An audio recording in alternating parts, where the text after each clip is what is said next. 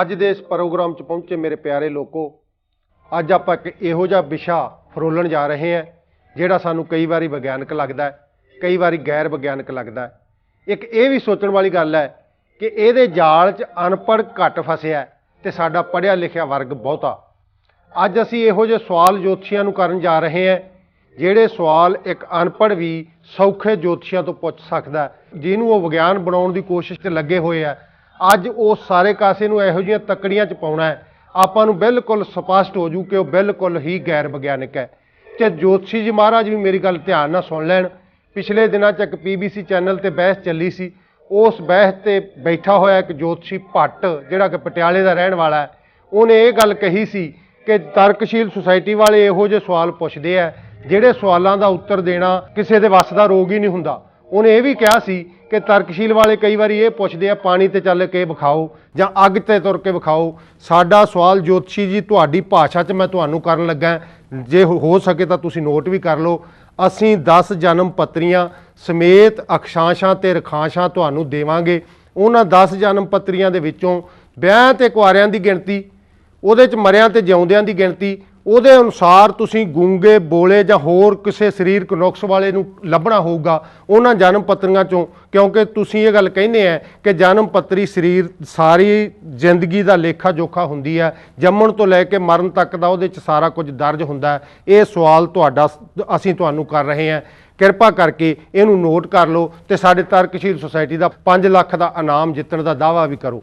ਨਾਲ ਹੀ ਸਾਡੀ electronic media ਨੂੰ ਵੀ ਇਹ ਬੇਨਤੀ ਹੈ ਕਿ ਕਿਰਪਾ ਕਰਕੇ ਇਹਨਾਂ ਦਾ ਕੱਲਿਆਂ ਦਾ ਪ੍ਰਚਾਰ ਲੋਕਾਂ 'ਚ ਨਾ ਕਰੀਏ, ਸਾਡੀ ਗੱਲ ਵੀ ਲੋਕਾਂ 'ਚ ਜਾਣ ਦਈਏ, ਸਾਨੂੰ ਬਰਾਬਰ ਦੀ ਕੁਰਸੀ ਤੇ ਬਿਠਾਓ। ਅਸੀਂ ਇਹਨਾਂ ਨੂੰ ਆਪਣੀ ਉਸ ਦਲੀਲਬਾਜ਼ੀ ਦੇ ਨਾਲ, ਉਸ ਸਵਾਲਾਂ ਦੇ ਨਾਲ ਇਸ ਜੋਤਿਸ਼ ਨੂੰ ਅਸੀਂ ਤੱਕੜੀ 'ਚ ਪਾਵਾਂਗੇ, ਦੇਖਾਂਗੇ ਆਪਾਂ ਕਿੰਨਾ ਕਿ ਵਿਗਿਆਨਕ ਲੱਗਦਾ ਹੈ। ਜੇਕਰ ਆਪਾਂ ਅੱਜ ਦੇ ਜੋਤਿਸ਼ ਦੇ ਵਿਸ਼ੇ ਦੀ ਗੱਲ ਕਰੀਏ ਤਾਂ ਆਪਾਂ ਨੂੰ ਪੱਥਰ ਯੁੱਗ ਤੋਂ ਚੱਲਣਾ ਪੈਣਾ ਹੈ, ਕਿਉਂਕਿ ਪੱਥਰ ਯੁੱਗ ਤੋਂ ਲੈ ਕੇ ਜੋਤਿਸ਼ ਕਦੋਂ ਹੋਂਦ 'ਚ ਆਇਆ, ਇਹਦੀ ਲੋੜ ਕੀ ਸੀ, ਵਾਕਿਆ ਹੀ ਇਹਦੀ ਕਦੇ ਲੋੜ ਵੀ ਸੀ ਜਾਂ ਨਹੀਂ, ਤੇ ਇਹਨੂੰ ਲਿਆਂਦਾ ਕਿਹਨੇ, ਇਹ ਸਾਰੇ ਕਾਸੇ ਨੂੰ ਅੱਜ ਆਪਾਂ ਫਰੋਲਣਾ ਹੈ। ਆਪਾਂ ਪੱਥਰ ਯੁੱਗ ਦੀ ਗੱਲ ਕਰੀਏ, ਧਰਤੀ ਦੇ ਖਿੱਤੇ 'ਚ ਕਿਤੇ ਵੀ ਵਸੇ ਹੋਏ ਮਨੁੱਖ ਨੇ ਸਭ ਤੋਂ ਪਹਿਲਾਂ ਪੱਥਰਾਂ ਦੀ ਪੂਜਾ ਸ਼ੁਰੂ ਕੀਤੀ ਹੈ, ਕਿਉਂਕਿ ਉਹ ਸਮਝਦਾ ਸੀ ਕਿ ਝੱਖੜ, ਹਨੇਰੀਆਂ ਤੇ ਹੋਰ ਗਰਮੀ ਦਾ ਪ੍ਰਕੋਪ ਜਿਹੜਾ ਮੇਰੇ ਉੱਤੇ ਆਉਂਦਾ ਹੈ ਇਹਨੂੰ ਕੋਈ ਭੇਜਣ ਦਾ ਜ਼ਿੰਮੇਵਾਰ ਹੈ। ਉਸ ਨੂੰ ਮਨਾਉਣ ਦੀ ਖਾਤਰ, ਉਸ ਨੂੰ ਰਿਝਾਉਣ ਦੀ ਖਾਤਰ ਉਹਨੇ ਪੱਥਰਾਂ ਦੀ ਪੂਜਾ ਸ਼ੁਰੂ ਕੀਤੀ। ਪੱਥਰਾਂ ਦੀ ਪੂਜਾ ਤੋਂ ਬਾਅਦ ਤਸਵੀਰਾਂ ਨੇ ਜਨਮ ਲਿਆ। ਬਹੁਤ ਲੰਬਾ ਸਮਾਂ ਤਸਵੀਰਾਂ ਨਾਲ ਆਪਦਾ ਆਦਾਨ ਪ੍ਰਦਾਨ ਪੁਰਾਤਨ ਮਨੁੱਖ ਸਾਡਾ ਕਰਦਾ ਰਿਹਾ। ਉਹਦੀ ਆਪਾਂ ਇੱਕ ਉਦਾਹਰਨ ਲਈਏ, ਇੱਕ ਪਹਾੜਾਂ ਦੀ ਖੱਡ 'ਚ ਇੱਕ ਕਬੀਲਾ ਵੱਸਦਾ, ਉਸ ਕਬੀਲੇ ਦੀਆਂ ਔਰਤਾਂ ਕਿਤੇ ਬਾਹਰ ਕੰਮ ਧੰਦੇ ਗਈਆਂ ਹੋਈਆਂ, ਉੱਥੋਂ ਦੇ ਮਰਦ, ਉਸ ਕਬੀਲੇ ਦੇ ਮਰਦ ਉਸ ਖੱਡ 'ਚ ਸ਼ਾਮਲ ਹੈ। ਉਹਨਾਂ ਨੂੰ ਕਈ ਦਿਨ ਤੋਂ ਕੋਈ ਸ਼ਿਕਾਰ ਨਹੀਂ ਮਿਲਿਆ। ਇੱਕ ਸ਼ਿਕਾਰੀ ਜਾਨਵਰ ਉਸ ਖੱਡ ਦੇ ਅੱਗੋਂ ਲੰਘਦਾ, ਉਹ ਸਾਰੇ ਉਸ ਨੂੰ ਮਾਰਨ ਵਾਸਤੇ ਤੁਰਦੇ ਹੈ, ਪਰ ਉਹਨਾਂ ਨੇ ਮਗਲੀਆਂ ਔਰਤਾਂ ਨੂੰ ਸੁਨੇਹਾ ਦੇਣਾ ਹੈ ਕਿ ਅਸੀਂ ਕੀ ਕਰਨ ਚੱਲੇ ਹਾਂ, ਕਿਸ ਦਿਸ਼ਾ 'ਚ ਚੱਲੇ ਹਾਂ। ਤਾਂ ਉਹ ਇੱਕ ਤਸਵੀਰ ਬਣਾਉਂਦੇ ਹੁੰਦੇ ਸੀ, ਇੱਕ ਭੱਜੇ ਜਾਂਦੇ ਆਦਮੀ ਦੀ ਜਿਹੋ ਜਿਹੀ ਤਸਵੀਰ ਉਹਨਾਂ ਨੂੰ ਬਣਾਉਣੀ ਆਉਂਦੀ ਹੈ, ਇੱਕ ਜਾਨਵਰ ਦੀ ਤਸਵੀਰ ਬਣਾ ਕੇ ਉਹਦੇ ਹੱਥ 'ਚ ਡੰਡਾ ਫੜਾ ਕੇ ਉਹ ਆਉਣ ਵਾਲੀਆਂ ਔਰਤਾਂ ਨੂੰ ਇੱਕ ਸੁਨੇਹਾ ਲਾਉਂਦੇ ਸੀ ਕਿ ਅਸੀਂ ਸ਼ਿਕਾਰ ਕਰਨ ਚੱਲੇ ਹਾਂ। ਉਹਦੇ ਵਿੱਚੋਂ ਦਿਸ਼ਾ ਦਾ ਗਿਆਨ, ਉਹਦੇ ਵਿੱਚੋਂ ਉਹਨਾਂ ਦੇ ਕੰਮ ਦਾ ਗਿਆਨ ਉਸ ਤਸਵੀਰ ਰਾਹੀਂ ਹੁੰਦਾ ਸੀ। ਇਹਨਾਂ ਤਸਵੀਰਾਂ ਦਾ ਜਦੋਂ ਜਨਮ ਹੋਇਆ ਤਾਂ ਇਸੇ ਤਰ੍ਹਾਂ ਇਹਨਾਂ ਤਸਵੀਰਾਂ ਨੂੰ ਵੀ ਸਾਡੀਆਂ ਇਹ ਤਿੰਨੇ ਵਿਚਾਰਧਾਰਾਵਾਂ, ਅਧਿਆਤਮਵਾਦੀ ਵਿਚਾਰਧਾਰਾ, ਇਤਿਹਾਸਕਾਰਾਂ ਦਾ ਨਜ਼ਰੀਆ ਤੇ ਵਿਗਿਆਨਕ ਵਿਚਾਰਧਾਰਾ, ਆਪਣੇ ਆਪਣੇ ਅਨੁਸਾਰ ਇਹਨਾਂ ਦੇ ਅਰਥ ਦੱਸਦੀਆਂ। ਉਹਨਾਂ ਅਰਥਾਂ ਨੂੰ ਵੀ ਆਪਾਂ ਇਹਨਾਂ ਅਨੁਸਾਰ ਪੁਣਛਾਣ ਕਰਾਂਗੇ। ਮਾਤਾ ਸਰਸਵਤੀ ਦੀ ਤਸਵੀਰ ਜਿਹੜੀ ਸਾਨੂੰ ਦਿਖਾਈ ਦਿੰਦੀ ਹੈ, ਇਹ ਕਮਲ ਦੇ ਫੁੱਲ 'ਚ ਬਣੀ ਹੋਈ ਹੈ। ਅਧਿਆਤਮਵਾਦੀ ਵਿਚਾਰਧਾਰਾ ਦਾ ਅਰਥ ਹੈ ਵੀ ਹਰ ਗੱਲ ਨੂੰ ਧਾਰਮਿਕ ਨਜ਼ਰੀਏ ਦੇ ਨਾਲ ਦੇਖ ਕੇ ਉਹਦੇ ਅਰਥ ਕੱਢਣੇ, ਗ੍ਰੰਥਾਂ ਦੇ ਅਨੁਸਾਰ ਉਸ ਦੇ ਅਰਥ ਕੱਢਣੇ। ਇਤਿਹਾਸਕਾਰਾਂ ਦਾ ਨਜ਼ਰੀਆ ਉਹ ਹੁੰਦਾ ਹੈ ਜਿਹੜਾ ਸਾਰੇ ਪਿਛਲੇ ਇਤਿਹਾਸ ਨੂੰ ਫਰੋਲਦਿਆਂ ਹੋਇਆਂ ਇਹ ਗ੍ਰੰਥ ਕਦੋਂ ਲਿਖਿਆ ਗਿਆ, ਕਿਹਨੇ ਲਿਖਿਆ, ਇਹ ਕਿਹੜੇ ਸਮੇਂ 'ਚ ਲਿਖਿਆ ਗਿਆ, ਤਸਵੀਰਾਂ ਬਣਾਉਣ ਵੇਲੇ ਉਹਦੇ ਦਿਮਾਗ 'ਚ ਕੀ ਸੀ, ਇਹ ਸਾਰਾ ਕੁਝ ਇਤਿਹਾਸਕਾਰ ਸਾਨੂੰ ਸਮੇਂ-ਸਮੇਂ 'ਤੇ ਦੱਸਦੇ ਹੈ। ਵਿਗਿਆਨਕ ਵਿਚਾਰਧਾਰਾ ਉਹ ਹੈ ਜਿਹੜੀ ਅੱਜ ਦਾ ਤੀਜੀ ਦਾ ਬੱਚਾ ਵੀ ਜਾਣਦਾ ਹੈ, ਪਰ ਅਸੀਂ ਵਿਗਿਆਨਕ ਵਿਚਾਰਧਾਰਾ ਨਾਲੋਂ ਟੁੱਟ ਗਏ ਹਾਂ। ਉਹਦਾ ਇੱਕ ਮੇਨ ਕਾਰਨ ਵੀ ਹੈ, ਆਪਾਂ ਉਸ ਕਾਰਨ ਨੂੰ ਵੀ ਦੇਖੀਏ। ਵਿਗਿਆਨਕ ਵਿਚਾਰਧਾਰਾ ਦੀ ਗੱਲ ਕਰਦਿਆਂ ਅਧਿਆਪਕ ਸਕੂਲ 'ਚ ਪੜ੍ਹਾ ਰਿਹਾ ਹੁੰਦਾ ਕਿ ਬਾਰਿਸ਼ ਪੈਣ ਦਾ ਕਾਰਨ ਮੌਨਸੂਨ ਪੌਣਾ ਦਾ ਕਿਸੇ ਸਮੁੰਦਰ ਵਿੱਚੋਂ ਉੱਠਣਾ, ਉਹਦਾ ਪਹਾੜ ਦੇ ਨਾਲ ਟਕਰਾਉਣਾ, ਉਸ ਕਿਸੇ ਕਿਹੜੇ ਥਾਂ 'ਤੇ ਕਿੰਨੀ ਬਾਰਿਸ਼ ਨੇ ਪੈਣਾ ਹੈ, ਉਹ ਸਾਰਾ ਕੁਝ ਉਹ ਸਕੂਲ 'ਚ ਪੜ੍ਹਾਉਂਦਾ ਹੈ। ਪਰ ਜਦੋਂ ਕਿਸੇ ਸਿਆਸੀ ਆਗੂ ਦੇ ਆਖੇ ਲੱਗ ਕੇ कोई साइंस की अध्यापका अपने मोढिਆਂ ते गुड्डी रख के फूकण तुरदी है तो सारे उन्होंने बच्चों के दिमाग 'ਚ ਇਹ ਗੱਲ आउंदी है कि स्कूल तो मैडम ये पढ़ाते सी कि बारिश इस तरह पैंदी है, पर अज उस मैडम के मोढिਆਂ ते गुड्डी है। जिन्ना चिर असीं विग्यानक विचारधारा नूं अपने अमल दे नाल अपने कंमां दे नाल नहीं जोड़ते उन्ना चिर सार्थक सिੱਟੇ नहीं निकल सकते। इसे करके असीं इन्हां दुविधावां दे विच फसे हुए हैं जिहड़ियां सानूं वहम वल नूं भरम वल नूं लैके जांदियां। अध्यात्मवादी विचारधारा दसदी है कि सानूं सुर देण वाली सानूं आवाज़ देण वाली ये देवी है, कदे ना कदे पैदा हुई है। मैं तुहानूं 15 साल पिछे लैके जावांगा क्योंकि अज तो 15 साल पहलां फिदा हुसैन ने एक इस माता की तस्वीर बनाई सी। वो तस्वीर नगन रूप दे विच सी, उहदे अंग साजां दे नाल ढके हुए सी, गुप्त अंग उहदे साजां दे नाल ढके हुए सी। उस फकीर ने जदों ये अपनी तस्वीर बनाई अखबारां 'च छाया हुई तो साडे हिंदू वीर जिन्हां दी पूजणयोग माता है उन्होंने इस गल का बड़ा दुख लगा कि ये मुसलमान फकीर साडे सभ्याचार नूं नहीं समझदा, सानूं लोकां 'च नीवां दिखाउणा चाहुंदा है। इहने साडे उस पुरातन माता का जलूस कढिया, इहने ये तस्वीर बना के सानूं नीवां दिखाउण दी कोशिश कीती है। अगजनी दीआं घटनावां वापरीआं, होर लड़ाई झगड़े होए, पर उहदे पत्रकार साथियां ने उहनूं सवाल किया कि फकीरा आ तू की कड़ी घोलती, तू नवीं एक तस्वीर बना के यब खड़ा करता, दो फिरके ही आपो विच ही लड़ाते, ये की खड़ा सी तेरा इहो जी तस्वीर बनाउण वल्लों, करोड़ां करोड़ां रुपईयां 'च तेरियां तस्वीरां विकदियां ते तू फिरकिਆਂ नूं आपो विच ही दो नूं लड़ाता। फिर फिदा हुसैन ने हसदे होए कहा सी भी मेरी तस्वीर दे अर्थ इन्हां नूं कढणे ही नहीं आए। सो इतिहासकार उहदे अर्थ करदे आ कि उस फिदा हुसैन ने उस तस्वीर 'च दस्सण दी कोशिश कीती है बई जिहड़ी सरस्वती ने जिस गाउण वाली नूं जिस गाउण वाले नूं आवाज़ दित्ती है वो आवाज़ असीं सुणदे जरूर हाँ पर उहदी शक्ल नहीं वेखदे, वो स्टेज तो थल्ले बैठा हुंदा। स्टेज ते आके ऐश भरिया राए अर्ध नगन हो के साजां दे विच उस आवाज़ नूं लपेट के पेश करदी है। वो आंदा मैं तां ये पेश करन दी कोशिश कीती सी कि सरस्वती दी दित्ती आवाज़ नूं कोई नहीं जाणदा, उस दित्ती होई आवाज़ नूं अज साजां ते नगन दे विच लपेट के इन्हां ने परोसना शुरू कीता है। इस करके मैं ये दस्सण दी कोशिश कीती है। फिर हिंदू वीरां ने सिर खुरकिया कि वाकई यार गल साडे पक्ष दी बनदी सी। सो इस माता दी तस्वीर कमल दे फुੱਲ 'च बनी है। ये इतिहासकार दसदे है कि इस माता नूं बनाउण वाले दे दिमाग 'च ये गल आई कि जेकर उन्हां सारियां अध्यात्मवादी कवितावां नूं जिन्ना कुछ भी अध्यात्मवादी सारा ग्रंथां दे उस विचारां नूं मर्द अपनी आवाज़ 'च सुणाउंदे है, जेकर औरत अपनी आवाज़ 'च वो सारियां गल्लां सुणावे तो लोकां ते दुगना असर हो सकता है। कमल कोमलता का चिन्ह है, जिहड़ी माता सरस्वती आ उस औरत की आवाज़ का चिन्ह है। ये इतिहासकारां दी राय है। विग्यानक विचारधारा दसदी है कि सानू नहीं पता किसी ने कोई आवाज़ किसी नूं दित्ती है, असीं आवाज़ देना जानते हैं। असीं हारमोनीयम बनाता, उहदे चों जिन्नियां मर्जी सुरां कढ लो, असीं सारा गामा पादा नीसा सरगम बनाती, जे किसी ने आवाज़ बदलनी है तो साडे दर ते आ जाओ। ये विग्यानक विचारधारा कहती है। इस तरह आप एक दो होर तस्वीरां इस तकड़ियां दे विच तोल के देखिए कि उहदे बारे भी इन्हां विचारधारावां दी वख-वख की रहा है। आपां गुरु नानक देव दी जिहड़ी साडे घर 'च लगी हुई सप दी छां वाली तस्वीर है, उहदे बारे अध्यात्मवादी विचारधारा दसदी है कि जदों गुरु नानक देव बालक सी, इन्हां नूं एक अगंमी शक्ति ने इत्थे जुलम वधण करके सुधार करन वास्ते भेजिया। जदों बालक सी मੱਝਾਂ चारन गए तो एक दरख्त के छावे वो पै गई। उन्होंने पैण तो बाद उन्होंने दरख्त का परछावां उसके मूँह तो पासे चलिया गया। उस तो बाद एक सप ने उन्होंने ते आके छां की। ये अध्यात्मवादी विचारधारा दसदी है। पुरातन जन्म साखी, हंधालियां वाली जन्म साखी ते भाई बाले वाली जन्म साखी च ये साखी मौजूद है। पर जेकर आप इतिहासकारां दा नज़रिया देखिए तो ये कहिंदे साडे गल हजम नहीं हुंदी, क्योंकि जेकर आप समय दे नाल इस गल नूं तोलदे हैं, इस तस्वीर नूं तोलदे हैं, तो वो सानू पता लगता भी उस तस्वीर बनाउण वाले दे दिमाग 'च की गल आई सी। उन्होंने ये दस्सिया कि उस तस्वीर बनाउण वाले दे दिमाग 'च ये आया कि गुरु नानक देव जी अपनी विचारधारा दे नाल, क्योंकि उन्होंने विचारां 'च इन्ना दम सी बई सप वर्गे डंग मारन वाले करड़े बंदियां नूं भी अपनी विचारधारा दे नाल सहमत करके वो अपने ते छां करन ला लैंदे सी। वो कहंदे सानू इस कोशिश कीती है इस तस्वीर राहीं। पर विग्यानक विचारधारा दसदी है कि सप तां इन्ना दिमाग ही नहीं रखता भी मैं फण दे नाल किसी नूं छां कर दियां। ਸੱਪ ਫਣ ਉਦੋਂ ਹੀ ਚੱਕਦਾ ਜਦੋਂ ਡਰਿਆ ਹੋਇਆ ਹੋਵੇ ਜਾਂ ਵਿਰੋਧੀ ਦੇ ਨਾਲ ਲੜਨਾ ਹੋਵੇ, ਇਹ ਉਦੋਂ ਹੀ ਫਣ ਚੱਕਦਾ, ਆਮ ਹਾਲਤਾਂ 'ਚ ਫਣ ਹੀ ਨਹੀਂ ਚੱਕਦਾ। ਹੁਣ ਆਪਾਂ ਇੱਕ ਹੋਰ ਤਸਵੀਰ ਦੀ ਗੱਲ ਕਰੀਏ।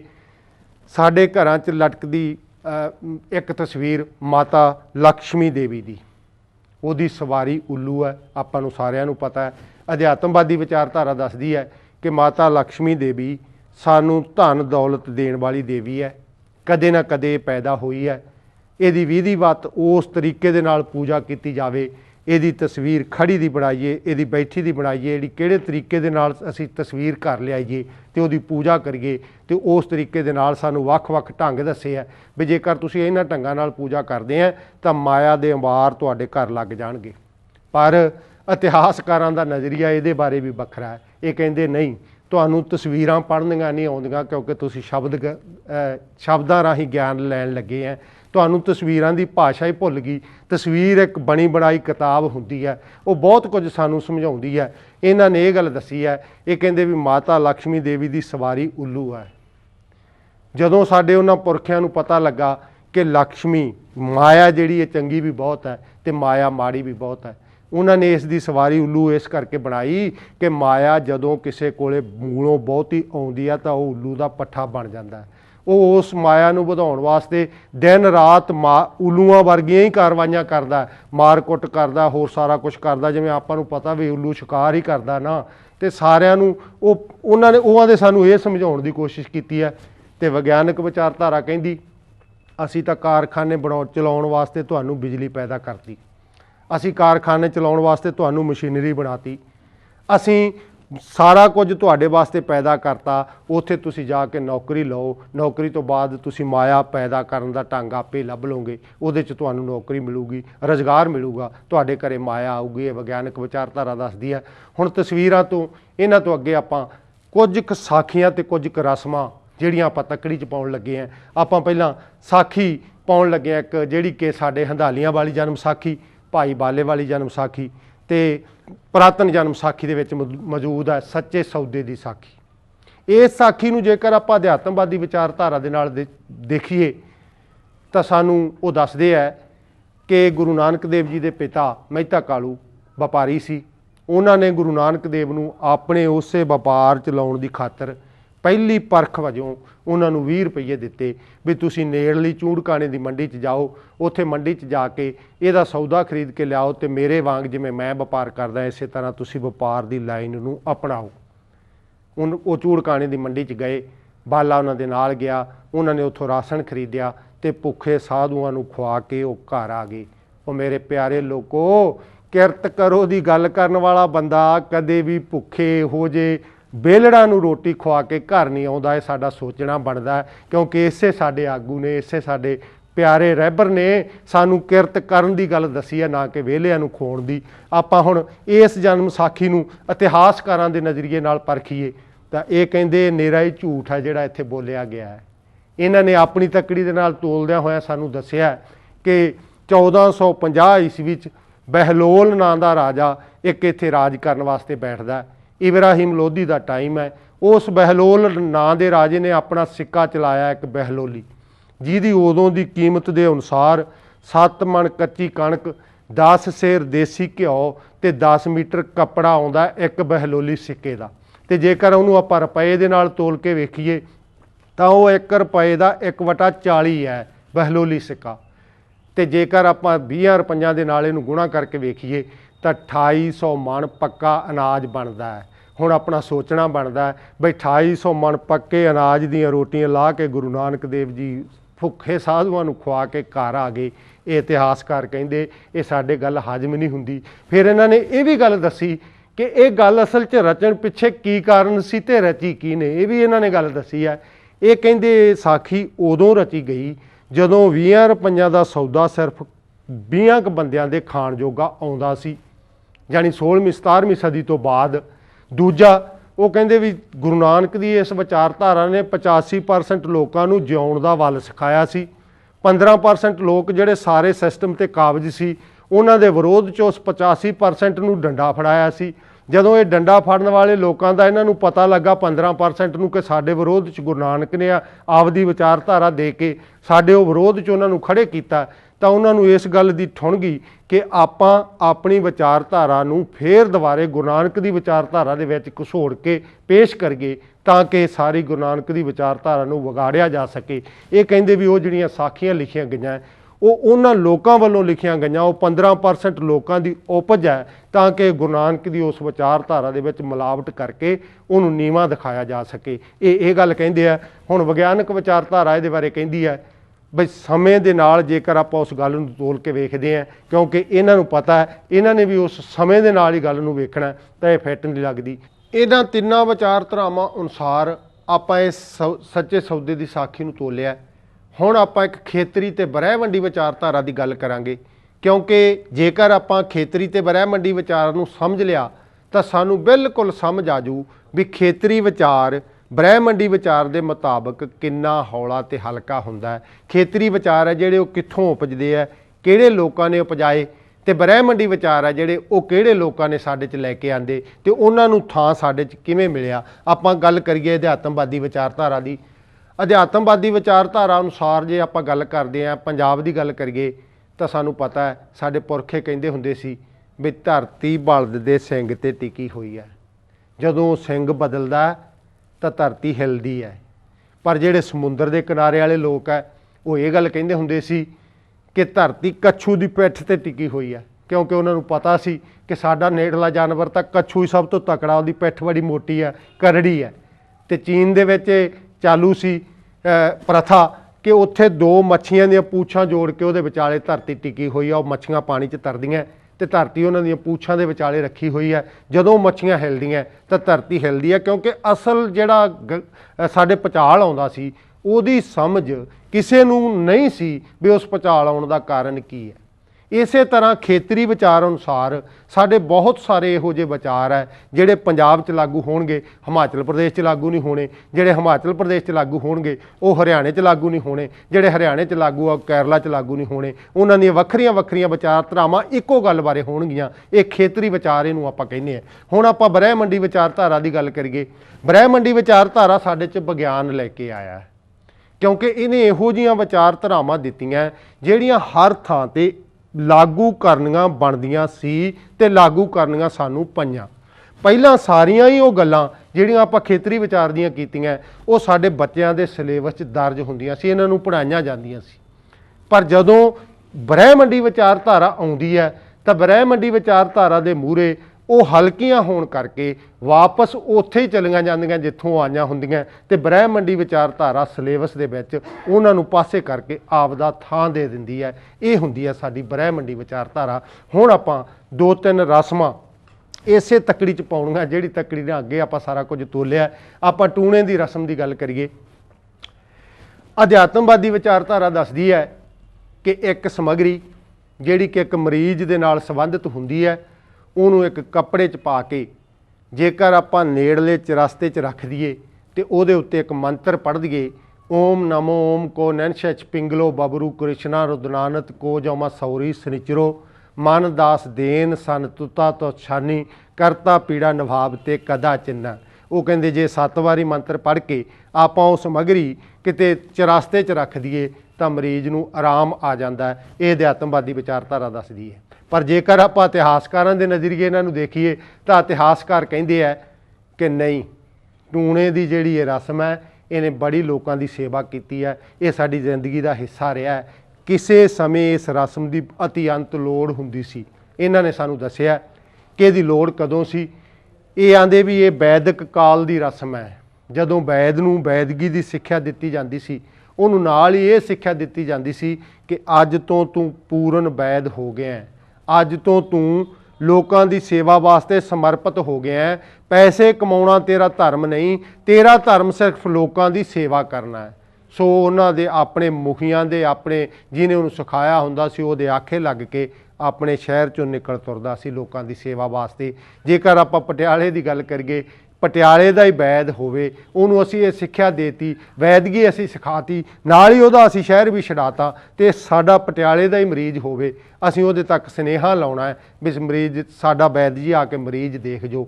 ਹੁਣ ਉਹਦੇ ਤੱਕ ਸੁਨੇਹਾ ਲੱਗਣ ਦੀ ਸਮੱਸਿਆ ਆ ਗਈ, ਕਿਉਂਕਿ ਉਹ ਤਾਂ ਘਰੋਂ ਕੱਢਿਆ ਹੋਇਆ ਸਾਡਾ ਪਹਿਲਾਂ।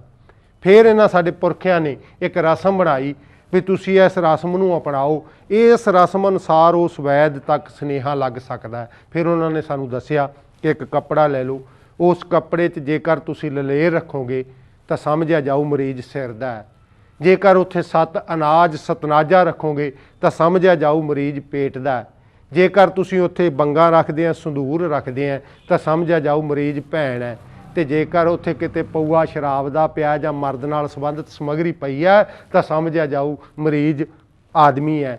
ਸੋ ਸਾਰੇ ਕਾਸੇ ਨੂੰ ਫਿਰ ਰੱਖਣ ਦਾ ਸਵਾਲ ਆਇਆ ਵੀ ਰੱਖਣਾ ਕਿੱਥੇ ਹੈ, ਤਾਂ ਸਾਡੇ ਪੁਰਖਿਆਂ ਨੇ ਦੱਸਿਆ ਕਿ ਤੁਸੀਂ ਨੇੜਲੇ ਚਰਸਤੇ 'ਚ ਜਾ ਕੇ ਉਸ ਸਮੱਗਰੀ ਨੂੰ ਰੱਖਣਾ ਹੈ। ਉਸ ਚਰਸਤੇ ਦੇ ਵਿੱਚੋਂ 4 ਦਿਸ਼ਾਵਾਂ ਨੂੰ ਲੋਕ ਜਾਣਗੇ, ਉਹ 4 ਦਿਸ਼ਾਵਾਂ 'ਚ ਜਾ ਕੇ ਕਿਸੇ ਨੂੰ ਵੀ ਵੈਦ ਮਿਲ ਗਿਆ ਤਾਂ ਉਹਨੂੰ ਸੁਨੇਹਾ ਲਾ ਦੂਗਾ ਵੀ ਵੈਦ ਜੀ ਇੱਕ ਚਰਸਤੇ ਫਲਾਣੇ 'ਚ ਟੂਣਾ ਹੋਇਆ ਪਿਆ ਹੈ, ਤੁਸੀਂ ਜਾ ਕੇ ਦੇਖੋ ਉੱਥੇ ਕੋਈ ਮਰੀਜ਼ ਹੈ, ਜੇਕਰ ਉਸ ਮਰੀਜ਼ ਦਾ ਇਲਾਜ ਕਰ ਸਕਦੇ ਆ ਤਾਂ ਜਾ ਕੇ ਕਰੋ। ਹੁਣ ਆਪਾਂ ਇਹਨੂੰ ਵਿਗਿਆਨਕ ਤੱਕੜੀ 'ਚ ਪਾ ਕੇ ਦੇਖੀਏ ਵੀ ਵਿਗਿਆਨਕ ਵਿਚਾਰਧਾਰਾ ਇਹਦੇ ਬਾਰੇ ਕੀ ਬੋਲਦੀ ਹੈ। ਵਿਗਿਆਨ ਇਹਦੇ ਬਾਰੇ ਦੱਸਦਾ ਹੈ ਕਿ ਅਸੀਂ ਤਾਂ ਦਿਲ ਵੀ ਕੱਢ ਕੇ ਨਵਾਂ ਪਾ ਦਿੰਦੇ ਹਾਂ, ਅਸੀਂ ਅੱਖ ਦਾ ਕੱਲਾ ਕੱਲਾ ਹਿੱਸਾ ਬਦਲ ਦਿੰਦੇ ਹਾਂ, ਅਸੀਂ ਤੁਹਾਡੇ ਵਾਸਤੇ ਹਸਪਤਾਲ ਵੱਡੇ ਵੱਡੇ ਖੋਲ੍ਹਤੇ, ਅਸੀਂ ਤੁਹਾਡੇ ਵਾਸਤੇ ਦਵਾਈਆਂ ਪੈਦਾ ਕਰਤੀਆਂ, ਅਸੀਂ ਪੋਲੀਓ ਵਰਗੀਆਂ ਨਾਮਰਾਦ ਬਿਮਾਰੀਆਂ ਦਾ ਖਾਤਮਾ ਕਰਤਾ। ਉਹ ਆਂਦੇ ਸਾਨੂੰ ਟੂਣੇ ਦਾ ਕੋਈ ਪਤਾ ਨਹੀਂ, ਅਸੀਂ ਤਾਂ ਆਪਦੀ ਵਿਚਾਰਧਾਰਾ ਤੁਹਾਨੂੰ ਦਿੱਤੀ ਹੈ, ਉਸ ਵਿਚਾਰਧਾਰਾ ਅਨੁਸਾਰ ਇਲਾਜ ਕਰਵਾਓਗੇ ਤਾਂ ਸਮੇਂ ਦੇ ਹਾਣੀ ਬਣ ਸਕਦੇ ਆ, ਲੜਾਈ ਦੇ ਸਕਦੇ ਆ ਆਪਦੀ ਜ਼ਿੰਦਗੀ ਦੀ, ਇਹਨਾਂ ਮਗਰ ਲੱਗ ਕੇ ਤੁਹਾਤੋਂ ਲੜਾਈ ਨਹੀਂ ਦਿੱਤੀ ਜਾਣੀ। ਇਹ ਵਿਗਿਆਨਕ ਵਿਚਾਰਧਾਰਾ ਕਹਿੰਦੀ ਹੈ। ਇਸ ਤੋਂ ਅੱਗੇ ਆਪਾਂ ਇੱਕ ਹੋਰ ਨਜ਼ਰ ਦਾ ਵਹਿਮ ਜਿਹੜਾ ਕਿ ਆਮ ਪਾਇਆ ਜਾਂਦਾ, ਇਹ ਵੀ ਇੱਕ ਰਸਮ ਹੈ। ਪਰ ਮਿੱਤਰੋ ਮੇਰਿਓ, ਸਾਡੇ ਲੋਕਾਂ ਨੇ ਜਿਹੜੀਆਂ ਵੀ ਇਹ ਰਸਮਾਂ, ਜਿਹੜੇ ਵੀ ਵਹਿਮ, ਜਿਹੜੇ ਵੀ ਭਰਮ ਅੱਜ ਭਾਵੇਂ ਵਹਿਮ ਭਰਮ ਵਜੋਂ ਪੂਜੇ ਜਾਂਦੇ ਆ, ਪਰ ਕਦੇ ਨਾ ਕਦੇ ਸਾਡੀ ਜ਼ਿੰਦਗੀ ਦਾ ਹਿੱਸਾ ਰਿਹਾ। ਇਹ ਸਾਨੂੰ ਗੱਲ ਭੁੱਲਣੀ ਨਹੀਂ ਚਾਹੀਦੀ, ਕਿਉਂਕਿ ਇਹਨਾਂ ਸਾਰੇ ਕਾਸੇ ਨੇ ਜੇਕਰ ਅੱਜ ਵਹਿਮ ਦਾ ਰੂਪ ਲਿਆ, ਇਹਨਾਂ ਨੇ ਕਿਤੇ ਨਾ ਕਿਤੇ ਸਾਡੀ ਸੇਵਾ, ਕਿਤੇ ਨਾ ਕਿਤੇ ਸਾਡਾ ਪੱਖ ਪੂਰਿਆ। ਇਹਨਾਂ ਸਾਰੇ ਕਾਸੇ ਨੇ। ਆਪਾਂ ਨਜ਼ਰ ਦੇ ਵਹਿਮ ਦੀ ਗੱਲ ਕਰੀਏ, ਅਧਿਆਤਮਵਾਦੀ ਵਿਚਾਰਧਾਰਾ ਦੱਸਦੀ ਹੈ ਕਿ ਜੇਕਰ ਕਿਸੇ ਮਾਤਾ ਦਾ ਬੱਚਾ, ਕਿਸੇ ਔਰਤ ਦਾ ਬੱਚਾ ਸੋਹਣਾ ਹੈ ਤਾਂ ਉਹਨੂੰ ਨਹਾਉਣ ਤੋਂ ਬਾਅਦ ਉਹਦੇ ਕੰਨ ਦੇ ਮਗਰ ਕਾਲਾ ਟਿੱਕਾ ਲਾ ਦੇਣਾ ਚਾਹੀਦਾ, ਕਿਉਂਕਿ ਕਿਸੇ ਦੀ ਨਜ਼ਰ ਨਾ ਕਿਤੇ ਉਹਨੂੰ ਲੱਗ ਜੇ। ਜੇਕਰ ਕੋਈ ਵਧੀਆ ਮਕਾਨ ਬਣਾਇਆ ਤਾਂ ਉਹਦੇ 'ਤੇ ਨਜ਼ਰ ਵੱਟੂ ਟੰਗਣਾ ਚਾਹੀਦਾ। ਜੇਕਰ ਕੋਈ ਗੱਡੀ ਲਿਆਂਦੀ ਹੈ ਤਾਂ ਉਹਦੇ 'ਤੇ ਜੁੱਤੀ ਦੀ ਸ਼ਕਲ ਜਾਂ ਜੁੱਤੀ ਬੰਨ੍ਹਣੀ ਚਾਹੀਦੀ ਹੈ। ਇਹ ਅਧਿਆਤਮਵਾਦੀ ਵਿਚਾਰਧਾਰਾ ਦੱਸਦੀ ਹੈ, ਪਰ ਇਹ ਨਾਲ ਕੁਝ ਨਹੀਂ ਦੱਸਦੀ ਬਈ ਕਾਰਨ ਕੀ ਹੈ ਨਜ਼ਰ ਲੱਗਣ ਦਾ। ਕੁਛ ਨਹੀਂ ਕਹਿੰਦੇ ਜੀ ਹੌਕਾ ਲੈਂਦਾ ਵੇਖ ਕੇ ਅਗਲਾ ਵਧੀਆ ਚੀਜ਼ ਨੂੰ, ਆਹ ਹੀ ਇੱਕੋ ਕਾਰਨ ਦੱਸਦੇ ਆ, ਹੋਰੇ ਕੋਈ ਕਾਰਨ ਨਹੀਂ ਦੱਸਦੇ। ਪਰ ਇਤਿਹਾਸਕਾਰਾਂ ਦਾ ਨਜ਼ਰੀਆ ਇਹਦੇ ਬਾਰੇ ਹੋਰ ਹੈ। ਉਹ ਕਹਿੰਦੇ ਨਹੀਂ, ਨਜ਼ਰ ਲੱਗਦੀ ਹੁੰਦੀ ਸੀ ਕਦੇ। ਕਦੋਂ ਲੱਗਦੀ ਸੀ? ਆਪਾਂ ਇਹਨਾਂ ਦੇ ਨਜ਼ਰੀਏ ਅਨੁਸਾਰ ਦੇਖੀਏ। ਇਹ ਕਹਿੰਦੇ ਵੀ ਜਦੋਂ ਰਜਵਾੜਾ ਸ਼ਾਹੀ ਸਾਡੇ ਘਰਾਂ 'ਚ ਸਾਡੀਆਂ ਕੁੜੀਆਂ ਨੂੰ ਆ ਕੇ ਪੈਣ ਲੱਗ ਗਈ, ਜਦੋਂ ਸਾਡੇ 'ਤੇ ਹਮਲੇ ਸ਼ੁਰੂ ਹੋਏ ਤਾਂ ਉਹਨਾਂ ਦਾ ਸਭ ਤੋਂ ਪਹਿਲਾ ਨਿਸ਼ਾਨਾ ਸਾਡੀ ਔਰਤ ਹੁੰਦੀ ਸੀ। ਜਦੋਂ ਉਹਨਾਂ ਨੇ ਸਾਡੀਆਂ ਔਰਤਾਂ 'ਤੇ ਹਮਲੇ ਕੀਤੇ, ਸੋਹਣੀਆਂ ਕੁੜੀਆਂ ਨੂੰ ਚੱਕਣਾ ਸ਼ੁਰੂ ਕੀਤਾ, ਤਾਂ ਪੁਰਾਣੀ ਔਰਤ, ਬੁੱਢੀ ਔਰਤ ਇੱਕ ਮਾਂ ਨੂੰ ਇਹ ਮੱਤ ਦਿੰਦੀ ਹੁੰਦੀ ਸੀ, ਪੁੱਤਰ ਤੇਰੀ ਸੋਹਣੀ ਕੁੜੀ ਸੋਹਣੀ ਤਾਂ ਬਹੁਤ ਹੈ, ਪਰ ਇਹਨੂੰ ਤੂੰ ਮੇਲੇ 'ਤੇ ਭੇਜਣ ਲੱਗੀ ਹੈ, ਇਹਨੂੰ ਤੂੰ ਤੀਆਂ 'ਚ ਭੇਜਣ ਲੱਗੀ ਹੈ, ਇਹਨੂੰ ਤੂੰ ਬਾਹਰ ਭੇਜਣ ਲੱਗੀ ਹੈ। ਜਦੋਂ ਇਹਨੂੰ ਬਾਹਰ ਭੇਜਣਾ, ਇਹਦੇ ਨੱਕ ਦਾ ਗੰਦ ਇਹਦੇ ਮੂੰਹ 'ਤੇ ਲਾ ਦੀ, ਇਹਦੇ ਮੂੰਹ 'ਤੇ ਕੋਈ ਕਾਲਾ ਧੱਬਾ ਲਾ ਦੀ, ਇਹਦੇ ਵਾਲਾਂ ਨੂੰ ਖਿਲਾਰ ਕੇ ਇਹਦੇ ਗਲ 'ਚ ਪਾ ਦੀ। ਜੇਕਰ ਕਿਤੇ ਤੇਰੀ ਕੁੜੀ 'ਤੇ ਨਜ਼ਰ ਕਿਸੇ ਰਜਵਾੜੇ ਦੀ ਫਿਰ ਗਈ ਨਾ, ਤੇ ਉਹ ਚੱਕ ਕੇ ਲੈ ਜਾਊਗਾ। ਪਟਿਆਲੇ ਤੱਕ ਥਿਉਣੀ ਨਹੀਂ ਵੀ ਗਈ ਕਿੱਥੇ, ਪੁੱਤਰ ਮੇਰਿਆ ਇਹਦਾ ਸਾਰਾ ਕੁਝ ਵਿਗਾੜ ਦੀ, ਫੇਰ ਹੀ ਇਹ ਬਚੂਗੀ। ਇਸੇ ਤਰ੍ਹਾਂ ਕਿਸੇ ਮਿਸਤਰੀ ਨੇ ਕੋਈ ਆਪਦੀ ਕਲਾਕਿਰਤ ਬਣਾਈ ਹੈ, ਉਸ ਕਲਾਕਿਰਤ ਨੂੰ ਦੇਖ ਕੇ ਬੁੱਢਾ ਮਿਸਤਰੀ ਉਹਨੂੰ ਮੱਤ ਦਿੰਦਾ ਹੁੰਦਾ ਸੀ, ਉਹ ਮਿੱਤਰ ਪਿਆਰਿਆ ਤੇਰੀ ਕਲਾਕਿਰਤ ਤਾਂ ਬਹੁਤ ਸੋਹਣੀ ਹੈ, ਪਰ ਜੇ ਕਿਸੇ ਰਾਜੇ ਦੀ ਨਜ਼ਰ ਜਾਂ ਰਾਣੀ ਦੀ ਨਜ਼ਰ ਜਾਂ ਕਿਸੇ ਅਹਿਲਕਾਰ ਦੀ ਨਜ਼ਰ ਤੇਰੀ ਕਲਾਕਿਰਤ 'ਤੇ ਪੈ ਗਈ, ਲੱਗ ਗਈ ਨਾ, ਤੇ ਉਹ ਤੇਰੀ ਕਲਾਕਿਰਤ ਨੂੰ ਚੱਕ ਕੇ ਲੈ ਜੂ। ਤੈਨੂੰ ਕਿਰਾਇਆ ਵੀ ਕਿਸੇ ਨੇ ਨਹੀਂ ਦੇਣਾ, ਤੇ ਇਹਦੇ ਬਣਾਉਣ ਦਾ ਕਿਸੇ ਨੇ ਮੁੱਲ ਵੀ ਨਹੀਂ ਦੇਣਾ। ਇਸ ਕਰਕੇ ਉਦੋਂ ਨਜ਼ਰ ਲੱਗਦੀ ਹੁੰਦੀ ਸੀ। ਤੇ ਵਿਗਿਆਨਕ ਵਿਚਾਰਧਾਰਾ ਇਹਦੇ ਬਾਰੇ ਕਹਿੰਦੀ ਹੈ ਕਿ ਅਸੀਂ ਤਾਂ ਅੱਖ ਦਾ ਕੱਲਾ ਕੱਲਾ ਹਿੱਸਾ ਤੁਹਾਨੂੰ ਫਰੋਲ ਕੇ ਦੱਸਤਾ ਵੀ ਕਿਹੜੇ ਹਿੱਸੇ ਦਾ ਕੀ ਕੰਮ ਹੈ, ਕਿਸ ਤਰ੍ਹਾਂ ਸਾਡੇ ਦਿਮਾਗ ਦੇ ਉਸ ਪਰਦੇ 'ਤੇ ਸ਼ਕਲ ਬਣਦੀ ਹੈ, किस तरह ਉਹਨੂੰ ਦਿਮਾਗ ਪਛਾਣਦਾ ਹੈ। ਅਸੀਂ ਤਾਂ ਤੁਹਾਨੂੰ ਸਾਰਾ ਕੁਝ ਦੱਸਤਾ। ਜੇਕਰ ਅਜੇ ਵੀ ਤੁਹਾਨੂੰ ਸਾਡੇ ਤੇ ਯਕੀਨ ਨਹੀਂ ਤਾਂ ਇਹਨਾਂ ਮਗਰ ਲੱਗ ਕੇ ਤੁਸੀਂ ਹੁਣ ਵੀ ਕਾਲੇ ਟਿੱਕੇ ਲਾਈ ਜਾਓ। ਪਰ ਜੇਕਰ ਆਪਾਂ ਕਾਲੇ ਟਿੱਕੇ ਦੀ ਗੱਲ ਕਰੀਏ, ਉਹ ਵਿਚਾਰੀ ਭੋਲੀ ਮਾਂ ਨੂੰ ਜੇ ਆਪਾਂ ਪੁੱਛੀਏ ਵੀ ਭੋਲੀਏ ਤੂੰ ਤਾਂ ਟਿੱਕਾ ਲਾਉਣੀ ਆ ਕਾਲਾ ਕੰਨ ਦੇ ਮਗਰ, ਸਿਰ ਤਾਂ ਐਡਾ ਕਾਲਾ ਕੋਲੇ, ਤੈਨੂੰ ਸਿਰ ਤੇ ਨਹੀਂ ਯਕੀਨ? ਜੇਕਰ ਕਾਲੇ ਨਹੀਂ ਹਟਣੀ ਆ ਤਾਂ ਕਾਲੇ ਸਿਰ ਨਹੀਂ ਹਟ ਜੂ, ਫਿਰ ਤੇਰੇ ਟਿੱਕੇ ਨਾਲ ਨਹੀਂ ਹਟਣੀ। ਜੁੱਤੀ ਦੀ ਗੱਲ ਆਉਂਦੀ ਆ ਵੀ ਗੱਡੀਆਂ ਲੈ ਲਈਆਂ ਅਸੀਂ ਜੁੱਤੀ ਬੰਨ੍ਹਦੇ ਆ, ਤੇ ਜੁੱਤੀਆਂ ਤੋਂ ਬਿਨਾਂ ਤਾਂ ਨਹੀਂ ਆਪਾਂ ਗੱਡੀ 'ਚ ਬੈਠੇ ਹੁੰਦੇ। ਜੇ ਜੁੱਤੀ ਨਹੀਂ ਹਟਣੀ ਹੈ ਤਾਂ ਅਸੀਂ ਜੁੱਤੀ ਪਾ ਕੇ ਹੀ ਗੱਡੀ 'ਚ ਬੈਠਦੇ ਹਾਂ, ਫਿਰ ਇਹਨਾਂ ਜੁੱਤੀਆਂ ਨਹੀਂ ਹਟ ਜੂ। ਇਹ ਤਾਂ ਸਿਰਫ ਇੱਕ ਇਹਨਾਂ ਦਾ ਤੋਰੀ ਫੁਲਕਾ ਚਲਾਉਣ ਦੇ ਢੰਗ ਤਰੀਕੇ ਹੈ ਵੀ ਸਾਡਾ ਤੋਰੀ ਫੁਲਕਾ ਕਿਹੜੇ ਢੰਗ ਤਰੀਕੇ ਨਾਲ ਚੱਲ ਸਕਦਾ, ਉਹੀ ਇਹਨਾਂ ਨੇ ਵਰਤਿਆ। ਹੁਣ ਆਪਾਂ ਇਸ ਤੋਂ ਅੱਗੇ ਨਜ਼ਰ ਦੇ ਵਹਿਮ ਤੋਂ ਅੱਗੇ ਅਗਲਾ ਜੋਤਿਸ਼ ਦੇ ਪਿਛੋਕੜ ਬਾਰੇ ਜਿਹੜਾ ਅੱਜ ਦਾ ਆਪਣਾ ਵਿਸ਼ਾ ਹੈ, ਕਿਉਂਕਿ ਇਹ ਸਾਰੀਆਂ ਰਸਮਾਂ ਨੂੰ, ਇਹਨਾਂ ਸਾਰੀਆਂ ਜਿਹੜੇ ਵਹਿਮ ਭਰਮ ਹੈ, ਇਹਨਾਂ ਨੂੰ ਅੱਜ ਆਪਾਂ ਤਾਂ ਤੋਲਣ ਦੀ ਕੋਸ਼ਿਸ਼ ਕੀਤੀ ਹੈ ਕਿਉਂਕਿ ਇਹਨਾਂ ਦਾ ਵੀ ਪਿਛੋਕੜ ਜੋਤਿਸ਼ ਵਾਂਗ ਕਿਤੇ ਨਾ ਕਿਤੇ ਮਨੁੱਖੀ ਜ਼ਿੰਦਗੀ ਦੇ ਨਾਲ ਬਹੁਤ ਗੂੜਾ ਜੁੜਿਆ ਹੋਇਆ, ਤੇ ਜੋਤਿਸ਼ ਵੀ ਉਹਨਾਂ 'ਚੋਂ ਇੱਕ ਹੈ ਜਿਹਦਾ ਸਾਡੇ ਨਾਲ ਬਹੁਤ ਗੂੜਾ ਪਿਛੋਕੜ ਜੁੜਿਆ ਹੋਇਆ ਸੀ। ਹਿੰਦੂ ਵੀਰ ਬੈਠੇ ਆ, ਬਹੁਤ ਸਾਰੇ ਸੁਣਦੇ ਆ। ਹਿੰਦੂ ਵੀਰ ਇੱਕ ਰਸਮ ਪੂਜਦੇ ਆ, ਵਾਸੜੀਆ ਪੂਜਣ ਦੀ ਰਸਮ ਉਹਨੂੰ ਅਸੀਂ ਕਹਿੰਦੇ ਹਾਂ। ਉਹ ਆਮ ਕਰਕੇ ਜਦੋਂ ਗਰਮੀ ਸ਼ੁਰੂ ਹੁੰਦੀ ਹੈ, ਸਿਆਲ ਠੰਡ ਦਾ ਅੰਤ ਹੁੰਦਾ, ਉਦੋਂ ਰਸਮ ਆਉਂਦੀ ਹੈ। ਉਸ ਰਸਮ ਅਨੁਸਾਰ ਅਸੀਂ ਰਾਤ ਦੀ ਰਿੰਨੀ ਹੋਈ ਚੀਜ਼ ਦੂਜੇ ਦਿਨ ਖਾਣੀ ਹੁੰਦੀ ਹੈ। ਉਸ ਤੋਂ ਬਾਅਦ ਉਹ ਸਾਰੇ ਸਮਾਜ ਨੇ ਕਾਟਾ ਮਾਰ ਦੇਣਾ ਹੁੰਦਾ ਵੀ ਅੱਜ ਤੋਂ ਬਾਅਦ ਰਾਤ ਦੀ ਰਿੰਨੀ ਹੋਈ ਚੀਜ਼ ਦੂਜੇ ਦਿਨ ਨਹੀਂ ਖਾਣੀ। ਹੁਣ ਸਾਡੇ ਉਹਨਾਂ ਪੁਰਾਤਨ ਲੋਕਾਂ ਨੂੰ ਨਾ ਦਿਨਾਂ ਦੇ ਨਾਮਾਂ ਦਾ ਪਤਾ ਹੈ, ਨਾ ਮਹੀਨਿਆਂ ਦੀ ਜਾਣਕਾਰੀ ਹੈ, ਨਾ ਹੀ ਉਹਨਾਂ ਨੂੰ ਰੁੱਤਾਂ ਦੀ ਜਾਣਕਾਰੀ ਹੈ। ਫਿਰ ਜਾਣਕਾਰੀ ਉਹਨਾਂ ਨੂੰ ਕਾਹਦੀ ਹੈ? ਸਿਰਫ ਇੱਕ ਰਸਮ ਦੀ। ਉਸ ਰਸਮ ਨੂੰ ਪਿੰਡ ਦਾ ਉਹ ਮੁਖੀ, ਪਿੰਡ ਦਾ ਉਹ ਆਗੂ, ਪਿੰਡ ਦਾ ਉਹ ਜੋਤਸ਼ੀ ਆਪਦੇ ਉਸ ਚੰਦਰ ਮਹੀਨਿਆਂ ਜਾਂ ਸੂਰਜ ਮਹੀਨਿਆਂ ਦੇ ਅਨੁਸਾਰ ਲੋਕਾਂ ਨੂੰ ਦੱਸਦਾ ਹੁੰਦਾ ਸੀ ਕਿ ਹੁਣ ਗਰਮੀ ਇੰਨੀ ਵੱਧ ਗਈ ਵੀ ਅੱਜ ਤੋਂ ਬਾਅਦ ਜੇਕਰ ਰਾਤ ਦਾ ਰੱਖੀ ਹੋਈ ਚੀਜ਼ ਤੁਸੀਂ ਦੂਜੇ ਦਿਨ ਖਾਵੋਗੇ ਤਾਂ ਬਿਮਾਰ ਹੋ ਸਕਦੇ ਆ। ਉਸ ਰਸਮ ਅਨੁਸਾਰ ਲੋਕਾਂ ਨੂੰ ਤੰਦਰੁਸਤ ਰੱਖਣਾ ਛੁਪਿਆ ਹੋਇਆ ਸੀ ਵਿੱਚ। ਹੁਣ ਮਹੀਨਿਆਂ ਤੇ ਦਿਨਾਂ ਦੀ ਜਾਣਕਾਰੀ ਨਾ ਹੋਣ ਕਰਕੇ ਦੱਸਣ ਦਾ ਢੰਗ ਰਸਮ ਰਾਹੀਂ ਸੀ।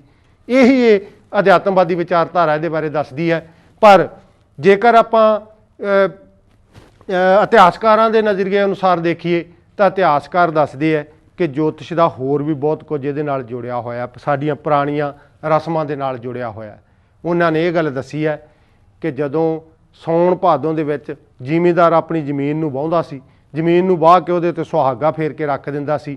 2-3 ਮਹੀਨੇ ਬਾਅਦ ਉਸ ਨੂੰ ਬੀਜਣ ਦਾ ਸਮਾਂ ਆਉਂਦਾ ਸੀ, ਪਰ ਉਹਨਾਂ ਨੂੰ ਦਿਨਾਂ ਦੀ ਗਿਣਤੀ ਜਾਂ ਮਹੀਨਿਆਂ ਦੀ ਗਿਣਤੀ ਜਾਂ ਸਮੇਂ ਦੀ ਜਾਣਕਾਰੀ ਨਾ ਹੋਣ ਕਰਕੇ ਉਹ ਜੋਤਸ਼ੀ ਜੀ ਤੋਂ, ਪਿੰਡ ਦੇ ਤੋਂ ਪੁੱਛਣ ਜਾਂਦੇ ਸੀ ਕਿ ਪੰਡਤ ਜੀ ਕਿ ਕਣਕ ਬੀਜਣ ਦਾ ਸਮਾਂ ਆ ਗਿਆ, ਮੈਂ ਕਣਕ ਬੀਜਦੇ ਹਾਂ। ਫਿਰ ਉਹ ਆਪਣੀ ਪੱਤਰੀ ਖੋਲ੍ਹ ਕੇ ਦੱਸਦਾ ਹੁੰਦਾ ਸੀ ਸਮੇਂ ਦਾ ਅਨੁਮਾਨ ਲਾ ਕੇ ਵੀ ਹਾਂ ਸਮਾਂ ਆ ਗਿਆ, ਤੂੰ ਭਾਈ ਇਹ ਬਿਜਾਈ ਕਰ ਸਕਦਾ ਹੈ। ਮਤਲਬ ਉਹਨੂੰ ਪਤਾ ਸੀ ਵੀ ਕੱਤੇ ਦਾ ਮਹੀਨਾ ਚੜ੍ਹ ਗਿਆ, ਕਣਕ ਦੀ ਬਿਜਾਈ ਸ਼ੁਰੂ ਹੋ ਗਈ। ਸਾਡੇ ਆਮ ਨੂੰ ਇਹ ਗੱਲ ਨਹੀਂ ਸੀ ਪਤਾ ਹੁੰਦੀ। ਇਸੇ ਤਰ੍ਹਾਂ ਜੋਤਿਸ਼ ਦੇ ਪਿਛੋਕੜ ਦੀ ਆਪਾਂ ਹੋਰ ਗੱਲ ਕਰੀਏ, ਜੇਕਰ ਅੱਜ ਦੇ ਜੋਤਿਸ਼ ਨੂੰ ਵੇਖਦੇ ਹਾਂ ਤੇ ਟੋਟਲੀ ਸਾਡੇ ਲੁੱਟ ਦੇ ਤਰੀਕੇ ਵਜੋਂ ਇਹਨੂੰ ਵਰਤ ਰਹੇ ਆ। ਇਹਨੂੰ ਵਿਗਿਆਨਕ ਕਰਨ ਦੀ ਕੋਸ਼ਿਸ਼ ਕਰਦੇ ਆ, ਭਾਵੇਂ ਇਹਦੀ ਕਦੇ ਜ਼ਿੰਦਗੀ 'ਚ ਲੋੜ ਸੀ, ਪਰ ਅੱਜ ਸਾਨੂੰ ਆਪਦੀਆਂ ਜਨਮ ਤਰੀਕਾਂ ਦੀ, ਆਪਦੇ ਸਾਰੇ ਕਾਸੇ ਦੀ, ਸਾਡੇ ਬੱਚਿਆਂ ਦੇ ਜੰਮਣ ਦਾ, ਸਾਨੂੰ ਗਰਮੀ ਦਾ, ਸਾਨੂੰ ਝੱਖੜਾਂ ਦਾ, ਸਾਨੂੰ ਹਨੇਰੀਆਂ ਦਾ, ਸਾਡੇ ਮੌਸਮ ਵਿਗਿਆਨੀ ਸਾਰਾ ਕੁਝ ਦੱਸਦੇ ਆ। ਪਰ ਇਹਨਾਂ ਦੀ ਲੱਤ ਅਸੀਂ ਫਿਰ ਵੀ ਵਿੱਚੋਂ ਨਹੀਂ ਕੱਢ ਸਕੇ। ਉਹਦਾ ਵੀ ਇੱਕ ਕਾਰਨ ਹੈ। ਆਪਾਂ ਇਸ ਤੋਂ ਅੱਗੇ ਪੜਤਾਲਣ ਦੀ ਕੋਸ਼ਿਸ਼ ਕਰਦੇ ਹਾਂ। ਪਰ ਜੋਤਿਸ਼ ਦਾ ਵਿਸ਼ਾ ਖੋਲ੍ਹਣ ਤੋਂ ਪਹਿਲਾਂ ਆਪਾਂ ਨੂੰ ਧਰਤੀ ਨੂੰ ਗੋਲ ਕਰਨਾ ਪੈਣਾ ਹੈ, ਕਿਉਂਕਿ ਪੁਰਾਤਨ ਜੋਤਿਸ਼ ਜਿੱਥੋਂ ਸ਼ੁਰੂ ਹੋਇਆ ਉਹ ਧਰਤੀ ਨੂੰ ਚਪਟੀ ਮੰਨ ਕੇ, ਸੂਰਜ ਨੂੰ ਇਹਦੇ ਦੁਆਲੇ ਘੁਮਾ ਕੇ, ਤੇ ਪਹਿਲੇ 7 ਗ੍ਰਹਿਆਂ ਜਿਹੜੇ ਨੰਗੀ ਅੱਖ ਦੇ ਨਾਲ ਵੇਖੇ ਜਾ ਸਕਦੇ ਸੀ।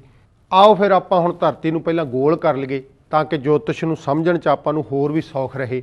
ਇਸ ਧਰਤੀ ਨੂੰ ਗੋਲ ਕਰਨ ਪਿੱਛੇ ਜਿਹੜੇ ਮਹਾਨ ਵਿਗਿਆਨੀਆਂ ਦਾ ਹੱਥ ਹੈ, ਉਹਨਾਂ 'ਚੋਂ ਸਾਰਿਆਂ ਨਾਲੋਂ ਪਹਿਲਾਂ ਕਾਪਰਨਿਕਸ ਨੇ 1540 ਈਸਵੀ 'ਚ ਇੱਕ ਪੇਪਰ ਲਿਖਿਆ। ਉਸ ਪੇਪਰ ਲਿਖਣ ਅਨੁਸਾਰ ਉਹਨੇ ਸਮੇਂ ਦਾ ਜਿਹੜਾ ਰਹਿਬਰ ਸੀ, ਸਮੇਂ ਦਾ ਜਿਹੜਾ ਆਗੂ ਸੀ, ਉਹਨੂੰ ਇਹ ਚੈਲੰਜ ਕੀਤਾ ਸੀ ਕਿ ਪੋਪ ਜੀ ਮੈਨੂੰ ਤਾਂ ਧਰਤੀ ਗੋਲ ਲੱਗਦੀ ਹੈ। ਉਹ ਪੋਪ ਜਿਹੜਾ ਕਿ ਉਦੋਂ ਸਮੇਂ ਦਾ ਅਧਿਆਤਮਕ ਗੁਰੂ ਸੀ, ਉਹ ਕਹਿੰਦਾ ਉਹ ਕਾਪਰਨਿਕਸਾ ਇਹ ਏਡੀ ਛੇਤੀ ਗੋਲ ਹੋਣ ਵਾਲੀ ਨਹੀਂ। ਸਾਡੀ ਬਾਈਬਲ ਦੇ ਵਿੱਚ ਲਿਖਿਆ ਹੋਇਆ ਹੈ ਧਰਤੀ ਚਪਟੀ ਹੈ, ਜਦੋਂ ਕਿ ਬਾਈਬਲ ਸ਼ਬਦ ਪ੍ਰਮਾਣ ਦਾ ਮਸਲਾ ਹੈ। ਇੱਥੇ ਸ਼ਬਦ ਪ੍ਰਮਾਣ ਨੂੰ ਆਪਾਂ ਸਮਝ ਲਈਏ। ਸ਼ਬਦ ਪ੍ਰਮਾਣ ਕੀ ਹੈ? ਤਿੰਨ ਕਿਸਮ ਦੇ ਪ੍ਰਮਾਣ ਹੁੰਦੇ ਆ, ਅਨੁਮਾਨ ਪ੍ਰਮਾਣ, ਪ੍ਰਤੱਖ ਪ੍ਰਮਾਣ ਤੇ ਸ਼ਬਦ ਪ੍ਰਮਾਣ।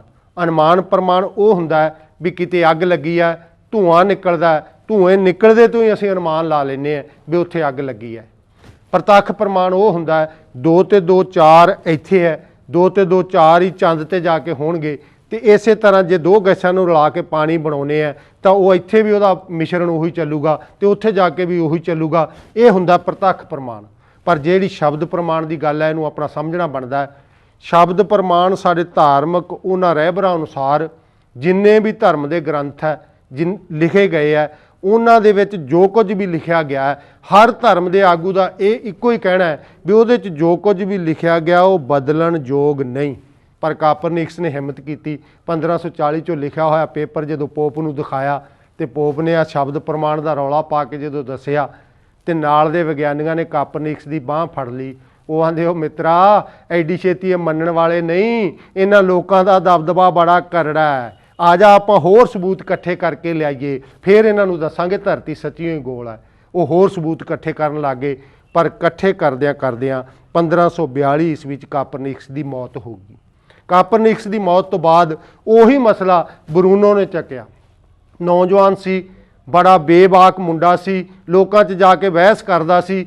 ਉਹਨੇ ਜਦੋਂ ਕਾਪਰਨਿਕਸ ਦੀ ਉਸ ਵਿਚਾਰਧਾਰਾ ਨੂੰ ਚੱਕਿਆ ਦਾ, ਪੋਪ ਜੀ ਮੈਨੂੰ ਵੀ ਧਰਤੀ ਗੋਲ ਲੱਗਦੀ ਹੈ। ਉਹ ਆਂਦਾ, ਉਹ ਇੱਕ ਆਇਆ ਸੀ ਅੱਗੇ ਉਹ ਕਹਿੰਦਾ ਸੀ ਗੋਲ ਹੈ। ਅਸੀਂ ਉਹਨੂੰ ਕਿਹਾ ਸੀ ਇਹ ਸਾਡੇ ਸ਼ਬਦ ਪ੍ਰਮਾਣ ਦਾ ਮਸਲਾ ਹੈ, ਸਾਡੀ ਬਾਈਬਲ 'ਚ ਜੋ ਕੁਝ ਲਿਖਿਆ ਭਗਵਾਨ ਦਾ ਆਪ ਲਿਖਿਆ, ਕਦੇ ਵੀ ਝੂਠਾ ਸਾਬਤ ਨਹੀਂ ਹੋ ਸਕਦਾ।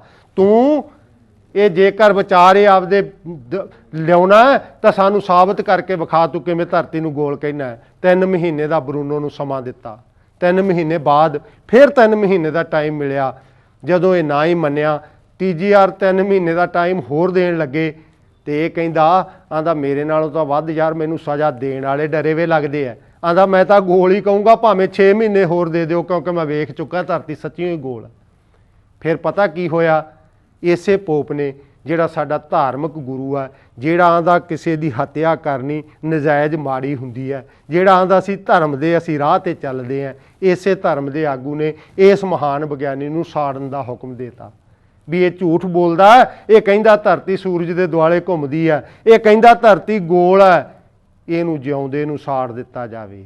ਉਹਨੂੰ ਉਸੇ ਉਹਨਾਂ ਦੇ ਚਿੰਨ੍ਹ ਨਾਲ, ਨਿਸ਼ਾਨ ਨਾਲ ਬੰਨ੍ਹ ਕੇ ਇੱਕ ਚੌਂਕ ਦੇ ਵਿੱਚ ਅੱਗ ਲਾਈ ਗਈ। ਜਦੋਂ ਅੱਗ ਲਾਉਣ ਲੱਗੇ ਤਾਂ ਕੋਲੋਂ ਇੱਕ ਪੋਪ ਬੋਲਦਾ, ਕਹਿੰਦਾ ਓਏ ਇਹਦੀ ਜਿਉਂਦੇ ਦੀ ਜੀਭ ਕੱਟ ਦਿਓ, ਜੇ ਕਿਤੇ ਫੇਰ ਇਹਨੇ ਜਨਮ ਲਿਆ ਨਾ ਧਰਤੀ ਨੂੰ ਫੇਰ ਗੋਲ ਕਹੂ, ਆਪਾਂ ਨੂੰ ਫੇਰ ਵਕਤ ਪਾਊ, ਇਹਦੀ ਜੀਭ ਕੱਟ ਦਿਓ ਤਾਂ ਕਿ ਅਗਲੇ ਜਨਮ 'ਚ ਕਿਤੇ ਗੂੰਗਾ ਹੀ ਜੰਮੇ। ਇਹ ਬਰੂਨੋ ਨਾਲ ਸਾਡੇ ਉਸ ਮਹਾਨ ਵਿਗਿਆਨੀ ਨਾਲ ਇਹਨਾਂ ਧਾਰਮਿਕ ਆਗੂਆਂ ਨੇ ਕੀਤਾ। ਪਰ ਉਸ ਤੋਂ ਬਾਅਦ ਇਹੀ ਵਿਚਾਰਧਾਰਾ ਗੈਲੀਲੀਓ ਨੇ ਚੱਕ ਲਈ। ਇਹ ਕਹਿੰਦਾ ਪੋਪ ਜੀ ਕਾਪਰਨਿਕਸ ਵੀ ਸੱਚ ਬੋਲਦਾ ਸੀ, ਬਰੂਨੋ ਵੀ ਸੱਚ ਬੋਲਦਾ ਸੀ, ਮੈਂ ਤਾਂ ਦੂਰਬੀਨ ਬਣਾ ਲਈ, ਮੈਂ ਤਾਂ ਦੂਰਬੀਨ ਨਾਲ ਬਹੁਤ ਸਾਰੇ ਗ੍ਰਹਿ ਹੋਰ ਲੱਭ ਲਏ, ਮੈਂ ਤਾਂ ਬਹੁਤ ਕੁਝ ਹੋਰ ਵੇਖ ਲਿਆ, ਉਹ ਸਾਰੇ ਹੀ ਗੋਲ ਹੈ ਤੇ ਧਰਤੀ ਵੀ ਸਾਡੀ ਸੱਚੀ ਮੁੱਚੀ ਗੋਲ ਹੈ, ਸੂਰਜ ਦੇ ਦੁਆਲੇ ਘੁੰਮਦੀ ਹੈ, ਮੈਂ ਤੁਹਾਨੂੰ ਦੂਰਬੀਨ ਰਾਹੀਂ ਦਰਸ਼ਨ ਕਰਵਾ ਸਕਦਾ ਹਾਂ। ਪਰ ਪੋਪ ਫਿਰ ਵੀ ਨਹੀਂ ਮੰਨਿਆ। ਉਹ ਕਹਿੰਦਾ ਨਹੀਂ, ਸਾਡੇ ਸ਼ਬਦ ਪ੍ਰਮਾਣ ਦਾ ਮਸਲਾ ਹੈ, ਅੱਗੇ ਅਸੀਂ ਇੱਕ ਨੂੰ ਜਿਉਂਦੇ ਸਾੜਿਆ, ਹੁਣ ਤੇਰੀ ਵੀ ਵਾਰੀ ਆਈ ਹੈ ਜਿਉਂਦੇ ਸਾੜਨ ਦੀ, ਅਸੀਂ ਤੈਨੂੰ ਵੀ ਜਿਉਂਦੇ ਸਾੜ ਦਿਆਂਗੇ। ਉਹ ਵਿਚਾਰਾ ਨਰਮ ਤਬੀਅਤ ਵਿਗਿਆਨੀ ਸੀ। ਉਹ ਆਂਦਾ ਵੀ ਜੇ ਤੁਸੀਂ ਇਹ ਸਜ਼ਾ ਨਾ ਦਿਓ ਤੇ ਮੈਨੂੰ ਕੀ ਕਰਨਾ ਪਊ? ਆਂਦੇ ਫਿਰ ਤੈਨੂੰ ਲਿਖ ਕੇ ਦੇਣਾ ਪਊਗਾ, ਤੂੰ ਸਾਨੂੰ ਲਿਖ ਕੇ ਦੇ ਵੀ ਮੈਂ ਸ਼ਬਦ ਪ੍ਰਮਾਣ ਤੇ ਪਹਿਰਾ ਦਿੰਦਾ, ਮੈਂ ਉਸ ਬਾਈਬਲ 'ਚ ਲਿਖੀ ਹੋਈ ਗੱਲ ਨੂੰ ਮੰਨਦਾ, ਮੈਂ ਮੰਨਦਾ ਵੀ ਧਰਤੀ ਚਪਟੀ ਹੈ, ਗੋਲ ਨਹੀਂ ਹੈ। ਇਹ ਸਾਰਾ ਕੁਝ ਗੈਲੀਲੀਓ ਤੋਂ ਲਿਖਵਾਇਆ ਗਿਆ। ਲਿਖਵਾਉਣ ਤੋਂ ਬਾਅਦ ਉਹਨਾਂ ਨੇ ਵਿਚਾਰ ਵਟਾਂਦਰਾ ਕੀਤਾ ਕਿ ਹੁਣ ਇਹਨੂੰ ਮਾफ़ ਕਰ ਦਿੱਤਾ ਜਾਵੇ। ਜਦੋਂ ਮਾफ़ ਕੀਤਾ, ਗੈਲੀਲੀਓ ਕਮਰੇ 'ਚੋਂ ਬਾਹਰ ਨਿਕਲਣ ਲੱਗਾ ਤੇ ਉਹ ਬੜਬੜਾਇਆ, ਆਂਦਾ ਭਾਵਾਂ ਲਿਖਵਾ ਹੀ ਲਿਆ ਪਰ ਹੈ ਤਾਂ ਗੋਲ ਹੀ। ਜਦੋਂ ਉਹਨਾਂ ਨੂੰ ਇਹ ਗੱਲ ਸੁਣੀ ਤਾਂ ਉਹਨਾਂ ਨੇ ਫੇਰ ਆਵਾਜ਼ ਮਾਰੀ, ਆਂਦੇ ਹਾਲੇ ਤੇਰੇ ਵਾਲ ਨਿਕਲੇ ਨਹੀਂ। ਫਿਰ ਉਹਨਾਂ ਨੇ ਆਪਸ ਵਿੱਚ ਹੀ ਵਿਚਾਰ ਵਟਾਂਦਰਾ ਕੀਤਾ ਵੀ ਅੱਗੇ ਆਪਾਂ ਬਰੂਨੋ ਨੂੰ ਜਿਉਂਦੇ ਸਾੜਿਆ ਸੀ। ਲੋਕਾਂ 'ਚ ਬਹੁਤ ਵੱਡੀ ਇਹ ਗੱਲ ਗਈ ਸੀ ਵੀ ਜਿਉਂਦੇ ਨਹੀਂ ਸੀ ਸਾੜਨਾ ਚਾਹੀਦਾ। ਹੁਣ ਆਪਾਂ ਇਹਦੀ ਵਿਚਾਰਧਾਰਾ ਨੂੰ ਲੋਕਾਂ 'ਚ ਜਾਣ ਤੋਂ ਰੋਕੀਏ, ਇਹਦਾ ਮੁਆਫੀਨਾਮਾ ਲੋਕਾਂ 'ਚ ਭੇਜ ਦਈਏ, ਇਹਨੂੰ ਕੈਦ ਕਰ ਦਈਏ, ਨਾ ਇਹਨੂੰ ਕਿਸੇ ਨੂੰ ਮਿਲਣ ਦਈਏ ਤੇ ਗੋਲ ਕਹੂ ਕਿਹਨੂੰ ਜਦੋਂ ਮਿਲਿਆ ਹੀ ਕੋਈ ਨਾ। ਫਿਰ ਇਹ ਸਾਡਾ ਮਹਾਨ ਵਿਗਿਆਨੀ 84 ਸਾਲ ਦਾ ਅੰਦਰੇ ਵਿਚਾਰਾ ਅੰਨਾ ਹੋਇਆ, ਅੰਦਰੇ ਵਿਚਾਰਾ ਬੋਲਾ ਹੋਇਆ, ਅੰਦਰੇ ਇੰਨੀਆਂ ਖੋਜਾਂ ਕਰਨ ਦੇ ਬਾਵਜੂਦ ਇੱਕ ਜਾਨਵਰਾਂ ਵਾਲੀ ਜ਼ਿੰਦਗੀ ਜਿਉਂ ਕੇ ਵਿਚਾਰਾ ਮਰਿਆ। ਮਰਨ ਤੋਂ ਬਾਅਦ ਵੀ ਇਹਨਾਂ ਲੋਕਾਂ ਨੇ ਉਹਨੂੰ ਮਾਫ ਨਹੀਂ ਕੀਤਾ। 3 ਕਿਸਮ ਦੀਆਂ ਕਬਰਾਂ ਹੁੰਦੀਆਂ ਸੀ, ਇੱਕ ਅਪਰਾਧੀਆਂ ਵਾਸਤੇ, ਚੋਰਾਂ ਵਾਸਤੇ, ਇੱਕ ਆਮ ਜਨ ਸਧਾਰਨ ਵਾਸਤੇ, ਇੱਕ ਰਜਵਾੜਾ ਸ਼ਾਹੀ ਵਾਸਤੇ। ਇਹ ਸਾਡੇ ਮਹਾਨ ਵਿਗਿਆਨੀ ਨੂੰ ਚੋਰਾਂ ਦੀਆਂ ਕਬਰਾਂ 'ਚ ਦੱਬਿਆ, ਕਿਉਂਕਿ ਇਹਨੇ ਕਿਹਾ ਸੀ ਧਰਤੀ ਗੋਲ ਹੈ, ਸੂਰਜ ਦੇ ਦੁਆਲੇ ਘੁੰਮਦੀ ਹੈ। ਜਦੋਂ ਚੋਰਾਂ ਦੀਆਂ ਕਬਰਾਂ 'ਚ ਦੱਬਿਆ, 400 ਸਾਲ ਬਾਅਦ ਉਸ ਪੋਪ ਨੂੰ ਜਦੋਂ ਵਿਗਿਆਨੀਆਂ ਨੇ ਜਾ ਘੇਰਿਆ, ਦੇ ਪੋਪ ਜੀ ਆ ਜਾਓ ਸਾਡੇ ਨਾਲ, ਹੁਣ ਜਹਾਜ਼ 'ਚ ਬੈਠੋ, ਜਹਾਜ਼ ਬਣ ਗਿਆ, ਦੱਸੋ ਤੁਸੀਂ ਇੱਧਰ ਦੀ ਅਮਰੀਕਾ ਨੂੰ ਜਾਣਾ ਕਿ ਇੱਧਰ ਦੀ ਜਾਣਾ, ਤੁਹਾਨੂੰ ਜਹਾਜ਼ 'ਚ ਬਿਠਾ ਕੇ ਅਸੀਂ ਦਿਖਾਈਏ ਧਰਤੀ ਸੱਚੀਓ ਹੀ ਗੋਲ ਹੈ। ਜਦੋਂ ਉਹਨਾਂ 'ਤੇ ਇਹ ਵਕਤ ਪਿਆ, ਉਹਨਾਂ ਨੂੰ ਪਤਾ ਲੱਗਾ ਵੀ ਆਪਾਂ ਤਾਂ ਸਾਰੀ ਗੱਲ ਸਿਲੇਬਸ 'ਚ ਜਵਾਕਾਂ ਨੂੰ ਪੜ੍ਹਾਉਣੇ ਆ, ਧਰਤੀ ਚਪਟੀ ਹੈ, ਹੁਣ ਇਹ ਤਾਂ ਗੋਲ ਕਹਿਣ ਵਾਲੇ ਕਈ ਜੰਮ ਪਏ ਤਾਂ ਦੇ ਜਹਾਜ਼ 'ਚ ਬੈਠੋ।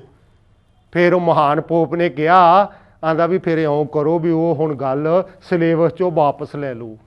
ਫਿਰ ਸਿਲੇਬਸ 'ਚੋਂ ਚਪਟੀ ਧਰਤੀ ਵਾਲੀ ਗੱਲ ਨੂੰ ਅਸੀਂ ਦਫੇ ਕੀਤਾ ਅਤੇ ਗੋਲ ਵਿਗਿਆਨੀਆਂ ਵਾਲੀ ਗੱਲ ਸਿਲੇਬਸ 'ਚ ਅਸੀਂ ਦਰਜ ਕਰਾਈ।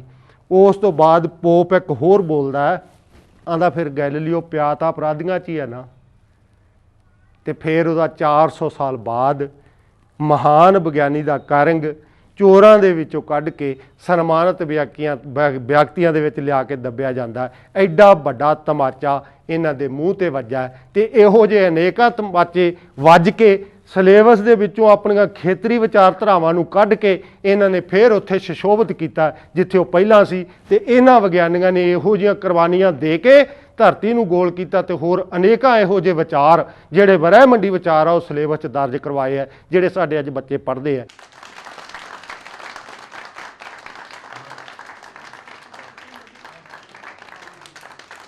ਕਾਪਰਨਿਕਸ ਦੀ ਆਪਾਂ ਗੱਲ ਕੀਤੀ ਹੈ। ਇੱਥੇ ਸਾਡੇ ਪੰਜਾਬ 'ਚ, ਅਸੀਂ ਪੰਜਾਬ ਦੇ ਵਾਸੀ ਹਾਂ, ਪੰਜਾਬ 'ਚ ਸਿੱਖ ਧਰਮ ਦਾ ਬੋਲਬਾਲਾ ਹੈ। ਸਾਡੇ ਆਗੂ ਸ਼੍ਰੀ ਗੁਰੂ ਨਾਨਕ ਦੇਵ ਜਿਨ੍ਹਾਂ ਨੇ ਸਿੱਖ ਧਰਮ ਦੀ ਬੁਨਿਆਦ ਰੱਖੀ ਹੈ। ਮੈਂ ਇੱਥੇ ਯਾਦ ਦਵਾ ਦਿਆਂ ਤੁਹਾਨੂੰ ਯਾਦ ਰੱਖਣ ਵਾਸਤੇ ਵੀ ਕਾਪਰਨਿਕਸ ਅਤੇ ਗੁਰੂ ਨਾਨਕ ਦੇਵ ਬਿਲਕੁਲ ਸਮਕਾਲੀ ਹੈ। ਗੁਰੂ ਨਾਨਕ ਦੇਵ ਜੀ ਦਾ ਜਨਮ 1469 ਈਸਵੀ 'ਚ ਹੋਇਆ, ਕਾਪਰਨਿਕਸ ਦਾ ਜਨਮ 1472 ਈਸਵੀ 'ਚ ਹੋਇਆ। 1539 ਈਸਵੀ 'ਚ ਜੋਤੀ ਜੋਤ ਸਮਾਏ ਹੈ ਗੁਰੂ ਨਾਨਕ ਦੇਵ, ਅਤੇ 1542 ਈਸਵੀ ਸਾਡਾ ਇਹ ਮਹਾਨ ਵਿਗਿਆਨੀ ਸਾਡੇ ਕੋਲੋਂ ਗਿਆ। ਇਸੇ ਤਰ੍ਹਾਂ ਜੇਕਰ ਆਪਾਂ ਦੇਖੀਏ ਤਾਂ ਪੱਛਮ 'ਚ ਉਦੋਂ ਪੁਨਰ ਜਾਗਰਤੀ ਦੀ ਲਹਿਰ ਚੱਲੀ ਹੈ 1450 ਈਸਵੀ ਤੋਂ ਲੈ ਕੇ 1730 ਈਸਵੀ ਤੱਕ, ਜਿਹੜਾ ਨਿਊਟਨ ਦੇ ਨਿਯਮਾਂ ਤੱਕ ਉਹ ਸਾਰੀ ਪੁਨਰ ਜਾਗਰਤੀ ਦੀ ਲਹਿਰ ਪੱਛਮ 'ਚ ਚੱਲੀ ਹੈ। ਪਰ ਸਾਡੇ ਉਦੋਂ ਸਿੱਖ ਧਰਮ ਦਾ ਜਿਹੜਾ ਸਾਰਾ ਕਾਲ ਹੈ ਉਹ ਆਇਆ। ਸਾਡੇ ਬਰਾਬਰ ਸਾਰੀਆਂ ਖੋਜਾਂ ਪੱਛਮ 'ਚ ਹੋਈਆਂ। ਉਹਨਾਂ ਜਿੰਨੇ ਵੀ ਉਹ ਵਿਗਿਆਨੀ 18-17 ਦੀ ਲਿਸਟ ਬਣੀ ਹੈ ਜਿਨ੍ਹਾਂ ਨੇ ਪੁਨਰ ਜਾਗਰਤੀ ਦੀ ਲਹਿਰ ਚਲਾਈ ਹੈ, ਉਹਨਾਂ 'ਚ ਇੱਕ ਵੀ ਵਿਗਿਆਨੀ ਦਾ ਸਾਡਾ ਨਾਂ ਦਰਜ ਨਹੀਂ ਹੈ।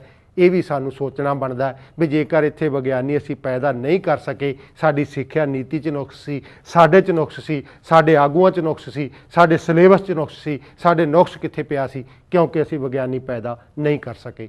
ਇੰਨੀਆਂ ਕੁਰਬਾਨੀਆਂ ਕਰਕੇ ਕੀਤੀ ਹੋਈ ਗੋਲ ਧਰਤੀ ਨੂੰ ਅੱਜ ਦਾ ਜੋਤਿਸ਼ ਸੂਰਜ ਨੂੰ ਇਹਦੇ ਦੁਆਲੇ ਘੁਮਾ ਕੇ ਜੇਕਰ ਜਨਮ ਪੱਤਰੀ ਬਣਾਉਂਦਾ ਤਾਂ ਆਪਾਂ ਉਸ ਜਨਮ ਪੱਤਰੀ ਦਾ ਵੀ ਲੇਖਾ ਜੋਖਾ ਕਰਦੇ ਹਾਂ। ਜੋਤਸ਼ੀ ਜੀ ਮਹਾਰਾਜ ਆ ਕੱਢਣ ਲੱਗੇ ਹਾਂ ਅਸੀਂ ਤੁਹਾਡੀ ਕਿਤਾਬ, ਇਹਦੇ ਨਹੀਂ ਜਲਾ ਧਿਆਨ ਮਾਰ ਲਿਓ, ਅਸੀਂ ਤੁਹਾਡੇ ਵਾਂਗ ਜਨਮ ਪੱਤਰੀਆਂ ਵੀ ਬਣਾਉਣੀਆਂ, ਅਸੀਂ ਉਸ ਇੱਕ ਬੱਚੇ ਨੂੰ ਪੈਦਾ ਕਰਨਾ ਹੈ। ਤੁਸੀਂ ਕਿੱਡਾ ਪਖੰਡ ਲੋਕਾਂ ਦੇ ਨਾਲ ਰਚਦੇ ਆ, ਉਹ ਸਾਰਾ ਕੁਝ ਅਸੀਂ ਤੁਹਾਨੂੰ ਵਿਖਾਉਣ ਲੱਗੇ ਹਾਂ। ਆ ਜਾਓ ਆਪਾਂ ਜਨਮ ਪੱਤਰੀ ਬਣਾਈਏ, ਇੱਕ ਸ਼ਹਿਰ ਦਾ ਨਕਸ਼ਾ ਬਣਾ ਕੇ ਤੁਹਾਡੇ ਸਾਹਮਣੇ ਅਸੀਂ ਜਗਰਾਓਂ ਸ਼ਹਿਰ ਦਾ ਨਕਸ਼ਾ ਬਣਾਉਣ ਲੱਗੇ ਹਾਂ। ਆਮ ਕਰਕੇ ਇਹਦਾ ਸਾਰਾ ਕੁਝ ਲਿਖਿਆ ਹੋਇਆ ਹੀ ਆ, ਪਰ ਕਈ ਵਾਰੀ ਟੀਵੀ ਸਕਰੀਨ 'ਤੇ ਨਜ਼ਰ ਨਹੀਂ ਆਉਂਦਾ। ਮੈਂ ਉਹ ਵੀ ਤੁਹਾਨੂੰ ਥੋੜ੍ਹਾ ਜਿਹਾ ਦੱਸ ਦਿਆਂ। ਇਸ ਪਾਸੇ ਬੱਸ ਅੱਡਾ ਜਗਰਾਓਂ ਹੈ, ਮੋਗਾ ਰੋਡ 'ਤੇ ਪਰਲੇ ਪਾਸੇ ਸ਼ੇਰਪੁਰ ਚੌਂਕ ਜਗਰਾਓਂ ਹੈ, ਇੱਧਰ ਲਾਲਾ ਲਾਜਪਤ ਰਾਏ ਕਾਲਜ ਇੱਕ ਮੰਡੀ ਲੰਘ ਕੇ ਜਗਰਾਓਂ 'ਚ ਆਉਂਦਾ ਹੈ, ਅਤੇ ਉੱਥੇ ਕਮਲ ਚੌਂਕ ਹੈ, ਕੋਸ ਤੋਂ ਬਿਲਕੁਲ ਸਾਹਮਣੀ ਸੜਕ 'ਤੇ ਕਮਲ ਚੌਂਕ ਹੈ। ਕਮਲ ਚੌਂਕ ਤੋਂ ਵਾਪਸ ਫਿਰ ਆਪਾਂ ਬੱਸ ਅੱਡੇ ਨੂੰ ਜਾਂਦੇ ਹਾਂ ਜਿੱਥੋਂ ਦੀ ਰੇਲਵੇ ਪੁਲ ਬਣਿਆ ਹੋਇਆ ਹੈ। ਇਸ ਸਾਰੇ ਕਾਸੇ ਦੇ ਵਿਚਾਲੇ ਰੇਲਵੇ ਸਟੇਸ਼ਨ ਹੈ ਜਿੱਥੇ ਆਪਾਂ ਇੱਕ ਬੱਚੇ ਨੂੰ ਪੈਦਾ ਕਰਨਾ, ਉਸ ਬੱਚੇ ਦੀ ਆਪਾਂ ਜਨਮ ਪੱਤਰੀ ਬਣਾਉਣੀ ਹੈ। ਇਹਨਾਂ ਜੋਤਸ਼ੀਆਂ ਦੇ ਅਨੁਸਾਰ ਆਪਾਂ ਸਾਰਾ ਕੁਝ ਕਰਨਾ ਤਾਂ ਕਿ ਇਹਨਾਂ ਦੇ ਝੂਠ ਨੂੰ ਆਪਾਂ ਬਿਲਕੁਲ ਨੰਗਾ ਕਰ ਸਕੀਏ, ਸਧਾਰਨ ਲੋਕ ਵੀ ਇਹ ਸਮਝ ਸਕਣ ਵੀ ਸਾਡੇ ਨਾਲ ਕਿੱਡਾ ਪਖੰਡ ਕਰਦੇ ਆ ਇਹ ਲੋਕ। ਆਪਾਂ ਇਹ ਜਨਮ ਪੱਤਰੀ ਬਣਾਉਣ ਵੇਲੇ ਆਪਾਂ ਨੂੰ 2 ਗੱਲਾਂ ਦੀ ਲੋੜ ਪੈਣੀ ਹੈ, ਇੱਕ ਜਨਮ ਸਮਾਂ ਅਤੇ ਇੱਕ ਜਨਮ ਸਥਾਨ। ਹੁਣ ਜਨਮ ਸਮਾਂ ਇਹਦਾ ਰੇਲਵੇ ਸਟੇਸ਼ਨ ਤੇ ਜਿਹੜਾ ਜੰਮਣ ਦਾ, ਆਪਾਂ ਪਹਿਲਾਂ ਸਮੇਂ ਨੂੰ ਤੱਕੜੀ 'ਚ ਪਾਈਏ ਵੀ ਸਮਾਂ ਕੀ ਠੀਕ ਹੋ ਸਕਦਾ। ਜੋਤਿਸ਼ ਕਹਿੰਦਾ ਕਿ ਕਿਸੇ ਵੀ ਬੱਚੇ ਦੀ ਠੀਕ ਜਨਮ ਪੱਤਰੀ ਬਣਾਉਣ ਵਾਸਤੇ 30 ਸੈਕਿੰਡ ਤੱਕ ਦੀ, ਮਿੰਟ ਦੀ ਨਹੀਂ, ਕਈ ਵਾਰੀ ਭੁਲੇਖਾ ਹੁੰਦਾ ਵੀ ਸ਼ਾਇਦ ਮਿੰਟ ਕਹਿਤਾ, ਮਿੰਟ ਨਹੀਂ 30 ਸੈਕਿੰਡ ਤੱਕ ਦੀ ਜਾਣਕਾਰੀ ਹੋਣੀ ਜ਼ਰੂਰੀ। ਜੋਤਸ਼ੀ ਜੀ ਕੀ ਤੁਸੀਂ ਇਸ ਗੱਲ ਨਾਲ ਸਹਿਮਤ ਹੈ? ਤੁਸੀਂ ਆਪਦੀਆਂ ਘੜੀਆਂ ਹੀ ਦੇਖ ਲਓ ਵੀ ਤੁਹਾਡੀਆਂ ਘੜੀਆਂ ਤੇ ਕੀ ਟਾਈਮ ਹੈ ਤੇ ਦੂਜਿਆਂ ਦੀਆਂ ਤੇ ਕੀ ਆ ਜਿਹੜੇ ਕੋਲੇ ਬੈਠੇ ਆ। ਜਦੋਂ ਆਪਾਂ ਟਾਈਮ ਦੇਖਦੇ ਆ ਆਪਾਂ ਨੂੰ ਪਤਾ ਹੁਣ ਇਸ ਵੇਲੇ 9 ਵਜੇ ਹੋਏ ਆ, ਕਿਸੇ ਦੀ ਘੜੀ ਤੇ 9:05 ਵੀ ਹੋਏ ਆ, ਕਿਸੇ ਦੀ ਘੜੀ ਤੇ 9:02 ਵੀ ਆ, ਤੇ ਕਿਸੇ ਦੇ 2-1-2 ਮਿੰਟ ਰਹਿੰਦੇ ਵੀ ਆ। ਤੇ ਫਿਰ ਮੇਰੇ ਪਿਆਰਿਓ ਲੋਕੋ, ਮੇਰਾ ਤੁਹਾਨੂੰ ਸਵਾਲ ਹੈ ਵੀ ਤੁਸੀਂ ਕਿਹੜੀ ਘੜੀ ਫਿਰ ਹਸਪਤਾਲ ਲੈ ਕੇ ਜਾਂਦੇ ਆ ਜਿਹੜੀ 30 ਸੈਕਿੰਡ ਤੱਕ ਦੀ ਕੈਲਕੂਲੇਸ਼ਨ ਕਰਕੇ, ਗਿਣਤੀ ਕਰਕੇ ਤੁਹਾਨੂੰ ਦੱਸਦੀ ਹੈ? ਇਹ ਡਫੂੰਗ ਨਹੀਂ ਤੁਹਾਡੇ ਨਾਲ। ਆਪਾਂ ਅਗਲੀ ਗੱਲ ਕਰੀਏ ਜਨਮ ਸਮੇਂ ਦੀ। ਜਨਮ ਸਮੇਂ ਦਾ ਮਿੰਟ ਜਾਂ ਸੈਕਿੰਡ ਦਾ ਟੱਚ ਕਦੇ ਵੀ ਕਿਸੇ ਬੱਚੇ ਦੇ ਜਨਮ ਤੇ ਲੱਗ ਹੀ ਨਹੀਂ ਸਕਦਾ, ਨਾ ਹੀ ਇਹਨਾਂ ਮੁਤਾਬਕ, ਜੋਤਸ਼ੀਆਂ ਮੁਤਾਬਕ, ਤੇ ਨਾ ਹੀ ਆਪਣੇ ਮੁਤਾਬਕ ਆਪਾਂ ਨਹੀਂ ਲਾ ਸਕਦੇ। ਕਾਰਨ ਕੀ ਹੈ? ਕਿਉਂਕਿ ਜਨਮ ਦਾ ਸਮਾਂ ਇੱਕ ਲੰਬਾ ਸਮਾਂ ਹੈ। ਬੱਚਾ ਮਾਂ ਦੇ ਪੇਟ ਚੋਂ ਬਾਹਰ ਆਉਂਦਾ, ਉਸ ਤੋਂ ਬਾਅਦ ਨਾੜੂਆ ਕੱਟਿਆ ਜਾਂਦਾ ਹੈ, ਉਸ ਤੋਂ ਬਾਅਦ ਸਾਹ ਕਿਰਿਆ ਚਾਲੂ ਹੁੰਦੀ ਹੈ। ਤੁਸੀਂ ਕਿਹਨੂੰ ਜਨਮ ਕਹੋਗੇ ਜੋਤਸ਼ੀ ਜੀ? ਤੁਹਾਡੀਆਂ ਸਾਰੀਆਂ ਕਿਤਾਬਾਂ ਇਹਦੇ ਤੇ ਪਾਟੋ ਧਾੜ ਹੋਈਆਂ, ਮੈਂ ਪੜ੍ਹੀਆਂ ਖੁਦ। ਕੁਝ ਕਹਿੰਦੀਆਂ ਅੰਗ ਬਾਹਰ ਆਏ ਤੋਂ ਜਨਮ ਗਿਣਿਆ ਜਾਊ, ਕੁਝ ਜੋਤਸ਼ੀ ਕਹਿੰਦੇ ਆ ਨਾੜੂਆ ਕੱਟਣ ਨੂੰ ਅਸੀਂ ਤਾਂ ਜਨਮ ਗਿਣਾਂਗੇ, ਤੇ ਤੀਜਾ ਕਹਿੰਦਾ ਮੈਂ ਤਾਂ ਸਾਹ ਕਿਰਿਆ ਚੱਲਣ ਨੂੰ ਜਨਮ ਗਿਣੂਗਾ, ਨਾੜੂਆ ਤਾਂ ਮਰੇ ਦਾ ਵੀ ਕੱਟਣਾ ਪੈਣਾ ਹੈ। ਤੇ ਤੁਸੀਂ 30 ਸੈਕਿੰਡ ਵਾਲੀ ਸਾਨੂੰ ਗੱਲ ਤਾਂ ਲਾਗੂ ਕਰਕੇ ਵਿਖਾਓ। ਇਹਨਾਂ ਤਿੰਨਾਂ ਕਿਰਿਆਵਾਂ 'ਚ 3-4 ਮਿੰਟ ਦਾ ਅੰਤਰ ਹੈ, ਤੁਸੀਂ ਕਿੱਥੇ ਲਾਗੂ ਕਰੋਗੇ? ਸਾਨੂੰ ਟੱਚ ਲਾ ਕੇ ਵਿਖਾਓ ਤੇ ਮੈਂ ਤੁਹਾਨੂੰ ਤੁਹਾਡੀਆਂ ਕਿਤਾਬਾਂ ਵਿਖਾਉਣਾ ਜਿਹੜੀਆਂ ਇਹ ਕਹਿੰਦੀਆਂ ਵੀ ਵੱਖਰੀ ਵੱਖਰੀ ਵਿਚਾਰਧਾਰਾ ਦਿੰਦੀਆਂ। 3-4 ਮਿੰਟ ਦਾ ਤਾਂ ਤੁਹਾਡੀ ਮੁੱਢਲੀ ਇਕਾਈ 'ਚ ਹੀ ਨੁਕਸ ਆ, ਇਹਨੂੰ ਪਹਿਲਾਂ ਲੋਟ ਕਰ ਲਓ ਕਿਰਪਾ ਕਰਕੇ। ਇੱਕ ਸਵਾਲ ਮੈਂ ਤੁਹਾਨੂੰ ਹੋਰ ਕਰਨ ਜਾ ਰਿਹਾ, ਮੇਰੇ ਪਿਆਰੇ ਲੋਕ ਜਿਹੜੇ ਤੁਹਾਨੂੰ ਮੰਨਣ ਵਾਲਿਆਂ 'ਚ ਬਹੁਤਾ ਕਰਕੇ ਸ਼ਹਿਰ ਦੇ ਲੋਕ ਵੀ ਸ਼ਾਮਲ ਹੈ। ਜਦੋਂ ਕੋਈ ਭੈਣ ਗਰਭਵਤੀ ਹੁੰਦੀ ਹੈ ਨਾ, ਡਾਕਟਰ ਉਹਨੂੰ, ਅਸੀਂ ਡਾਕਟਰ ਕੋਲੇ ਚੈੱਕਅਪ ਕਰਾਉਣ ਜਾਂਦੇ ਆ ਤਾਂ ਡਾਕਟਰ ਇੱਕ ਪੱਤਰਕਾ ਬਣਾ ਕੇ ਦਿੰਦਾ ਕਿ ਇਸ ਦਿਨ ਇਸ ਬੱਚੇ ਦਾ ਜਨਮ ਹੋਣਾ ਹੈ, ਜੇਕਰ ਇਸ ਦਿਨ ਤੱਕ ਜਨਮ ਬੱਚੇ ਦਾ ਨਹੀਂ ਹੁੰਦਾ ਤਾਂ ਤੁਸੀਂ ਹਸਪਤਾਲ ਆ ਕੇ ਦਾਖਲ ਹੋ ਜਾਣਾ ਹੈ, ਤਾਂ ਕਿ ਇਸ ਬੱਚੇ ਦਾ ਵੇਟ, ਇਸ ਬੱਚੇ ਦਾ ਵਿਆਸ ਇੰਨਾ ਨਾ ਵੱਧ ਜਾਵੇ ਵੀ ਆਪਾਂ ਨੂੰ ਨਾ ਚਾਹੁੰਦਿਆਂ ਹੋਇਆਂ ਵੀ ਆਪਰੇਸ਼ਨ ਕਰਨਾ ਪਵੇ। ਪਰ ਜਦੋਂ ਸਾਨੂੰ ਉਹ ਪੱਤਰਕਾ ਬਣਾ ਕੇ ਦਿੰਦਾ ਤਾਂ ਜਿਹੜੇ ਲੋਕ ਜੋਤਿਸ਼ ਨੂੰ ਮੰਨਦੇ ਆ ਉਹ ਉਸ ਸਾਰੀ ਤਰੀਕ ਨੂੰ ਲੈ ਕੇ ਜੋਤਸ਼ੀ ਦੇ ਦਰਵਾਜ਼ਾ ਜਾ ਖੜਕਾਉਂਦੇ ਆ ਵੀ ਜੋਤਸ਼ੀ ਜੀ ਸਾਨੂੰ ਡਾਕਟਰ ਨੇ ਆ ਸਮਾਂ ਦਿੱਤਾ ਬੱਚਾ ਪੈਦਾ ਕਰਨ ਦਾ, ਮਾੜਾ ਜਿਹਾ ਆਪਦੇ ਗ੍ਰਹਿਆਂ ਨੂੰ ਖੋਲ੍ਹ ਕੇ ਵੇਖਿਓ ਵੀ ਕਿਸੇ ਗ੍ਰਹਿ ਕੋਲੇ ਕਿਤੇ ਲਾਲ ਝੰਡਾ ਤਾਂ ਨਹੀਂ, ਸਾਰਿਆਂ ਕੋਲੇ ਹਰੇ ਹੀ ਹੈ। ਫਿਰ ਤੁਸੀਂ ਆ ਜਿਹੜਾ ਕੁਛ ਅਸੀਂ ਬਣਾਉਣ ਲੱਗੇ ਆ ਖੋਲ੍ਹ ਕੇ ਲੋਕਾਂ ਨਾਲ ਇੱਕ ਹੋਰ ਪਖੰਡ ਕਰਦੇ ਆ, ਉਸ ਪਖੰਡ ਦੀ ਮੈਂ ਤੁਹਾਡੇ ਨਾਲ ਗੱਲ ਕਰ ਲਾਂ ਵੀ ਕੀ ਤੁਸੀਂ ਉਹਨੂੰ ਜਨਮ ਮੰਨੋਗੇ? 40% ਜਨਮ ਜੇਕਰ ਆਪਾਂ ਦੇਖੀਏ ਤਾਂ ਵੱਡੇ ਆਪਰੇਸ਼ਨ ਦੇ ਨਾਲ ਹੋਣ ਦਾ ਕਾਰਨ ਸਿਰਫ ਤੇ ਸਿਰਫ ਉਹਦੇ 'ਚੋਂ ਵੱਡਾ ਹਿੱਸਾ ਜੋਤਿਸ਼ ਦਾ ਹੁੰਦਾ ਹੈ, ਪਰ 10% ਜਨਮ ਸਾਡਾ ਕੁਦਰਤੀ ਵੀ ਹੈ। ਉਹਦੇ ਮਗਰ ਮਤਲਬ ਕੁਦਰਤੀ ਤੌਰ ਤੇ ਇੱਕ ਇਹੋ ਜਿਹਾ ਸਾਡੇ ਸਰੀਰ ਦੇ ਵਿਆਸ ਦਾ ਵਧਣਾ ਜਿਹਦੇ ਕਰਕੇ ਉਹ 10% ਜਨਮ ਉਸ ਕਰਕੇ ਵੀ ਆਪਰੇਸ਼ਨ ਰਾਹੀਂ ਹੁੰਦੇ ਆ। ਉਹ ਕੀ ਹੈ? ਸਾਡੇ ਸਿਰ ਦਾ ਵਿਆਸ ਇਸ ਵੇਲੇ 1400 ਸੀਸੀ ਹੋ ਗਿਆ, 1400 ਕਿਊਬਿਕ ਸੈਂਟੀਮੀਟਰ ਹੋ ਗਿਆ। 600-700 ਕਿਊਬਿਕ ਸੈਂਟੀਮੀਟਰ ਤੋਂ ਵੱਧਦਾ ਹੋਇਆ ਅੱਜ 1400 ਕਿਊਬਿਕ ਸੈਂਟੀਮੀਟਰ ਤੇ ਜਾ ਵੜਿਆ। ਤੇ ਸਾਡੀ ਭੋਲੀ ਮਾਂ ਭਾਵੇਂ ਅੱਜ ਦੀਆਂ ਪੜ੍ਹੀਆਂ ਲਿਖੀਆਂ ਨੂੰ ਇਹ ਤਾਨਾ ਵੀ ਮਾਰਦੀ ਹੈ ਵੀ ਅੱਜ ਕੱਲ੍ਹ ਦੀਆਂ ਨੂੰ ਤਾਂ ਜਵਾਕ ਵੀ ਨਹੀਂ ਜੰਮਣੇ ਆਉਂਦੇ, ਹਸਪਤਾਲ ਜਾ ਕੇ ਜੰਮਦੀਆਂ। ਉਹ ਭੁੱਲ ਗਏ, ਤੈਨੂੰ ਨਹੀਂ ਪਤਾ ਇਹ ਸਾਡੇ ਸਰੀਰਕ ਢਾਂਚੇ ਦਾ ਨੁਕਸ ਹੋ ਗਿਆ। ਸਾਡੇ ਸਿਰ ਦਾ ਵਿਆਸ 1400 ਕਿਊਬਿਕ ਸੈਂਟੀਮੀਟਰ ਹੋ ਗਿਆ। ਕਈ ਵਾਰੀ ਉਹ ਮਾਂ ਦੇ ਪੇਟ 'ਚ ਇੰਨਾ ਵੱਧ ਜਾਂਦਾ ਵੀ ਉਹਨੂੰ ਮਾਂ ਕੁਦਰਤੀ ਰੂਪ 'ਚ ਬੱਚਾ ਜਨਮ ਹੀ ਨਹੀਂ ਲੈ ਸਕਦਾ। ਉਹ 10% ਕਾਰਨ ਹੈ, ਪਰ ਤੁਸੀਂ ਜਾਣਦੇ ਆ ਜੋਤਸ਼ੀ ਜੀ ਬਈ 20-25% ਕਾਰਨ ਤੁਹਾਡਾ ਹੈ ਇਹਨਾਂ ਵੱਡੇ ਆਪਰੇਸ਼ਨਾਂ ਦੇ ਮਗਰ। ਹੁਣ ਕੀ ਹੈ? ਤੁਸੀਂ ਉਸ ਔਰਤ ਨੂੰ ਇਹ ਨਹੀਂ ਸਮਝਾਉਂਦੇ ਵੀ ਬੱਚੇ ਨੂੰ ਪੂਰਾ ਜਨਮ ਲੈਣ ਦਿਓ। ਤੁਸੀਂ ਜਦੋਂ ਆਉਂਦੀ ਹੈ ਡਰੀ ਹੋਈ ਤਾਂ ਉਹ ਵਿਚਾਰੀ ਪਹਿਲਾਂ ਹੀ ਹੁੰਦੀ ਹੈ, ਉਹਨੂੰ ਹੋਰ ਡਰਾਉਂਦੇ ਆ ਵੀ ਭੁੱਲ ਗਏ ਮਾਵੇਂ ਜੇਕਰ ਤੂੰ ਬੱਚੇ ਨੂੰ ਉਦੋਂ ਪੈਦਾ ਕਰ ਲਿਆ ਨਾ ਜਦੋਂ ਡਾਕਟਰ ਨੇ ਕਿਹਾ, ਉਦੋਂ ਤਾਂ ਬੱਚਾ ਮੰਗਲੀਕ ਪੈਦਾ ਹੋਊਗਾ। ਹੁਣ ਮੰਗਲੀਕ ਇਹਨਾਂ ਨੂੰ ਕਿਹਨੇ ਦੱਸਿਆ? ਇਹ ਆਪਾਂ ਮਗਰੋਂ ਇੱਕ ਜਨਮ ਕੁੰਡਲੀ ਬਣਾਉਣੀ ਮੰਗਲੀਕ ਦੀ, ਉਹਦੇ 'ਚ ਪਤਾ ਲੱਗੂਗਾ ਵੀ ਮੰਗਲੀਕ ਬੱਚਾ ਕਿਵੇਂ ਹੁੰਦਾ। ਆਪਾਂ ਇਹਨਾਂ ਨੇ ਜਦੋਂ ਡਰਾਇਆ ਤੇ ਉਹਦਾ ਮੱਥਾ ਠਣਕਦਾ ਵੀ ਜੇਕਰ ਮੰਗਲੀਕ ਹੋਇਆ ਨਾ ਬੱਚਾ ਪੈਦਾ ਤੇ ਵਿਆਹ ਦਾ ਬੜਾ ਝੰਜਟ ਪਊ। ਫਿਰ ਉਹ ਜੋਤਸ਼ੀ ਨੂੰ ਕਹਿੰਦੀ ਹੈ, ਜੋਤਸ਼ੀ ਜੀ ਤੁਸੀਂ ਫਿਰ ਆਪਣਾ ਟਾਈਮ ਦੇ ਦਿਓ, ਜਿਹੜਾ ਟਾਈਮ ਤੁਸੀਂ ਦੱਸੋਗੇ ਅਸੀਂ ਬੱਚਾ ਹੀ ਉਦੋਂ ਪੈਦਾ ਕਰ ਲੈਂਦੇ। ਤੇ ਫਿਰ ਜੋਤਸ਼ੀ ਨੂੰ ਇਹ ਯਕੀਨ ਨਹੀਂ ਕਿ ਬੱਚਾ ਕਿਹੜੇ ਦਿਨ ਪੈਦਾ ਹੋਣਾ ਹੈ, ਜਿਹੜੇ ਦਿਨ ਪੈਦਾ ਹੋਣਾ ਮੈਂ ਉਸ ਦਿਨ ਤੱਕ ਦੀ ਉਡੀਕ ਕਰ ਲਾਂ, ਨਹੀਂ, ਕਿਉਂਕਿ ਡਾਕਟਰ ਨੇ ਦਿਨ ਗਿਣ ਕੇ ਦੱਸਿਆ ਮੱਝ ਦਾ ਬੱਚਾ ਮਾਂ ਦੇ ਪੇਟ ਦੇ ਵਿੱਚ 310 ਦਿਨ ਰਹਿੰਦਾ ਹੈ, ਗਾਂ ਦਾ ਬੱਚਾ ਆਪਦੀ ਮਾਂ ਦੇ ਪੇਟ 'ਚ 285 ਦਿਨ ਰਹਿੰਦਾ ਹੈ, ਅਸੀਂ ਆਪਦੀ ਮਾਂ ਦੇ ਪੇਟ 'ਚ 280 ਦਿਨ ਰਹਿਣਾ। ਡਾਕਟਰ ਨੇ ਪੂਰੇ 280 ਦਿਨ ਗਿਣ ਕੇ ਦੱਸਿਆ ਹੋਇਆ, ਪਰ ਜੋਤਸ਼ੀ ਉਹਦੇ ਵਿੱਚੋਂ 10-15 ਦਿਨਾਂ ਦਾ ਲਾ ਕੇ ਕੱਟ ਉਹਨੂੰ ਕਹਿੰਦੇ ਆ ਇਸ ਦਿਨਾਂ ਤੇ ਫਿਰ ਇਸ ਬੱਚੇ ਨੂੰ ਪੈਦਾ ਕਰੋ। ਇਸ ਵੇਲੇ ਸਾਰੇ ਗ੍ਰਹਿਆਂ ਕੋਲੇ ਹਰੇ ਝੰਡੇ ਹੈ। ਉਹ ਤੁਸੀਂ ਮਾਂ ਦੇ ਪੇਟ ਦੇ ਉਹਦੇ 15 ਦਿਨ ਖੋਲਿਓ ਦੋਸ਼ੀਓ, ਉਹਦੇ 15 ਦਿਨ ਉਹਨੂੰ ਸਤਮਾਹਾਂ ਪੈਦਾ ਕਰਨ ਦੀ ਕੋਸ਼ਿਸ਼ ਕੀਤੀ ਹੈ। ਉਹਦੀ ਜ਼ਿੰਦਗੀ ਦਾ ਇੱਕ ਮਾਂ ਦੇ ਪੇਟ ਦਾ ਹਿੱਸਾ ਹੀ ਤੁਸੀਂ ਖੋਲਿਆ, ਤੁਸੀਂ ਉਹਦੀ ਤੰਦਰੁਸਤੀ 'ਚ ਸ਼ਾਮਲ ਨਹੀਂ ਹੋਏ, ਤੁਸੀਂ ਉਹਨੂੰ ਬਿਮਾਰ ਕਰਨ 'ਚ ਹਿੱਸਾ ਪਾਇਆ। ਇਸ ਮੈਨੂੰ ਤੁਸੀਂ ਦੱਸੋ, ਜਿਹੜੇ ਬੱਚੇ ਦੀ ਮਾਂ ਦੇ ਪੇਟ 'ਚੋਂ 15 ਦਿਨ ਪਹਿਲਾਂ ਬਾਹਰ ਆ ਗਿਆ, ਜਿਹੜੇ ਬੱਚੇ ਦਾ ਨਾੜੂਆ 15 ਦਿਨ ਪਹਿਲਾਂ ਕੱਟਿਆ ਗਿਆ, ਜਿਹੜੇ ਬੱਚੇ ਦੀ ਸਾਹ ਕਿਰਿਆ 15 ਦਿਨ ਪਹਿਲਾਂ ਚੱਲ ਪਈ, ਕੀ ਉਹਨੂੰ ਉੱਪਰਲੇ ਦਾ ਕਿਹਾ ਤੁਸੀਂ ਜਨਮ ਕਹੋਗੇ?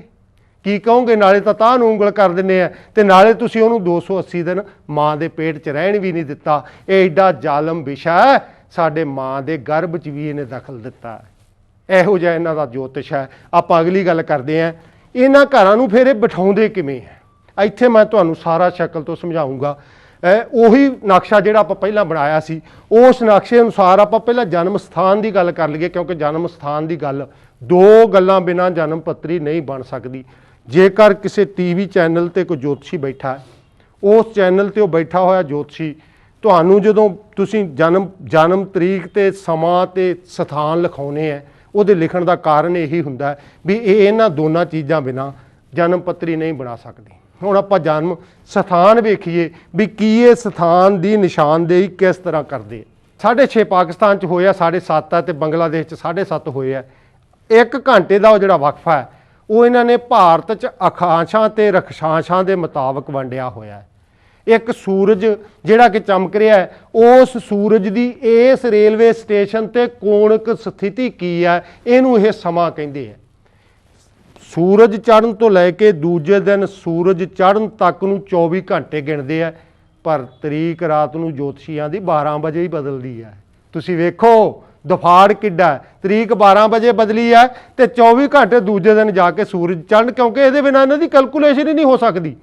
ਕੈਲਕੂਲੇਸ਼ਨ ਕਰਨ ਦੇ ਮਾਰਿਆਂ ਨੇ ਵਿਗਿਆਨ ਦੀਆਂ ਸਾਰੀਆਂ ਸੱਚਾਈਆਂ ਨੂੰ ਖੂਹ 'ਚ ਸਿੱਟ ਕੇ ਸਿਰਫ ਆਪਦੀਆਂ ਉਹਨਾਂ ਗੱਲਾਂ ਨੂੰ ਲਾਗੂ ਕਰ ਲਿਆ ਜਿਹੜੀਆਂ ਇਹਨਾਂ ਦੀ ਕੈਲਕੂਲੇਸ਼ਨ 'ਚ ਮਦਦ ਕਰਦੀਆਂ ਸੀ। ਵੇਖੋ ਸਾਡੇ ਨਾਲ ਕਿੱਡਾ ਧੋਖਾ ਕੀਤਾ ਇਹਨਾਂ ਨੇ। ਹੁਣ ਜਨਮ ਸਥਾਨ ਦੀ ਆਪਾਂ ਗੱਲ ਕਰੀਏ, ਇਹਨਾਂ ਨੇ ਕੋਣਕ ਸਥਿਤੀ ਬਣਾ ਲਈ ਰੇਲਵੇ ਸਟੇਸ਼ਨ ਤੇ। ਜੋਤਸ਼ੀ ਜੀ ਸਾਡਾ ਸਵਾਲ ਹੈ ਤੁਹਾਨੂੰ, ਇੱਕ ਜਹਾਜ਼ ਉੱਡਦਾ ਉਸੇ ਜਗਰਾਓਂ ਤੇ, ਉਸ ਜਗਰਾਓਂ ਤੇ ਉਸ ਰੇਲਵੇ ਸਟੇਸ਼ਨ ਦੇ ਉੱਪਰ ਜਹਾਜ਼ ਆ ਗਿਆ, ਉੱਥੇ ਬੱਚਾ ਪੈਦਾ ਹੋਣਾ ਸ਼ੁਰੂ ਹੋ ਗਿਆ, ਉਹ ਜਹਾਜ਼ ਚੱਲਿਆ ਜਾਂਦਾ, ਤੁਰਿਆ ਜਾਂਦਾ, ਅਨੇਕਾਂ ਅਖਾਂਸ਼ਾਂ ਤੇ ਰਖਾਂਸ਼ਾਂ ਉਹਨੇ ਲੰਘ ਜਾਣੀਆਂ ਜਦੋਂ ਨੂੰ ਬੱਚੇ ਨੇ ਜਨਮ ਲੈਣਾ। ਤੇ ਕੀ ਧਰਤੀ ਖੜੀ ਹੈ? ਜੇ ਤੁਸੀਂ ਉਹਦੀ ਜਨਮ ਪੱਤਰੀ ਨਹੀਂ ਬਣਾ ਸਕਦੇ ਜਿਹਦੀਆਂ ਅਖਾਂਸ਼ਾਂ ਤੇ ਰਖਸ਼ਾਂਸ਼ਾਂ ਤੇ ਕੋਣਕ ਸਥਿਤੀ ਹਰ ਵੇਲੇ ਬਦਲ ਰਹੀ ਹੈ, ਤੇ ਕੀ ਇੱਥੇ ਨਹੀਂ ਬਦਲ ਰਹੀ? ਇੱਥੇ ਵੀ ਪਹਿਲਾਂ ਮਾਂ ਦੇ ਗਰਭ ਚੋਂ ਬਾਹਰ ਆਉਣ ਵੇਲੇ ਬੱਚੇ ਦੇ ਕੋਣਕ ਸਥਿਤੀ ਬਦਲੀ, ਉਸ ਤੋਂ ਬਾਅਦ ਨਾੜੂਆ ਕੱਟਣ ਵੇਲੇ ਬਦਲੀ, ਉਸ ਤੋਂ ਬਾਅਦ ਸਾਹ ਕਿਰਿਆ ਚੱਲਣ ਵੇਲੇ ਬਦਲੀ। ਤੁਸੀਂ ਸਾਡੇ ਨਾਲ ਮੇਜ਼ ਤੇ ਤਾਂ ਬੈਠੋ, ਲੋਕਾਂ ਨੂੰ ਨਾ ਗੁੰਮਰਾਹ ਕਰੋ। ਸਾਡੇ ਨਾਲ ਮੇਜ਼ ਤੇ ਆਓ, ਅਸੀਂ 5 ਲੱਖ ਤੁਹਾਨੂੰ ਹੱਥ 'ਚ ਵੀ ਫੜਾਈਏ। ਤੁਹਾਨੂੰ ਇਹੋ ਜਿਹੇ ਸਵਾਲ ਹੈ ਜਿਹੜੇ ਅਸੀਂ ਕਰਨੇ ਆ। ਤੁਸੀਂ ਆਏ ਨਾ ਕਹੋ ਖਨੀ ਅੱਗ 'ਚ ਤੁਰਨ ਦਾ ਕਰਦੇ ਆ ਜਾਂ ਪਾਣੀ ਤੇ ਚੱਲਣ ਦਾ, ਕੋਈ ਉਹੋ ਜਿਹਾ ਸਵਾਲ ਨਹੀਂ। ਤੁਹਾਡੇ ਮੁਤਾਬਕ ਤੁਸੀਂ ਉਹਨੂੰ ਹੱਲ ਕਰ ਸਕਦੇ ਆ, ਤੁਸੀਂ ਵਿਗਿਆਨ ਸਾਬਤ ਕਰਦੇ ਆ, ਤਾਂ ਆਓ ਸਾਡੇ ਨਾਲ ਮੇਜ਼ ਤੇ ਬੈਠੋ, ਆਪਾਂ ਇਹਨੂੰ ਹੱਲ ਕਰੀਏ। ਜਨਮ ਤੇ ਸਥਾਨ ਦਾ ਧਿਆਨ ਰੱਖਦਿਆਂ ਹੋਇਆਂ ਆਪਾਂ ਹੁਣ ਇਹਨਾਂ ਅਨੁਸਾਰ ਇਸ ਬੱਚੇ ਦੀ ਜਨਮ ਕੁੰਡਲੀ ਬਣਾਉਣ ਲੱਗੇ ਆ। ਇਹ ਬੱਚਾ ਇੱਥੇ ਪੈਦਾ ਹੋਇਆ, ਇਸ ਬੱਚੇ ਦੇ ਦੁਆਲੇ ਇਹ ਸਾਰੇ ਘਰਾਂ ਨੂੰ ਗ੍ਰਹਿਆਂ ਨੂੰ ਕਿਸ ਤਰ੍ਹਾਂ ਬਿਠਾਉਂਦੇ ਆ, ਕਿਸ ਤਰ੍ਹਾਂ ਲੋਕਾਂ ਦੇ ਵਿੱਚ ਪ੍ਰਚਾਰਦੇ ਆ, ਉਹ ਸਾਰਾ ਕੁਝ ਮੈਂ ਤੁਹਾਨੂੰ ਸਥਾਨਕ ਲੋਕਾਂ ਨੂੰ ਧਿਆਨ 'ਚ ਰੱਖਦਿਆਂ ਹੋਇਆਂ ਸਥਾਨਕ ਹੀ ਨਕਸ਼ਾ ਬਣਾ ਕੇ ਉਹਦੇ ਦੁਆਲੇ ਸਾਰੇ ਸ਼ਹਿਰ ਦੇ ਉਸ ਸੜਕਾਂ ਉੱਤੇ ਉਹਨਾਂ ਲੋਕਾਂ ਨੂੰ ਘੁਮਾ ਕੇ ਗ੍ਰਹਿਆਂ ਵਾਂਗ ਹੀ ਆਪਾਂ ਇਹ ਤੋਂ ਕੰਮ ਲਵਾਂਗੇ, ਕਿਉਂਕਿ ਸੌਖਾ ਇਸੇ ਤਰ੍ਹਾਂ ਹੀ ਸਮਝਿਆ ਜਾ ਸਕਦਾ। ਇਹਨਾਂ ਨੇ ਕਿਤਾਬਾਂ ਨੂੰ ਐਡਾ ਗੁੰਝਲਦਾਰ ਬਣਾਤਾ ਵੀ ਉਹਨਾਂ ਕਿਤਾਬਾਂ ਨੂੰ ਪੜ੍ਹਨਾ ਕੋਈ ਖਾਲਾ ਜੀ ਦਾ ਵਾੜਾ ਨਹੀਂ। ਮੈਨੂੰ ਤਾਂ ਧੰਨਵਾਦ ਕਰੂੰਗਾ ਮੈਂ ਸਾਥੀ ਪੂਰਨ ਕੌਂਕੇ ਦਾ, ਜਿਨ੍ਹਾਂ ਨੇ ਮੈਨੂੰ ਇਹਦਾ ਲੱਥਾ ਕਰਕੇ ਦੱਸਿਆ। ਮੇਰੀ ਹਿੰਦੀ ਥੋੜ੍ਹੀ ਜਿਹੀ ਕਮਜ਼ੋਰ ਸੀ, ਬਾਕੀ ਉਹਨਾਂ ਨੇ ਸੰਸਕ੍ਰਿਤ ਵੀ ਪੜ੍ਹੀ ਹੈ, ਉਹਨਾਂ ਨੇ ਬਹੁਤ ਸ਼ਬਦਾਂ ਦਾ ਮੈਨੂੰ ਲੱਥਾ ਕਰਕੇ ਦਿੱਤਾ, ਬਹੁਤ ਸਾਰੇ ਕਾਸੇ ਦਾ ਮੈਨੂੰ ਦੱਸਿਆ, ਫੇਰ ਹੀ ਮੈਂ ਇਹਨੂੰ ਪੜ੍ਹਨ ਦੇ ਕਾਮਯਾਬ ਹੋਇਆ। ਸੋ ਆਪਾਂ ਇਹਨੂੰ ਇਸੇ ਅਨੁਸਾਰ ਖੋਲ੍ਹ ਕੇ ਦੇਖੀਏ, ਜੋਤਿਸ਼ ਅਨੁਸਾਰ ਇਹ ਇਸ ਤਰ੍ਹਾਂ ਇਹਨਾਂ ਸਾਰੇ ਇੱਥੇ ਬੱਚਾ ਪੈਦਾ ਹੋਇਆ। ਆ ਜਿਹੜਾ ਇਹਨੂੰ ਇਹ ਲਗਨ ਦਾ ਘਰ ਕਹਿੰਦੇ ਆ, ਇਹ ਘਰ ਹੈ ਕਿੱਥੇ ਅਸਲ 'ਚ? ਜਦੋਂ ਇਹ ਬੱਚਾ ਇੱਥੇ ਰੇਲਵੇ ਸਟੇਸ਼ਨ ਤੇ ਪੈਦਾ ਹੋਇਆ ਤਾਂ ਇਹਨਾਂ ਨੇ ਪੂਰਬ ਵੱਲ ਨੂੰ ਰੇਲਵੇ ਸਟੇਸ਼ਨ ਤੋਂ ਇੱਕ ਸਿੱਧੀ ਲਾਈਨ ਖਿੱਚੀ ਹੈ। ਉਸ ਪੂਰਬ ਦੇ ਵਿੱਚੋਂ ਜਿਹੜੀ ਰਾਸ਼ੀ ਉਦੇ ਹੋ ਰਹੀ ਹੈ, ਜਿਹੜੀ ਰਾਸ਼ੀ ਉਸ ਵੇਲੇ ਬਾਹਰ ਆ ਰਹੀ ਹੈ, ਉਸ ਰਾਸ਼ੀ ਨੂੰ ਇਹ ਲਗਨ ਦਾ ਘਰ ਕਹਿੰਦੇ ਆ। ਤੇ ਉੱਥੇ ਹੀ ਉਹ ਰਾਸ਼ੀ, ਉੱਥੇ ਉਸ ਰਾਸ਼ੀ ਦਾ ਸੁਆਮੀ, ਉੱਥੇ ਉਹਦੇ ਵਿੱਚ ਕਿਹੜਾ ਇਸ ਵੇਲੇ ਗ੍ਰਹਿ ਆਇਆ ਹੋਇਆ ਇਹ ਨੋਟ ਕਰਦੇ ਆ। ਜਿਵੇਂ ਆਪਾਂ ਦੇਖੀਏ ਬਈ MLA ਸਾਹਿਬ ਆ ਜਿਹੜੇ ਉਹ 1 ਨੰਬਰ 'ਚ ਆਏ, ਲਗਨ ਦਾ ਘਰ ਆ। ਉਸ ਵੇਲੇ ਪੂਰਬ ਦੇ ਵਿੱਚ ਉਸ 30 ਡਿਗਰੀ ਦੇ ਕੋਣ ਤੇ ਸਥਾਨਕ MLA ਆ ਜਿਹੜਾ ਜਗਰਾਉਂ ਦਾ, ਉਹ ਗੱਡੀ ਲਈ ਜਾਂਦਾ ਹੈ। ਤੇ ਜਿਹੜਾ 5 ਨੰਬਰ ਹੈ, 5 ਨੰਬਰ ਤੇ SSP ਸਾਹਿਬ। ਉਦੋਂ ਬਾਅਦ 30 ਦੇ ਕੋਣ ਹੋਰ ਆਪਾਂ 3 ਛੱਡਤੇ, ਜਿਹੜਾ ਅਗਲਾ ਕੋਣ ਆ ਉਹ 5 ਨੰਬਰ ਆਉਂਦਾ। 5 ਨੰਬਰ ਕੋਣ 'ਚ SSP ਸਾਹਿਬ ਜਗਰਾਉਂ ਵਾਲੇ ਗੱਡੀ ਲਈ ਆਪਦੀ ਜਾਂਦੇ ਆ। ਇਸੇ ਤਰ੍ਹਾਂ 7 ਨੰਬਰ 'ਚ ਜੋਤਸ਼ੀ ਜੀ ਤੁਰੇ ਜਾਂਦੇ ਆ। ਸੜਕਾਂ ਨੂੰ ਧਿਆਨ 'ਚ ਰੱਖਣਾ ਆਪਾਂ, ਇੱਥੇ ਹੀ ਇਹ ਸਾਰਾ ਕੁਝ ਜਾਂਦਾ। ਗੱਡੀ ਲਈ ਉਹ ਇੱਥੇ ਜਾਂਦੇ ਆ, SSP ਸਾਹਿਬ ਇੱਥੇ ਜਾਂਦੇ ਆ। ਆ ਜਿਹੜਾ ਜਗਰਾਉਂ ਦਾ ਜੋਤਸ਼ੀ ਆ ਉਹ ਇੱਥੇ ਪੈਦਲ ਤੁਰਿਆ ਜਾਂਦਾ। ਤੇ ਇਸੇ ਤਰ੍ਹਾਂ ਲੋਕ ਆਗੂ ਇੱਥੇ ਜਾਂਦਾ। ਇਹ ਸਾਰੇ ਕਾਸੇ ਨੂੰ ਧਿਆਨ 'ਚ ਰੱਖ ਕੇ ਇਹ ਫਿਰ ਘਰਾਂ ਦੇ ਨੰਬਰ ਲਾ ਕੇ, ਉਹਨਾਂ ਰਾਸ਼ੀਆਂ ਦੇ ਨੰਬਰ ਲਾ ਕੇ ਇਹਨਾਂ ਸਾਰਿਆਂ ਨੂੰ ਤੈਅ ਕਰ ਲੈਂਦੇ ਆ ਵੀ ਕੌਣ ਕਿੱਥੇ ਜਾ ਰਿਹਾ। ਜੇ ਇਹਨਾਂ ਨੂੰ ਆਪਾਂ ਚੰਦ ਮੰਨ ਲਈਏ, ਇੱਕ ਨੂੰ ਸੂਰਜ ਮੰਨ ਲਈਏ, ਇੱਕ ਨੂੰ ਬੁੱਧ ਮੰਨ ਲਈਏ, ਇੱਕ ਨੂੰ ਬ੍ਰਹਿਸਪਤੀ ਮੰਨ ਲਈਏ, ਤਾਂ ਇੱਥੇ ਸਮਝ ਲਓ ਵੀ ਉਹ ਗ੍ਰਹਿ ਲਿਖੇ ਜਾਣਗੇ। ਇਸ ਨਕਸ਼ੇ ਦਾ ਆਪਾਂ ਇੰਨਾ ਹੀ ਆਸਰਾ ਲੈਣਾ ਸੀ। ਹੁਣ ਇਸ ਤੋਂ ਮਗਰੋਂ ਆਪਾਂ ਅਗਲੀ ਗੱਲ ਕਰਦੇ ਹਾਂ। ਜਿਹੜਾ ਇਸ ਸਾਰੇ ਕਾਸੇ ਨੂੰ ਫਿਰ ਉਹ ਜਿਹੜੀ ਅਸਲ 'ਚ ਇਹ ਜਨਮ ਪੱਤਰੀ ਬਣਾਉਂਦੇ ਆ, ਜਿਹੜੇ 12 ਘਰ ਬਣਾਉਂਦੇ ਆ, ਉਹਦੇ 'ਚ ਕਿਹੜੇ ਤਰੀਕੇ ਨਾਲ ਫਿੱਟ ਕਰਦੇ ਆ, ਉਹ ਇਹਦੋਂ ਆਪਾਂ ਅਗਲੀ ਸ਼ਕਲ 'ਚ ਸਮਝਦੇ ਹਾਂ। ਅਗਲੀ ਸ਼ਕਲ ਤੁਹਾਨੂੰ ਮੈਂ ਵਿਖਾਉਣ ਜਾ ਰਿਹਾ। ਵੇਖੋ, ਜਗਰਾਉਂ ਰੇਲਵੇ ਸਟੇਸ਼ਨ ਤੇ ਪੈਦਾ ਹੋ ਰਹੇ ਬੱਚੇ ਦੀ ਉਸੇ ਦੀ ਜਨਮ ਪੱਤਰੀ। ਹੁਣ ਇੱਕ ਨੰਬਰ ਦੇ ਵਿੱਚ ਜਿਹੜਾ ਕਿ ਲਗਨ ਦਾ ਘਰ ਆ, ਇਹਦੇ 'ਚ MLA ਸਾਹਿਬ ਇਹਨਾਂ ਨੇ ਲਿਖਿਆ, ਆਪਾਂ ਲਿਖਿਆ ਕਿਉਂਕਿ ਉਹ 1 ਨੰਬਰ 'ਚ ਜਾਂਦੇ ਸੀ। 5 ਨੰਬਰ 'ਚ SSP ਸਾਹਿਬ ਸੀ, ਆਪਾਂ ਲਿਖਤਾ। ਇਸੇ ਤਰ੍ਹਾਂ 7 ਨੰਬਰ ਦੇ ਵਿੱਚ ਜੋਤਸ਼ੀ ਜਗਰਾਉਂ ਜਾਂਦਾ ਸੀ, ਉਹ ਵੀ ਆਪਾਂ ਲਿਖਤਾ।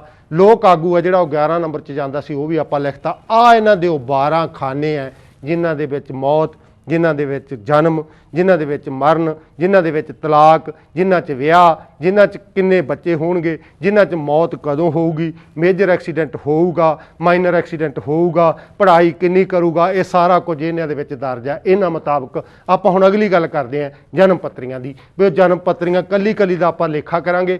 ਇਸ ਬੱਚੇ ਨੂੰ ਜਿਹੜੇ ਨੂੰ ਆਪਾਂ ਜਗਰਾਉਂ ਤੇ ਪੈਦਾ ਕੀਤਾ ਹੈ, ਆਪਾਂ ਜੇ ਇਸੇ ਦੀ ਕੋਈ ਜਨਮ ਪੱਤਰੀ ਨੂੰ ਮੰਨੀਏ ਵੀ ਇਸੇ ਦੀ ਕੋਈ ਜਨਮ ਪੱਤਰੀ ਹੈ, ਤਾਂ ਇਸ ਜਨਮ ਪੱਤਰੀ ਅਨੁਸਾਰ ਇਸ ਪੈਦਾ ਹੋਏ ਬੱਚੇ ਦਾ ਵਿਆਹ ਨਹੀਂ ਹੋ ਸਕਦਾ ਇਹਨਾਂ ਮੁਤਾਬਕ।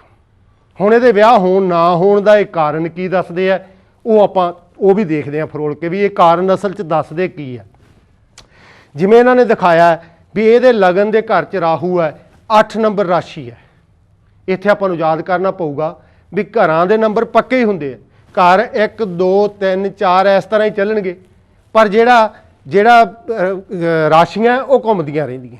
ਇਸੇ ਕਰਕੇ 8 ਨੰਬਰ ਰਾਸ਼ੀ ਹੈ ਇਸ ਬੱਚੇ ਦੇ ਜਨਮ ਵੇਲੇ। ਇਹਦਾ ਲਗਨ ਦੇ ਘਰ 'ਚ ਰਾਹੂ ਆ ਜਿਹੜਾ ਉਹ ਬੈਠਾ ਉਸ 30 ਡਿਗਰੀ ਦੇ ਕੋਣ 'ਚ। ਚੰਦ 1 ਨੰਬਰ ਰਾਸ਼ੀ 'ਚ ਹੈ, ਕੇਤੂ 2 ਨੰਬਰ ਰਾਸ਼ੀ 'ਚ ਹੈ, ਮੰਗਲ ਸ਼ਨੀ ਤੇ ਸ਼ੁੱਕਰ 5 ਨੰਬਰ ਰਾਸ਼ੀ 'ਚ ਹੈ, ਬ੍ਰਹਿਸਪਤੀ 4 ਨੰਬਰ ਰਾਸ਼ੀ 'ਚ ਹੈ, ਸੂਰਜ 6 ਨੰਬਰ ਰਾਸ਼ੀ 'ਚ ਹੈ ਤੇ ਬੁੱਧ 7 ਨੰਬਰ 'ਚ ਹੈ। ਤੇ ਘਰਾਂ 'ਚ ਬੈਠੇ ਆ ਜਿਹੜੇ, ਆ ਪਹਿਲੇ ਘਰ 'ਚ ਬੈਠਾ ਰਾਹੂ, ਆ ਚੰਦ 6ਵੇਂ ਘਰ 'ਚ ਬੈਠਾ, ਕੇਤੂ 7ਵੇਂ ਘਰ 'ਚ ਬੈਠਾ, ਬ੍ਰਹਿਸਪਤੀ 9ਵੇਂ ਘਰ 'ਚ ਬੈਠਾ, ਇਹ 10ਵੇਂ 'ਚ ਬੈਠੇ ਆ, ਸੂਰਜ ਜੀ ਮਹਾਰਾਜ 11ਵੇਂ ਘਰ 'ਚ ਬੈਠੇ ਆ ਤੇ ਬੁੱਧ ਬੈਠਾ 12ਵੇਂ ਘਰ 'ਚ ਜਿਹੜਾ ਮਾੜਾ ਹੁੰਦਾ ਹੈ। ਮੇਰੇ ਪਿਆਰੇ ਲੋਕੋ, ਆ ਥੋੜਾ ਜਿਹਾ ਲਾਠੀ ਚਾਰਜ ਹੋਊਗਾ ਸ਼ਬਦਾਂ ਦਾ ਲਾਠੀ ਚਾਰਜ ਇਹਨੂੰ ਆਪਾਂ ਤਾਂ ਕਹਿੰਦੇ ਆ ਕਿਉਂਕਿ ਇਸ ਗੱਲ ਨੂੰ ਇਕੱਲੇ ਜੋਤਸ਼ੀ ਹੀ ਸਮਝਣਗੇ, ਤੁਸੀਂ ਨਹੀਂ ਸਮਝਣਾ, ਆਮ ਸਧਾਰਨ ਲੋਕਾਂ ਨੇ ਨਹੀਂ ਸਮਝਣਾ। ਇਹ ਮੈਂ ਮੁਆਫੀ ਚਾਹੂੰਗਾ, ਪਰ ਆਪਣਾ ਅੱਜ ਦਾ ਸਵਾਲ ਜਿਹੜਾ ਕਰਨਾ ਬਣਦਾ ਉਹ ਜੋਤਸ਼ੀਆਂ ਨੂੰ ਹੀ ਕਰਨਾ ਬਣਦਾ। ਇਹਦੇ 'ਚ ਤੁਹਾਨੂੰ ਭੁਲੇਖਾ ਪੈ ਸਕਦਾ ਹੈ ਵੀ ਅੱਗੇ ਤਾਂ MLA ਸਾਹਿਬ 1 ਨੰਬਰ ਤੇ ਦਿਖਾਏ ਪਏ ਸੀ, ਹੁਣ ਇਹ ਜੋ ਪੱਤਰੀ 'ਚ ਇਹ 8 ਨੰਬਰ ਤੇ ਦਿਖਾਏ ਪਏ ਹੈ। ਪਰ ਕਾਰਨ ਇਹਦਾ ਇਹ ਹੈ ਵੀ ਉਹ ਘਰਾਂ ਦੀ ਨਿਸ਼ਾਨਦੇਹੀ ਆਪਾਂ ਕੀਤੀ ਸੀ, ਇੱਥੇ ਆਪਾਂ ਨਿਸ਼ਾਨਦੇਹੀ ਕੀਤੀ ਹੈ ਉਹਨਾਂ ਦੀਆਂ ਰਾਸ਼ੀਆਂ ਦੀ। ਰਾਸ਼ੀਆਂ ਹਰ ਵੇਲੇ ਘੁੰਮਦੀਆਂ ਰਹਿੰਦੀਆਂ। ਇੱਥੇ 8 ਨੰਬਰ ਵੀ ਆ ਸਕਦਾ, ਇੱਥੇ 10 ਵੀ ਆ ਸਕਦਾ, ਇੱਥੇ 12 ਵੀ ਆ ਸਕਦਾ, ਇੱਥੇ 1 ਵੀ ਆ ਸਕਦਾ, ਕਿਉਂਕਿ ਉਹ ਘੁੰਮਦੀਆਂ ਰਹਿੰਦੀਆਂ। 2 ਘੰਟੇ ਹੀ ਇੱਕ ਰਾਸ਼ੀ ਦਾ ਸਮਾਂ ਹੁੰਦਾ, ਹਰ 2 ਘੰਟੇ ਬਾਅਦ ਰਾਸ਼ੀ ਨੇ ਬਦਲਣਾ ਹੁੰਦਾ। ਇਹ 24 ਘੰਟਿਆਂ ਦੇ ਵਿੱਚ 12 ਰਾਸ਼ੀਆਂ ਨੇ ਆਪਦਾ ਸਮਾਂ ਲੈਣਾ ਹੁੰਦਾ। ਉਸ ਸਮੇਂ ਅਨੁਸਾਰ ਇਸ ਬੱਚੇ ਦਾ ਜਿਹੜਾ ਕਿ ਉੱਥੇ ਪੈਦਾ ਹੋਇਆ, ਇਹ ਬੱਚਾ 8 ਨੰਬਰ ਰਾਸ਼ੀ 'ਚ ਇਹਦਾ ਲਗਨ ਦਾ ਘਰ ਬਣਦਾ। ਮਤਲਬ ਲਗਨ ਦੇ ਘਰ 'ਚ 8 ਨੰਬਰ ਰਾਸ਼ੀ ਆਪਾਂ ਲਿਖਾਂਗੇ, ਉਹੀ ਆਪਾਂ ਗ੍ਰਹਿ ਲਿਖਿਆ। ਇਹਨਾਂ ਗ੍ਰਹਿ ਅਨੁਸਾਰ ਹੋਣੇ ਦਾ ਕਿਉਂ ਨਹੀਂ ਹੋਣਾ ਵਿਆਹ? ਜਦੋਂ ਕੋਈ ਜੋਤਸ਼ੀ ਕਿਸੇ ਚੈਨਲ ਤੇ ਬੈਠਾ ਹੁੰਦਾ ਤਾਂ ਆਪਾਂ ਉਹਨੂੰ ਸਵਾਲ ਕਰਦੇ ਹਾਂ ਵੀ ਜੋਤਸ਼ੀ ਜੀ ਅਸੀਂ ਤੁਹਾਡੇ ਕੋਲੋਂ ਇੱਕ ਸਵਾਲ ਪੁੱਛਣਾ, ਤਾਂ ਉਹ ਆਪਾਂ ਨੂੰ ਇੱਕ ਸਵਾਲ ਹੋਰ ਕਰਦਾ ਅੱਗੋਂ ਵੀ ਜੀ ਤੁਸੀਂ ਕੀ ਪੁੱਛਣਾ ਚਾਹੁੰਦੇ ਆ। ਹੁਣ ਆਪਾਂ ਮੰਨ ਲਈਏ ਵੀ ਇਸ ਬੱਚੇ ਦੀ ਉਮਰ ਇਸ ਵੇਲੇ 25 ਤੋਂ ਲੈ ਕੇ 30 ਸਾਲ ਦੇ ਦਰਮਿਆਨ ਹੈ। ਇਹਦੀ ਮਾਂ ਨੂੰ ਇਸ ਗੱਲ ਦਾ ਫਿਕਰ ਪਿਆ ਹੈ ਵੀ ਮੇਰਾ ਮੁੰਡਾ 25-30 ਸਾਲ ਦਾ ਹੋ ਗਿਆ, ਹਾਲੇ ਤੱਕ ਵਿਆਹਿਆ ਨਹੀਂ ਗਿਆ, ਮੈਂ ਕਿਤੇ ਨਾ ਕਿਸੇ ਜੋਤਸ਼ੀ ਤੋਂ ਪਤਾ ਕਰਾਂ ਵੀ ਕਿਤੇ ਵਿਆਹ ਦੀ ਰੁਕਾਵਟ ਦਾ ਕੋਈ ਯੋਗਤਾ ਨਹੀਂ ਬਣਦਾ। ਫਿਰ ਜਦੋਂ ਉਹ ਜੋਤਸ਼ੀ ਕੋਲ ਜਾਂਦੀ ਹੈ ਤਾਂ ਉਹ ਆਹ ਗੱਲਾਂ ਰੱਖ ਕੇ ਉਹਨੂੰ ਡਰਾਉਂਦਾ ਹੈ, ਜਾਂ ਉਹਦੇ ਬੈਠੀਆਂ ਜਾਂ ਉਹਨਾਂ ਨੂੰ ਪਹਾੜਾ ਇੱਕ ਪੜ੍ਹ ਕੇ ਸੁਣਾਉਂਦਾ। ਕੀ ਸੁਣਾਉਂਦਾ? ਸਾਰਿਆਂ ਨਾਲੋਂ ਪਹਿਲਾਂ ਜਦੋਂ ਉਹਨੂੰ ਆਪਾਂ ਵਿਆਹ ਬਾਰੇ ਕਿਹਾ, ਉਹਨੇ ਸਾਰੇ ਖਾਨਿਆਂ ਤੋਂ ਧਿਆਨ ਆਪਦਾ ਸਿਰਫ ਇੱਕ ਵਿਆਹ ਦੇ ਖਾਨੇ ਤੇ ਕੇਂਦਰਿਤ ਕਰਨਾ। ਇਹਦੇ 'ਚ ਵਿਆਹ ਦਾ ਜਿਹੜਾ ਖਾਨਾ ਹੈ ਉਹ 7 ਨੰਬਰ ਹੈ, 7 ਨੰਬਰ ਘਰ, ਤੇ ਇਸ ਵੇਲੇ 2 ਨੰਬਰ ਰਾਸ਼ੀ ਹੈ। ਇਹਦੇ 'ਚ 2 ਨੰਬਰ ਰਾਸ਼ੀ ਦੇ ਵਿੱਚ ਕੇਤੂ ਬੈਠਾ ਹੈ।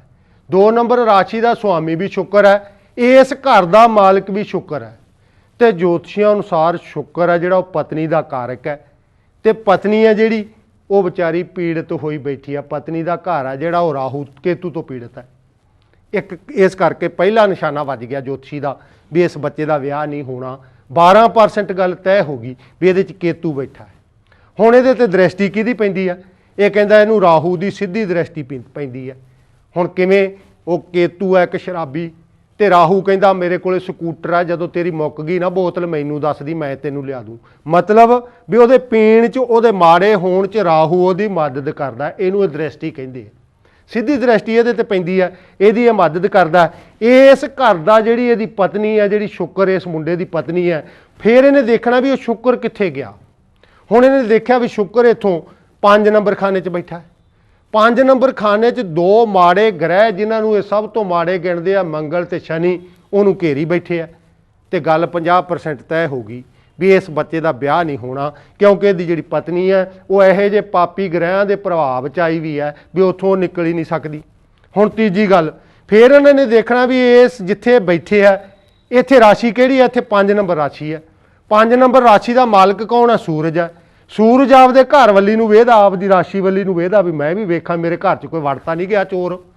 ਉਹਨੇ ਜਦੋਂ ਇਹਨਾਂ ਨੂੰ ਤਿੰਨਾਂ ਨੂੰ ਵੇਖਿਆ ਤੇ ਇੱਥੇ ਬੈਠੇ ਸੂਰਜ ਨੇ ਮੁੱਛਾਂ ਨੂੰ ਵੱਟ ਦਿੱਤਾ ਵੀ ਪੁੱਤ ਮੇਰੇ, ਉਹ ਮੇਰੇ ਘਰੇ ਬੈਠੇ ਆ ਦਿਨਾਂ ਨੂੰ।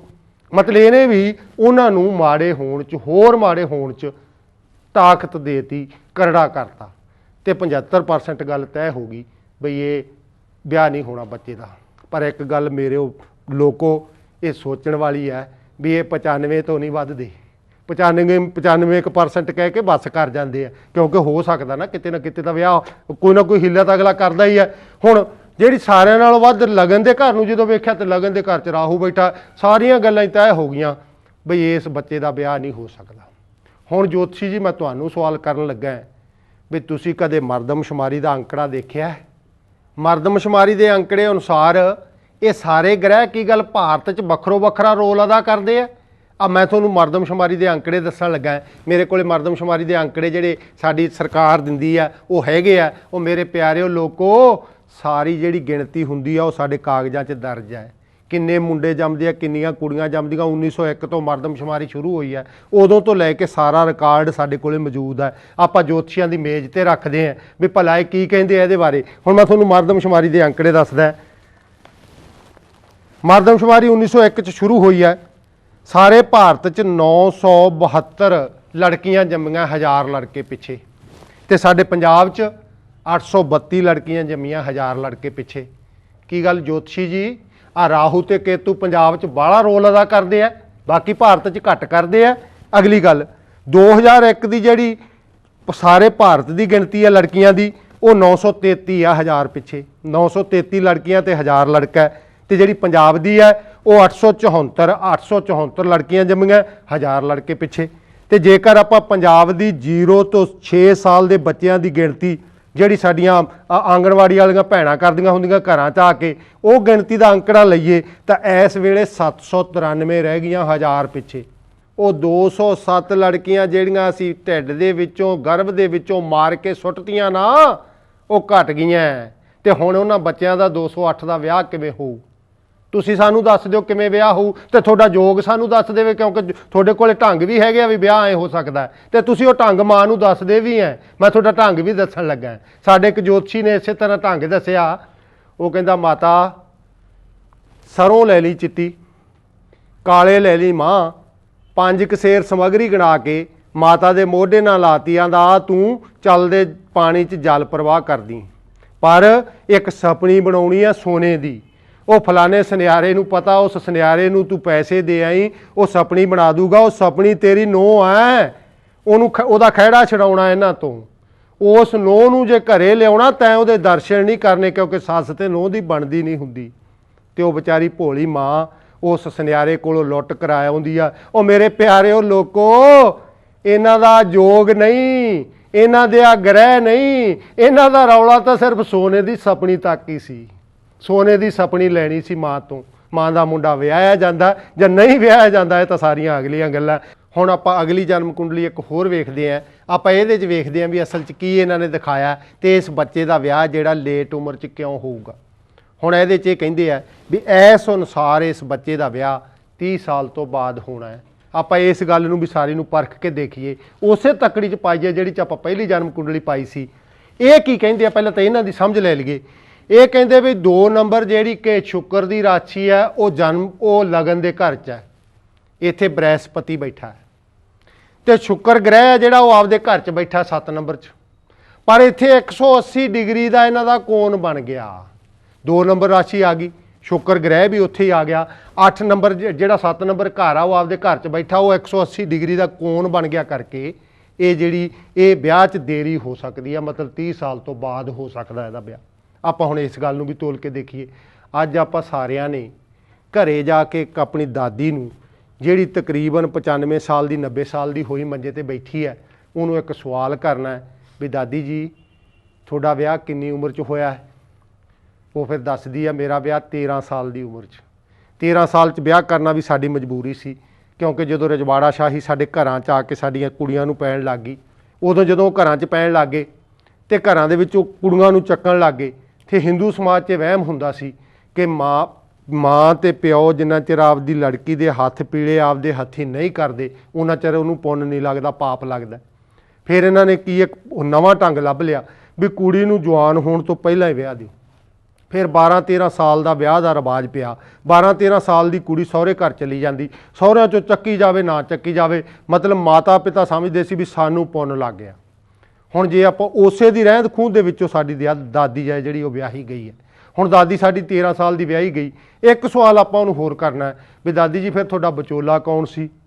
ਉਹ ਕਹਿੰਦੀ ਮੇਰਾ ਵਿਚੋਲਾ ਸੀ ਪਿੰਡ ਦਾ ਲਾਗੀ। ਪਿੰਡ ਦਾ ਲਾਗੀ ਉਹ ਸਾਕ ਕਰ ਆਉਂਦਾ ਸੀ, ਵਿਚਾਲੀ ਨੂੰ ਪੁੱਛਿਆ ਹੀ ਨਹੀਂ ਕਿਸੇ ਨੇ ਵੀ ਤੇਰਾ ਸਾਕ ਕਿੱਥੇ ਕਰੀਏ, ਤੇਰੀ ਮੰਗ ਕੀ ਆ, ਕਿਉਂਕਿ ਉਦੋਂ ਕੁੜੀਆਂ ਦੀ ਪੁੱਛਦਾ ਸੀ ਇੰਨੀ ਸੀ। ਉਸ ਤੋਂ ਬਾਅਦ ਸਾਡੀ ਮਾਂ ਦਾ ਵਿਆਹ ਹੋਇਆ, ਜਿਹੜਾ ਕਿ ਅੰਗਰੇਜ਼ਾਂ ਦੇ ਸਮੇਂ 'ਚ ਹੋਇਆ। ਅੰਗਰੇਜ਼ਾਂ ਦੇ ਸਮੇਂ 'ਚ ਇੱਕ ਕਾਨੂੰਨ ਬਣ ਗਿਆ ਬਈ 18 ਸਾਲ ਤੋਂ ਵਿਆਹ ਪਹਿਲਾਂ ਯੋਗ ਨਹੀਂ ਆ, ਲੜਕੀ ਦਾ ਸਰੀਰ ਹੈ ਜਿਹੜਾ ਵਿਆਹ ਦੇ ਯੋਗ ਹੀ ਨਹੀਂ ਹੁੰਦਾ। ਇਸ ਕਰਕੇ ਸਾਡੀ ਮਾਂ ਦਾ ਵਿਆਹ 18-19 ਸਾਲ ਦੀ ਦਾ ਹੋਇਆ। ਪਰ ਜਦੋਂ ਪੋਤੀ ਘਰ 'ਚ 13 ਸਾਲ ਦੀ ਹੁੰਦੀ ਹੈ ਨਾ, ਤੇ ਦਾਦੀ ਉਹ ਜਨਮ ਕੁੰਡਲੀ ਲੈਂਦੀ ਆ ਕੱਛ 'ਚ ਲੈ ਕੇ ਜੋਤਸ਼ੀ ਕੋਲੇ ਜਾਂਦੀ ਆ ਵੀ ਜੋਤਸ਼ੀ ਜੀ ਮੇਰਾ ਤਾਂ 13 ਸਾਲ ਦੀ ਦਾ ਵਿਆਹ ਹੋ ਗਿਆ ਸੀ, ਜਿਹੜੇ ਇਹਦੇ ਮਾਂ ਪਿਓ ਆ ਕੁੜੀ ਦੇ ਉਹ ਤਾਂ ਇਹਨੂੰ ਝੋਲਾ ਚਕਾਈ ਫਿਰਦੇ ਆ, ਸਕੂਲ ਤੋਰੀ ਫਿਰਦੇ ਆ, ਹਾਲ ਤੱਕ ਵਿਆਹ ਬਾਰੇ ਸੋਚਿਆ ਹੀ ਨਹੀਂ, ਦੇਖਿਓ ਕਿਤੇ ਕੋਈ ਦੇਰੀ ਦਾ ਯੋਗ ਤਾਂ ਨਹੀਂ ਬਣਦਾ। ਫਿਰ ਜੋਤਸ਼ੀ ਜੀ ਮਹਾਰਾਜ ਕਹਿੰਦੇ ਆ ਉਹਦੀ ਜਨਮ ਕੁੰਡਲੀ ਦੇਖ ਕੇ ਕਿ ਇਹਦੇ ਤਾਂ 180 ਡਿਗਰੀ ਦਾ ਆਹ ਜਿਹੜਾ ਸੇਧ ਹੋਈ ਪਈ ਆ, ਤਿੰਨੇ ਉਹ ਸਾਹਮਣੇ ਬੈਠੇ ਇੱਕ ਦੂਜੇ ਦੇ, ਇਸ ਕਰਕੇ ਇਹਦੀ ਵਿਆਹ ਦਾ ਦੇਰੀ ਦਾ ਯੋਗ ਬਣਦਾ। ਇਹਦਾ ਵਿਆਹ ਮਾਤਾ 25 ਸਾਲ ਤੋਂ ਬਾਅਦ ਹੋਊ। ਤੇ ਜਦੋਂ 25 ਸਾਲ ਤੋਂ ਬਾਅਦ ਵਿਆਹ ਹੁੰਦਾ ਤੇ ਸਾਡੀ ਮਾਂ ਟੱਪ ਕੇ ਦੱਸਦੀ ਆ ਸਾਰਿਆਂ ਨੂੰ, ਵਿਆਹ 'ਚ ਆਇਆਂ ਨੂੰ, ਉਹ ਜਿਹੜਾ ਜਗਦੰਬੇ ਵਾਲਾ ਜੋਤਸ਼ੀ ਆ ਨਾ, ਉਹਨੇ ਤਾਂ ਮੈਨੂੰ ਪਹਿਲਾਂ ਦੱਸਤਾ ਸੀ ਵੀ 25 ਸਾਲ ਤੋਂ ਬਾਅਦ ਵਿਆਹ। ਵੇਖ ਲਓ 25 ਸਾਲ ਤੋਂ ਬਾਅਦ ਹੀ ਹੋਇਆ। ਮਾਤਾ ਮੇਰੀਏ ਉੱਚੀ ਹੋ ਕੇ ਨਾ ਦੱਸ ਵੀ ਮੈਨੂੰ 25 ਸਾਲ ਕਿਹਾ ਸੀ। ਉਹਨੇ 25 ਸਾਲ ਕਹਿਣ ਵੇਲੇ ਤੈਨੂੰ ਵੇਖਿਆ, ਜਨਮ ਪੱਤਰੀ ਨੂੰ ਨਹੀਂ, ਕਿਉਂਕਿ ਉਹਨੂੰ ਪਤਾ ਕਿ ਤੂੰ ਇੱਕ ਪੜ੍ਹੇ ਲਿਖੇ ਪਰਿਵਾਰ ਦੀ ਦਾਦੀ ਹੈ। ਇਹਨਾਂ ਨੇ ਕੁੜੀ ਨੂੰ ਐਮਏ ਕਰਾਉਣੀ ਹੈ। ਹਾਲੇ ਕੁੜੀ 9ਵੀਂ ਕਲਾਸ 'ਚ ਪੜ੍ਹਦੀ ਹੈ। ਉਹਨੇ ਉਦੋਂ ਹੀ ਹਿਸਾਬ ਲਾ ਲਿਆ 9 ਤੇ 7 16 7 ਸਾਲ ਤਾਂ ਐਮਏ ਕਰਨ 'ਚ ਹੋ ਗਏ, 3-4 ਸਾਲ ਮਗਰੋਂ ਲੱਗਣੇ ਆ। ਇਸ ਕਰਕੇ ਉਹਨੇ ਉਮਰ ਉਹਦੀ 25 ਸਾਲ ਦੱਸੀ ਹੈ। ਤੈਨੂੰ ਵੇਖ ਕੇ ਦੱਸੀ ਆ, ਪੱਤਰੀ ਵੇਖ ਕੇ ਨਹੀਂ ਦੱਸੀ। ਇਸੇ ਤਰ੍ਹਾਂ ਜਦੋਂ ਘਰ 'ਚ ਲੜਕੀ 18-19 ਸਾਲ ਦੀ ਹੁੰਦੀ ਹੈ ਤਾਂ ਮਾਂ ਨੂੰ ਫਿਕਰ ਬਣਦਾ ਕਿ ਮੇਰਾ ਤਾਂ 18-19 ਸਾਲ ਦੀ ਦਾ ਵਿਆਹ ਕਰਤਾ ਸੀ ਤੇ ਕੁੜੀ ਬਾਰੇ ਤਾਂ ਜੇ ਪਿਓ ਨੇ ਇਹਦੇ ਨੇ ਸੋਚਿਆ ਹੀ ਨਹੀਂ, ਤਾਂ ਹੱਥ ਨੂੰ ਪਊਆ ਲਾ ਕੇ ਪੈ ਜਾਂਦਾ। ਫਿਰ ਉਹ ਉਸਦੀ ਜਨਮ ਪੱਤਰੀ ਲੈ ਕੇ ਆਪਦੀ ਸੱਸ ਨੂੰ ਨਹੀਂ ਦੱਸਦੀ, ਆਪਦੇ ਘਰ ਵਾਲੇ ਨੂੰ ਨਹੀਂ ਦੱਸਦੀ। ਉਹ ਕਿਉਂਕਿ ਨਿੱਜੀ ਜੋਤਸ਼ੀ ਸਾਡਾ ਇੱਕੋ ਹੀ ਹੁੰਦਾ। ਉਹਨੇ ਪਹਿਲਾਂ ਸੱਸ ਦੀ ਲੁੱਟ ਕੀਤੀ ਹੈ ਤੇ ਮਗਰੋਂ ਨੂੰਹ ਲੁੱਟ ਕਰਾਉਣ ਜਾਂਦੀ ਹੈ। ਉਹ ਪੁੱਛਦੀ ਹੈ ਜੋਤਸ਼ੀ ਜੀ, ਤੇ ਉਹਦੀ ਤਕੜੀ 'ਚ ਵੀ ਉਹ 6-7 ਸਾਲ ਪਾਉਂਦਾ, ਕਿਉਂਕਿ ਹਾਲੇ 6-7 ਸਾਲ ਵਿਆਹ ਉਹਦਾ ਨਹੀਂ ਹੋਣਾ। ਉਹ 18 ਸਾਲ ਦੀ ਕੋਈ ਹੈ, ਉਹਨੇ ਐਮਏ ਕਰਨੀ ਹੈ। ਪਰ ਅੱਜ ਆਪਾਂ ਅੱਜ ਦੀ ਲੜਕੀ ਦੀ ਗੱਲ ਕਰੀਏ ਵੀ ਲੜਕੀ ਦਾ ਵਿਆਹ 30 ਸਾਲ ਦੇ ਮਗਰੋਂ ਹੋਣ ਦਾ ਅਸਲ 'ਚ ਕਾਰਨ ਹੈ ਕੀ? ਜਦੋਂ ਅੱਜ ਲੜਕੀ ਦਾ ਪਿਓ ਦੇਖਣ ਤੁਰਦਾ ਨਾ, ਸਾਡੀ ਦਾਦੀ ਨੇ ਪਿਓ ਨੂੰ ਮਗਰੋਂ ਆਵਾਜ਼ ਨਹੀਂ ਮਾਰੀ, ਸਾਡੀ ਮਾਂ ਨੇ ਵੀ ਮਗਰੋਂ ਆਵਾਜ਼ ਨਹੀਂ ਮਾਰੀ, ਪਰ ਅਸੀਂ ਅੱਜ ਦੀ ਲੜਕੀ ਨੂੰ ਇੰਨਾ ਪੜ੍ਹਾਤਾ, ਉਹਨੂੰ ਪਤਾ ਹੈ ਕਿ ਜਿਹੜੇ 25 ਸਾਲ ਬਚਪਨ ਦਾ ਮੇਰਾ ਟਾਈਮ ਆ ਉਹ ਮੈਂ ਮਾਂ ਪਿਓ ਦੇ ਘਰੇ ਕੱਟਿਆ, ਤੇ ਜਿਹੜੇ ਅਗਲੇ 60 ਸਾਲ 65 ਸਾਲ ਮੈਂ ਆਪਦੇ ਸਹੁਰੀ ਜਾ ਕੇ ਕੱਟਣੇ ਆ, ਉਹ ਘਰ ਜੇਕਰ ਮੇਰੇ ਹਾਣ ਦਾ ਨਾ ਹੋਇਆ, ਮੈਥੋਂ ਜ਼ਿੰਦਗੀ ਦਾ ਸੰਘਰਸ਼ ਲੜਿਆ ਨਹੀਂ ਜਾਣਾ। ਉਸ ਘਰ ਬਾਰੇ ਉਹਨੂੰ ਸੋਚਣ ਲਾਇਆ ਕਰਕੇ, ਉਹਨੂੰ ਸੋਚਣ ਯੋਗੀ ਕੀਤਾ ਕਰਕੇ, ਉਹ ਪਿੱਛੋਂ ਆਵਾਜ਼ ਮਾਰ ਕੇ ਆਪਦੇ ਪਿਓ ਨੂੰ ਕਹਿੰਦੀ ਆ, ਡੈਡੀ ਜੀ ਜੇ ਮੇਰੇ ਵਾਸਤੇ ਵੇਖਣ ਚੱਲਿਆ ਨਾ, ਮੇਰੀ MSc ਕੀਤੀ ਹੈ, 10ਵੀਂ ਵਾਲਾ ਭਾਲ ਕੇ ਘਰੇ ਨਾ ਜੀ, ਮੈਂ ਵਿਆਹ ਨਹੀਂ ਕਰਾਉਣਾ, ਕਿਉਂਕਿ ਮੇਰੇ ਵਿਚਾਰਾਂ ਦਾ ਮੇਲ ਨਹੀਂ ਹੋਣਾ ਉਹਦੇ ਨਾਲ। ਡੈਡੀ ਜੀ ਤੁਹਾਡੇ ਦਿਮਾਗ 'ਚ ਬੜੀ ਵੀ ਹੈ ਨੌਕਰੀ, ਤੁਹਾਡੇ ਦਿਮਾਗ 'ਚ ਬੜੀ ਹੈ ਜ਼ਮੀਨ, ਤੁਹਾਡੇ ਦਿਮਾਗ 'ਚ ਬੜਿਆ ਵਪਾਰ, ਇਹਨਾਂ ਤਿੰਨਾਂ ਚੀਜ਼ਾਂ ਨੇ ਮੇਰੇ ਨਾਲ ਬਾਜ਼ਾਰ 'ਚ ਗੇੜਾ ਨਹੀਂ ਦੇਣਾ। ਜੇ ਮੇਰੇ ਵਾਸਤੇ ਵੇਖਣ ਚੱਲਿਆ ਤਾਂ ਮੇਰੇ ਘਰ ਵਾਲਾ ਵੀ ਮੇਰੇ ਵਰਗਾ ਹੀ ਹੋਵੇ, ਮੇਰੇ ਜਿੱਡਾ ਹੋਵੇ। ਜੇ ਬਿੰਗਾ ਟੇਢਾ ਹੋਇਆ ਮੈਂ ਫਿਰ ਵੀ ਵਿਆਹ ਨਹੀਂ ਕਰਾਉਣਾ। ਅਗਲਾ ਸਵਾਲ ਦਾਦੀ ਕਰਦੀ ਆ ਚੁੱਲ੍ਹੇ ਮੂਹਰੇ ਬੈਠੀ, ਪੁੱਤਰ ਜਿੱਥੇ ਵੇਖਣ ਚੱਲਿਆ ਨਾ, ਐਮਏ ਤਾਂ ਤੁਸੀਂ ਦਿੱਤੀ ਕੁੜੀ ਨੂੰ ਕਰਾ, 50 ਸਾਲ ਹੋ ਗਏ ਮੈਨੂੰ ਤੁਹਾਡੇ ਘਰ ਦਾ ਗੋਹਾ ਚੱਕੀ ਫਿਰਦੀ ਨੂੰ, 25 ਪਸ਼ੂ ਸੀ ਤੁਹਾਡੇ, ਤੁਸੀਂ ਇਹਨੂੰ ਐਮਏ ਤਾਂ ਜ਼ਰੂਰ ਕਰਾਤੀ ਪਰ ਧਾਰਾਂ ਨਹੀਂ ਸਿਖਾਈਆਂ। ਬਗਾਨੇ ਘਰੋਂ ਕੁੱਟ ਖਾ ਕੇ ਘਰੇ ਆ ਜੂ, ਜਿੱਥੇ ਵੇਖਣ ਚੱਲਿਆ ਦੇਖ ਲਈ ਉਹਨਾਂ ਦਾ ਡੰਗਰ ਨਾ ਰੱਖਿਆ ਹੋਵੇ ਕਿਤੇ। ਫਿਰ ਮਾਂ ਬੋਲਦੀ ਹੈ, ਮਾਂ ਦੀ, ਸਰਦਾਰ ਜੀ ਜਿੱਥੇ ਵੇਖਣ ਚੱਲੇ ਆ ਨਾ, ਮੇਰੀ ਗੱਲ ਵੀ ਇੱਕ ਧਿਆਨ ਨਾਲ ਸੁਣ ਲਿਓ। 5 ਸੀ ਤੁਸੀਂ, 5 ਆ ਗਈਆਂ ਅਸੀਂ, ਤੇ 5 ਦੇ ਗਾਂ 5-5 ਨਿਆਣੇ, 35-40 ਜੀਆਂ ਦੇ ਭਾਂਡੇ ਮਾਂਜਦਿਆਂ ਮੈਨੂੰ ਰਾਤ ਦੇ 12 ਵੱਜਦੇ ਸੀ। ਏਡੇ ਕੀੜਿਆਂ ਦੇ ਭੌਣ 'ਚ ਮੈਂ ਕੁੜੀ ਨਹੀਂ ਸੁੱਟਣੀ ਜਿੱਥੇ ਵੇਖਣ ਚੱਲਿਆ ਇਕੱਲਾ ਹੀ ਹੋਵੇ। ਹੁਣ ਇੰਨਾ ਕੁਛ ਜਦੋਂ ਪਿਓ ਲੈ ਕੇ ਬਗਾਨੇ ਘਰੇ ਵੜਦਾ ਹੈ, ਸਾਰੇ ਸਵਾਲਾਂ ਦੀ ਪੂਰਤੀ ਕਰਦਾ ਹੈ, ਤਾਂ ਉਹਨੂੰ ਕਿਤੋਂ ਵੀ ਪੂਰੇ ਨਹੀਂ ਥਿਆਉਂਦੇ। ਇਸੇ ਕਰਕੇ ਕੁੜੀ ਦਾ ਵਿਆਹ ਜਿਹੜਾ 30 ਸਾਲ ਤੋਂ ਬਾਅਦ ਹੁੰਦਾ ਹੈ। ਤੇ ਜੋਤਸ਼ੀ ਜੀ ਨੂੰ ਸਵਾਲ ਕਰਨਾ ਬਣਦਾ ਹੈ, ਜੋਤਸ਼ੀ ਜੀ ਜੇ ਇਹ ਗ੍ਰਹਿ ਮਾੜੇ ਆ ਨਾ, ਤਾਂ ਮਾੜੇ ਤਾਂ ਸਾਡੀ ਦਾਦੀ ਵਾਸਤੇ ਸੀ ਜਿਹੜੀ 50 ਸਾਲ ਵਿਚਾਰੀ ਗੋਹਾ ਚੱਕੀ ਫਿਰਦੀ ਰਹੀ, ਮਾੜੇ ਤਾਂ ਸਾਡੀ ਮਾਂ ਵਾਸਤੇ ਸੀ ਜਿਹੜੀ 35-40 ਜੀਆਂ ਦੇ ਭਾਂਡੇ ਮਾਂਜ ਕੇ 12 ਵਜੇ ਰਾਤ ਨੂੰ ਪੈਂਦੀ ਸੀ। ਉਹ ਇਹਦੇ ਲਈ ਮਾੜੇ ਨਹੀਂ ਜੋਤਸ਼ੀ ਜੀ, ਕੁੜੀ ਵਾਸਤੇ ਮਾੜੇ ਨਹੀਂ। ਇਹਨੇ ਤਾਂ ਸ਼ਨੀ ਨੂੰ ਘਰੋਂ ਭਜਾਤਾ, ਇਹ ਆਂਦੀ ਜਾ ਸ਼ਨੀ ਸਾਡੀ ਤੇਰੇ ਨਾਲ ਨਹੀਂ ਬਣਨੀ, ਅਸੀਂ ਆਪਦੀ ਜ਼ਿੰਦਗੀ ਦਾ ਆਪ ਫੈਸਲਾ ਲਵਾਂਗੀਆਂ। ਸਾਡੇ ਐਡਾ ਦਿਮਾਗ ਸਾਡੇ ਮਾਂ ਪਿਓ ਨੇ ਲਾਤਾ, ਅੱਜ ਦੀ ਪੜ੍ਹਾਈ ਨੇ ਸਾਡਾ ਐਡਾ ਦਿਮਾਗ ਲਾਤਾ ਵੀ ਅਸੀਂ ਆਉਣ ਵਾਲੇ ਬਾਰੇ ਵੀ ਸੋਚਣਾ ਜਾਣਦੀਆਂ, ਅਸੀਂ ਆਪੇ ਹੀ ਆਪਦਾ ਵਿਆਹ ਕਰਾ ਲਾਂਗੇ, ਤੁਹਾਨੂੰ ਕੋਈ ਫਿਕਰ ਕਰਨ ਦੀ ਲੋੜ ਨਹੀਂ। ਅਗਲੀ ਜਨਮ ਕੁੰਡਲੀ ਮੰਗਲੀਕ ਜੋਗ। ਹੁਣ ਆਪਾਂ ਦੇਖੀਏ ਵੀ ਅਸਲ 'ਚ ਮੰਗਲੀਕ ਜੋਗ ਇਹ ਕਹਿੰਦੇ ਕਿਹਨੂੰ ਆ। ਜਨਮ ਵੇਲੇ ਬੱਚੇ ਦੇ ਵੇਲੇ ਜੇਕਰ ਪਹਿਲੇ ਚੌਥੇ 7ਵੇਂ 8ਵੇਂ ਤੇ 12ਵੇਂ ਘਰ 'ਚ ਮੰਗਲ ਹੈ ਤਾਂ ਮੁੰਡਾ ਮੰਗਲੀਕ ਹੈ, ਜੇਕਰ ਮੁੰਡਾ ਜੰਮਦਾ। ਚੌਥੇ 8ਵੇਂ ਤੇ 12ਵੇਂ ਘਰ 'ਚ ਜੇਕਰ ਮੰਗਲ ਹੈ ਤਾਂ ਕੁੜੀ ਮੰਗਲੀਕ ਹੈ, ਜੇਕਰ ਕੁੜੀ ਜੰਮਦੀ ਹੈ। ਹੁਣ ਇਹ ਇਸ ਸਾਰੇ ਕਾਸੇ ਨੂੰ ਸੱਚਾ ਕਰਨ ਦੀ ਖਾਤਰ, ਇਹਨੂੰ ਵਿਗਿਆਨ ਬਣਾਉਣ ਦੀ ਖਾਤਰ, ਇਹ ਐਸ ਇਕੱਲੇ ਲਗਨ ਦੇ ਘਰ ਤੇ ਇਹਨਾਂ ਦਾ ਯਕੀਨ ਹੀ ਨਹੀਂ ਖੜਾ। ਇੱਕ ਤਾਂ ਇਹ ਲਗਨ ਜਿੱਥੇ ਮਤਲਬ ਪਹਿਲੇ ਘਰ ਤੋਂ ਲੈ ਕੇ ਇਹਨੂੰ ਗਿਣਦੇ ਆ, ਦੂਜਾ ਇਹ ਚੰਦਰ ਲਗਨ ਜਿੱਥੇ ਚੰਦ ਬੈਠਾ ਉਹਨੂੰ ਚੰਦਰ ਲਗਨ ਕਹਿੰਦੇ ਆ, ਤੀਜਾ ਇਹ ਸੂਰਜ ਲਗਨ ਜਿੱਥੇ ਸੂਰਜ ਬੈਠਾ ਉਹਨੂੰ ਸੂਰਜ ਲਗਨ ਕਹਿੰਦੇ ਆ। ਇੱਥੇ ਹੁਣ ਦੋ ਇਕੱਠੇ ਬੈਠੇ ਆ, ਮਤਲਬ ਲਗਨ ਦੇ ਘਰ ਦੇ ਵਿੱਚ ਹੀ ਸੂਰਜ ਹੈ, ਸੂਰਜ ਲਗਨ ਵੀ ਇਹਦਾ ਇਹੀ ਬਣਦਾ। ਇੱਥੋਂ ਆਪਾਂ ਦੇਖਦੇ ਹਾਂ ਵੀ 91ਵੇਂ ਘਰ 'ਚ ਮੰਗਲ ਬਣਦਾ, ਪਹਿਲਾ ਦੂਜਾ ਤੀਜਾ ਚੌਥਾ, ਚੌਥੇ 'ਚ ਆ ਗਿਆ ਮੰਗਲ, ਇਹਦਾ ਕਰਕੇ ਮੰਗਲੀਕ ਹੋ ਗਿਆ ਕਿਉਂਕਿ ਚੌਥੇ 'ਚ ਆ ਗਿਆ। ਜੇ ਕੁੜੀ ਜੰਮਦੀ ਹੈ ਤਾਂ ਵੀ ਮੰਗਲੀਕ ਹੈ, ਜੇ ਮੁੰਡਾ ਜੰਮਦਾ ਤਾਂ ਵੀ ਮੰਗਲੀਕ ਹੈ। ਹੁਣ ਆਪਾਂ ਵੇਖਦੇ ਹਾਂ ਚੰਦ ਤੋਂ ਕਿਹੜੇ ਘਰ 'ਚ ਆਉਂਦਾ ਉਹ ਮੰਗਲ। ਚੰਦ ਤੋਂ ਇੱਥੋਂ ਜਦੋਂ ਆਪਾਂ ਗਿਣ ਲੱਗਦੇ ਹਾਂ ਚੰਦਰ ਕੁੰਡਲੀ ਅਨੁਸਾਰ, ਇਹ ਚੰਦਰ ਲਗਨ ਅਨੁਸਾਰ 1 2 3 4 5 6 7 8 9 10 11 ਤੇ 12ਵੇਂ ਘਰ 'ਚ ਮੰਗਲ ਆਉਂਦਾ। ਸਾਰੀਆਂ ਗੱਲਾਂ ਹੀ ਸਾਬਤ ਹੋ ਗਈਆਂ। ਮਤਲਬ ਇਹ 100% ਮੰਗਲੀਕ ਬੱਚਾ ਹੈ।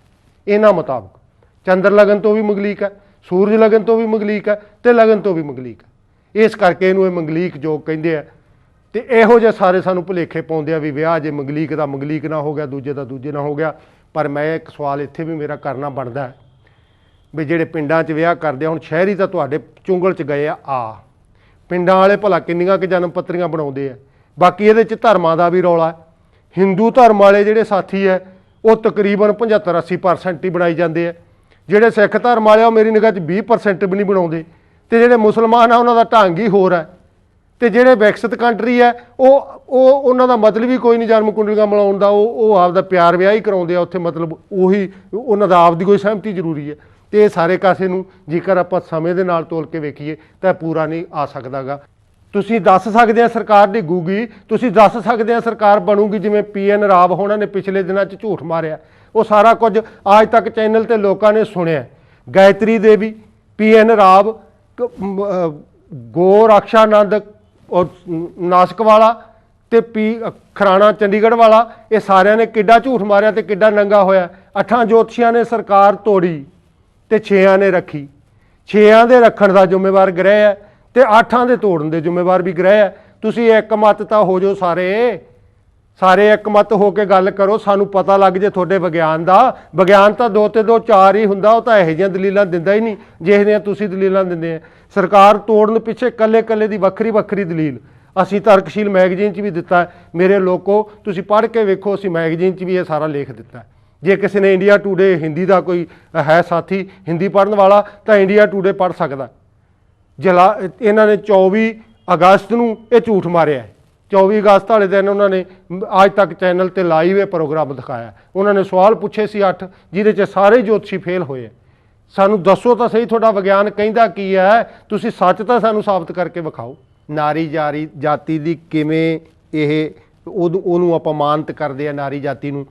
ਇਹ ਕਹਿੰਦੇ ਬਈ ਜੇਕਰ 7ਵੇਂ ਘਰ 'ਚ ਮੰਗਲ, ਸ਼ਨੀ ਤੇ ਸ਼ੁੱਕਰ ਤਿੰਨੇ ਇਕੱਠੇ ਹੋ ਜਾਣ ਤਾਂ ਕੁੜੀ ਆਚਰਨਹੀਨ ਜੰਮਦੀ ਹੈ। ਜੋਤਸ਼ੀ ਜੀ ਜਿਹੜਾ ਅਸੀਂ ਅਖਬਾਰ 'ਚ ਪਰਸੋਂ ਪੜ੍ਹਿਆ ਵੀ 7 ਸਾਲ ਦੀ ਬਾਲੜੀ ਦੇ ਨਾਲ ਬਲਾਤਕਾਰ ਹੋਇਆ, ਉਹ ਆਚਰਨਹੀਨ ਜੰਮੀ ਸੀ। ਉਹਨੂੰ ਤਾਂ ਵਿਚਾਰੀ ਨੂੰ ਆਚਰਨਹੀਨਤਾ ਦਾ ਪਤਾ ਹੀ ਨਹੀਂ। ਉਹ ਮੁਖਤਾਰਾ ਮਾਈ ਪਾਕਿਸਤਾਨ ਵਾਲੀ ਜਿਹੜੀ ਇੱਕ ਵਿਚਾਰੀ ਗਰੀਬ ਪਰਿਵਾਰ ਦੀ ਕੁੜੀ ਹੈ, ਉਸ ਕੁੜੀ ਦੇ ਭਰਾ ਨੇ ਕਿਸੇ ਉੱਚੇ ਪਰਿਵਾਰ ਵੱਡੀ ਅਮੀਰ ਪਰਿਵਾਰ ਦੀ ਕੁੜੀ ਦੇ ਨਾਲ ਪ੍ਰੇਮ ਵਿਆਹ ਦੀ ਗੱਲ ਕੀਤੀ ਹੈ। ਉਸ ਪ੍ਰੇਮ ਵਿਆਹ ਦਾ ਪਿੰਡ 'ਚ ਪਤਾ ਲੱਗਾ। ਜਦੋਂ ਪਤਾ ਲੱਗਾ ਤਾਂ ਉੱਥੋਂ ਦੀ ਮਜ਼੍ਹਬੀ ਪੰਚਾਇਤ, ਉੱਥੋਂ ਦੇ ਧਾਰਮਿਕ ਆਗੂ ਇੱਕ ਸਜ਼ਾ ਸੁਣਾਉਂਦੇ ਆ ਪੰਚਾਇਤ 'ਚ ਵੀ ਇਸ ਕੁੜੀ ਦੇ ਪਰਿਵਾਰ ਦੇ 5 ਮੁੰਡੇ ਉਸ ਮੁਖਤਾਰਾ ਮਾਈ ਨੂੰ ਰਾਤ ਰੱਖਣਗੇ। ਕੀ ਮੁਖਤਾਰਾ ਮਾਈ ਆਚਰਨਹੀਨ ਜੰਮੀ ਸੀ? ਕਿ ਸਾਡੀ ਬੀਬੀ ਜਮਾਮਾ ਬੀਬੀ ਮੱਧ ਪ੍ਰਦੇਸ਼ ਵਾਲੀ ਜਿਹਨੂੰ ਸਹੁਰੇ ਨੇ ਉਹਦੇ ਨੇ ਹੱਥ ਪਾਇਆ, ਸਹੁਰੇ ਨੇ ਹੱਥ ਪਾਉਣ ਤੋਂ ਬਾਅਦ ਉਹ ਵਿਚਾਰੀ ਪੰਚਾਇਤ 'ਚ ਆਪਦਾ ਫੈਸਲਾ ਲੈ ਕੇ ਜਾਂਦੀ ਹੈ। ਸਮੇਂ ਦੀ ਪੰਚਾਇਤ, ਧਾਰਮਿਕ ਪੰਚਾਇਤ ਫੈਸਲਾ ਸੁਣਾਉਂਦੀ ਹੈ, ਅਜਮਾਮਾ ਬੀਬੀ ਕਿਉਂਕਿ ਤੇਰੇ ਸਹੁਰੇ ਨੇ ਹੱਥ ਪਾ ਲਿਆ, ਸਾਡੀਆਂ ਧਾਰਮਿਕ ਕਿਤਾਬਾਂ ਮੁਤਾਬਕ, ਸਾਡੀਆਂ ਰਸਮਾਂ ਮੁਤਾਬਕ ਤੂੰ ਆਪਣੇ ਪਤੀ ਦੀ ਮਾਂ ਬਣ ਗਈ। ਹੁਣ ਜੇਕਰ ਤੂੰ ਵਸਣਾ ਹੈ ਤਾਂ ਆਪਦੇ ਸਹੁਰੇ ਦੇ ਵਸ ਸਕਦੀ, ਆਪਦੇ ਪਤੀ ਦੇ ਨਹੀਂ ਵਸ ਸਕਦੀ। ਇਹ ਕੀ ਗੱਲ, ਉਹ ਵੀ ਵਿਚਾਰੀ ਆਚਰਨਹੀਨ ਜੰਮੀ ਸੀ। ਉਸ ਤੋਂ ਅੱਗੇ ਜਾਈਏ, ਜਿਹੜੀਆਂ ਵਿਚਾਰੀਆਂ ਵੇਸਵਾਵਾਂ 4 ਪੀੜ੍ਹੀਆਂ ਤੋਂ ਇਸੇ ਧੰਦੇ ਨੂੰ ਉਹਨਾਂ ਨੇ ਅਪਣਾ ਲਿਆ। ਕੁੜੀਆਂ ਵੀ ਉਹਨਾਂ ਦੀਆਂ ਉਸੇ ਧੰਦੇ 'ਚ, ਉਹਨਾਂ ਦੀਆਂ ਪੋਤੀਆਂ ਵੀ ਉਸੇ ਧੰਦੇ 'ਚ, ਉਹਨਾਂ ਦੀਆਂ ਦੋਹਤੀਆਂ ਵੀ ਉਸੇ ਧੰਦੇ 'ਚ। ਕੀ ਗੱਲ, ਅਸੀਂ ਉਹਨਾਂ ਨੂੰ ਇਹ ਧੰਦਾ ਲਿਖ ਕੇ ਦਿੱਤਾ? ਜੋਤਸ਼ੀ ਜੀ ਲਿਖ ਕੇ ਨਹੀਂ ਦਿੱਤਾ। ਉਹ ਵਿਚਾਰੀ ਜਦੋਂ 6 ਸਾਲ ਦੀ ਕੁੜੀ ਉਹਦੀ ਹੁੰਦੀ ਆ ਨਾ ਉਸ ਬੇਸਵਾ ਦੀ, ਉਦੋਂ ਉਂਗਲ ਲਾ ਕੇ ਉਹ ਸਕੂਲ ਵੱਲ ਨੂੰ ਤੁਰਦੀ ਹੈ। ਚੱਲ ਪੁੱਤਰ ਤੈਨੂੰ ਮੈਂ ਸਕੂਲ ਦਾਖਲ ਕਰਾ ਦਿਆਂ, ਤੂੰ ਵੀ ਇੱਜ਼ਤਦਾਰ ਜ਼ਿੰਦਗੀ ਜੀ, ਚੱਲ ਤੂੰ ਮਾਸਟਰ ਨਹੀਂ ਬਣ ਪੁੱਤ ਪੜ੍ਹ ਕੇ। ਉਹ ਕਿਉਂਕਿ ਉਹਦੇ ਸਰੀਰ ਨੂੰ ਬਗਾਨੇ ਮਰਦਾਂ ਨੇ ਸਾਰੀ ਉਮਰ ਨੋਚ ਕੇ ਖਾਧਾ। ਉਹ ਨਹੀਂ ਚਾਹੁੰਦੀ ਕਿ ਮੇਰੀ ਧੀ ਦੇ ਸਰੀਰ ਨੂੰ ਵੀ ਕੋਈ ਨੋਚ ਕੇ ਖਾਵੇ। ਜੋਤਸ਼ੀ ਜੀ ਉਹ ਜਦੋਂ ਸਕੂਲ ਲੈ ਕੇ ਆਉਂਦੀ ਹੈ ਨਾ ਤੇ ਮਾਸਟਰ ਕੁਰਸੀ ਤੇ ਬੈਠਾ ਫਾਰਮ ਨੂੰ ਫਰੋਲਦਾ ਹੈ ਤਾਂ ਫਾਰਮ ਦਾ ਪਹਿਲਾ ਖਾਨਾ ਹੁੰਦਾ ਕੁੜਗੇ ਇਹਦੇ ਪਿਓ ਦਾ ਨਾਂ। ਉਹਦੀ ਆਪਦੀ ਬੱਚੀ ਨਾਲੋਂ ਉਂਗਲ ਛੁੱਟ ਜਾਂਦੀ ਹੈ। ਉਹ ਆਂਦੀ ਪਿਓ ਦਾ ਮਾਸਟਰ ਜੀ 50,000 ਬੰਦਾ ਰੋਲ ਕਰ ਗਿਆ, ਪਰ ਇੱਕ ਵੀ ਬੰਦਾ ਇਸ ਕੁੜੀ ਦੀ ਪਿਓ ਬਣਨ ਨੂੰ ਤਿਆਰ ਨਹੀਂ, ਜ਼ਿੰਮੇਵਾਰੀ ਲੈਣ ਨੂੰ ਤਿਆਰ ਨਹੀਂ। ਰੋਲ ਭਾਵੇਂ 50,000 ਪਿਓ ਦਾ ਨਿਭਾ ਗਿਆ, ਉਹ ਵਿਚਾਰੀ ਉਹਨੂੰ ਉਂਗਲ ਲਾਉਂਦੀ ਹੈ ਤੇ ਵਾਪਸ ਉਸੇ ਘੋਰਨੇ 'ਚ ਲੈ ਜਾਂਦੀ ਆ। ਪੁੱਤਰ, ਤੈਨੂੰ ਇਹਨਾਂ ਨੇ ਆਚਰਨਹੀਨਤਾ ਦਾ ਠੱਪਾ ਲਾਤਾ ਇਸ ਮਰਦ ਸਮਾਜ ਨੇ, ਤੈਨੂੰ ਉੱਥੇ ਹੀ ਮੇਰੇ ਵਾਂਗੂ ਮਰਨਾ ਪਊ। ਤੈਨੂੰ ਸਰੀਰ ਦਾ ਇੰਚ ਇੰਚ ਇਹਨਾਂ ਮਰਦਾਂ ਵਾਸਤੇ ਵੰਡਣਾ ਪਊ। ਤੇ ਸਾਡਾ ਤਾਂ ਇੱਥੋਂ ਦਾ ਧਰਮ ਮੰਦਰਾਂ 'ਚ ਵੀ ਦਾਸੀਆਂ ਚੜਾਉਣ ਵਾਸਤੇ ਆਗਿਆ ਦਿੰਦਾ ਹੈ, ਤੇ ਸਾਡਾ ਇੱਥੋਂ ਦਾ ਹੀ ਧਰਮ 11 ਔਰਤਾਂ ਨੂੰ, ਬ੍ਰਾਹਮਣ ਦੇ ਪੁੱਤ ਨੂੰ 11 ਔਰਤਾਂ ਕੋਲੇ ਜਾਣ ਦੀ ਆਗਿਆ ਵੀ ਦਿੰਦਾ ਹੈ। ਤੁਸੀਂ ਕਿੱਥੋਂ ਦੀ ਗੱਲ ਕਰਦੇ ਆ, ਸਾਨੂੰ ਇਹ ਤਾਂ ਦੱਸ ਦਿਓ। ਆਚਰਣਹੀਨ ਬਣਾਉਣ ਵਾਲਾ ਤਾਂ ਸਾਡੇ ਉਹ ਆਗੂ ਹੈ, ਆਚਰਣ ਬਣਾਉਣ ਵਾਲੇ ਤਾਂ ਸਾਡੇ ਉਹੀ ਲੋਕ ਹੈ ਜਿਹੜੇ ਲੋਕਾਂ ਵਾਸਤੇ ਭੈਣੋ ਮੇਰੀਓ ਤੁਸੀਂ ਰੋਟੀਆਂ ਲਾ ਕੇ ਭੇਜਦੀਆਂ। ਇਹ ਵੇਲਾ ਸਮਾਜ ਤੁਹਾਡੀਆਂ ਹੀ ਪੱਕੀਆਂ ਹੋਈਆਂ ਹੱਥਾਂ ਦੀਆਂ ਰੋਟੀਆਂ ਖਾ ਕੇ ਤੁਹਾਡੇ ਵਾਸਤੇ ਹੀ ਇਹੋ ਜਿਹੇ ਫਰਮਾਨ ਜਾਰੀ ਕਰਦਾ। ਜੇਕਰ ਇਹਨਾਂ ਨੂੰ ਕੰਮ ਲਾਉਣਾ, ਜੇਕਰ ਵਰਕ ਕਲਚਰ ਸਿਰਜਣਾ, ਜੇਕਰ ਇਹਨਾਂ ਸਾਰਿਆਂ ਨੂੰ ਆਪਾਂ ਆਪਣੇ ਬਰਾਬਰ ਲੈ ਕੇ ਆਉਣਾ, ਤਾਂ ਕਿਸੇ ਵੇਲੜ ਹੱਥਾਂ ਵਾਸਤੇ ਤੁਹਾਡਾ ਵੇਲਣਾ ਰੋਟੀ ਨਾ ਵੇਲੇ ਭੈਣੋ ਮੇਰਗੋ ਇੱਕੋ ਹੀ ਹੱਲ ਹੈ ਇਹਦਾ। ਜੇਕਰ ਵੇਲੜਾਂ ਦੀਆਂ ਰੋਟੀਆਂ ਤੁਹਾਡੇ ਘਰੋਂ ਬੰਦ ਹੋ ਜਾਂਦੀਆਂ ਤਾਂ ਇਹੋ ਜਿਹੇ ਆਦੇਸ਼ ਜਿਹੜੇ ਮਰਦ ਸਮਾਜ ਤੁਹਾਡੇ ਵਾਸਤੇ ਜਾਰੀ ਕਰਦਾ ਇਹ ਸਾਰੇ ਹੀ ਬੰਦ ਹੋ ਜਾਣਗੇ। ਤਰਕਸ਼ੀਲ ਸੁਸਾਇਟੀ ਦੀ ਇਹ ਸਮਝ ਹੈ ਵੀ ਜੇਕਰ ਆਪਾਂ ਵਰਕ ਕਲਚਰ ਨੂੰ ਅਪਣਾਈਏ, ਆਪਾਂ ਲੋਕਾਂ 'ਚ ਉਸ ਲੋਕਾਂ ਦਾ ਆਦਰ ਕਰੀਏ ਜਿਹੜੇ ਆਦਰ ਦੇ ਯੋਗ ਹੈ। ਇੱਥੇ ਮੈਂ ਇੱਕ ਉਦਾਹਰਨ ਦੇਣੀ ਚਾਹੂੰਗਾ। ਸਾਡੇ ਘਰ ਦਾ ਭੰਗੀ, ਸਾਡੀ ਗਲੀ ਦਾ ਭੰਗੀ ਜਿਹੜਾ ਗੰਦ ਸਾਫ਼ ਕਰਦਾ ਹੈ, ਉਹ ਸਾਡੀ ਨਾਲੀ ਘਰ 'ਚੋਂ ਨਿਕਲਣ ਵਾਲੀ ਨੂੰ ਸਾਫ਼ ਕਰਦਾ ਹੈ। ਉਸ ਦੇ ਵਿੱਚੋਂ ਕਿਤੇ ਇੱਕ ਸਿੱਟਾ ਸਾਡੇ ਬੁੜਕ ਕੇ ਸਰੀਰ 'ਤੇ ਪੈਂਦਾ ਤਾਂ ਅਸੀਂ 100 ਗਾਲ ਕੱਢਦੇ ਹਾਂ, ਤੈਨੂੰ ਦਿਸਦਾ ਨਹੀਂ। ਪਰ ਗੰਦ ਕਿਹਦਾ ਸਾਫ਼ ਕਰਦਾ ਹੈ? ਕਿਸੇ ਸੁਆਣੀ ਦੇ ਅਸੀਂ ਘਰ 'ਚ ਜਾਂਦੇ ਹਾਂ, ਉਹ ਘਰ 'ਚ ਕੂੜਾ ਕਰਕਟ ਪਿਆ ਹੋਵੇ, ਗੰਦ ਪਿਆ ਹੋਵੇ, ਉਹਦਾ ਢੰਗ ਨਾਲ ਆਪਦਾ ਕਮਰਾ ਸਜਾਇਆ ਹੋਇਆ ਨਾ ਹੋਵੇ, ਤੇ ਅਸੀਂ ਨੱਕ ਬੁੱਲ ਮਾਰਦੇ ਹਾਂ ਕਚੱਜੀ ਹੈ, ਇਹਨੂੰ ਕੰਮ ਕਰਨਾ ਨਹੀਂ ਆਉਂਦਾ, ਇਹਨੂੰ ਸਫਾਈ ਨਹੀਂ ਰੱਖਣੀ ਆਉਂਦੀ। ਪਰ ਜਿਹੜਾ ਸ਼ਹਿਰ ਦੀ ਸਫਾਈ ਕਰਦਾ ਉਹਦਾ ਅਸੀਂ ਇਹ ਆਦਰ ਕਰਦੇ ਹਾਂ। ਦੋ ਸੜਕ ਤੇ ਤੁਰੇ ਜਾਂਦੇ ਆ, ਇੱਕ ਮਜ਼ਦੂਰ ਆ ਜਿਹਦੇ ਮੋਢਿਆਂ ਤੇ ਕਹੀ ਹੈ, ਇੱਕ ਚਿੱਟਾ ਚੋਲਾ ਪੱਗ ਬੰਨੀ ਵੀ ਆ, ਉਹ ਲਿਬਾਸ ਆ ਜਿਹੜਾ ਸਾਡੇ ਵਿਹਲੜਾਂ ਦਾ ਹੈ। ਉਹ ਅੱਗੇ ਤੁਰਿਆ ਜਾਂਦਾ, ਦੋਵੇਂ ਤੁਰੇ ਜਾਂਦੇ ਆ, ਮਗਰਲਾ ਮਜ਼ਦੂਰ ਸਾਨੂੰ ਹੱਥ ਦਿੰਦਾ ਵੀ ਮੇਰੇ ਪਿੰਡ ਦਾ ਮਾਸਟਰਾ ਬਿਠਾ ਕੇ ਲੈ ਜਾਓ, ਹੱਥ ਦਿੱਤਾ। ਪਰ ਅਸੀਂ ਬਿਠਾਉਂਦੇ ਨਹੀਂ, ਨੱਕ ਮਾਰ ਕੇ ਲੰਘਦੇ ਆ, ਕੋਲੋਂ ਮੁਸ਼ਕ ਆਉਂਦਾ, ਲਿਬੜੇ ਕੱਪੜੇ ਆ ਮੇਰੇ ਵੀ ਲਵੇਟ ਦੇਗਾ, ਮੈਂ ਨਹੀਂ ਬਿਠਾਉਣਾ। ਪਰ 10 ਕਰਮਾਂ ਮੂਹਰੇ ਜਾਂਦੇ ਨੂੰ ਉਸ ਚਿੱਟੇ ਚੋਲੇ ਵਾਲੇ ਨੂੰ ਅਸੀਂ ਆਪ ਕਹਿੰਦੇ ਆ, ਬਾਬਾ ਜੀ ਕਿੱਥੇ ਛੱਡ ਕੇ ਆਵਾਂ? ਅਸੀਂ ਕਿਹਦੀ ਸੇਵਾ 'ਚ ਲੱਗੇ ਹੋਏ ਆ? ਭੈਣੋ ਮੇਰੀ, ਉਹ ਜਿੰਨਾ ਚਿਰ ਇਹ ਸੇਵਾ, ਜਿੰਨਾ ਚਿਰ ਤੁਹਾਡਾ ਪੱਕਿਆ ਹੋਇਆ ਅੰਨ ਇਹਨਾਂ ਵਿਹਲੜਾਂ ਲੋਕਾਂ ਕੋਲੇ ਜਾਂਦਾ, ਉਹਨਾਂ ਚਿਰ ਇਹ ਹਾਲ ਰਹੂਗਾ, ਇਹ ਸਾਡੀ ਹਾਲਤ ਰਹੂਗੀ। ਇਸੇ ਤਰ੍ਹਾਂ ਵਿਹਲੜ ਲੋਕ ਤੁਹਾਡੇ ਵਾਸਤੇ ਫਰਮਾਨਜ਼ਾਦੀ ਕਰਦੇ ਰਹਿਣਗੇ। ਮਿਹਰਬਾਨੀ, ਬਹੁਤ ਧੰਨਵਾਦ।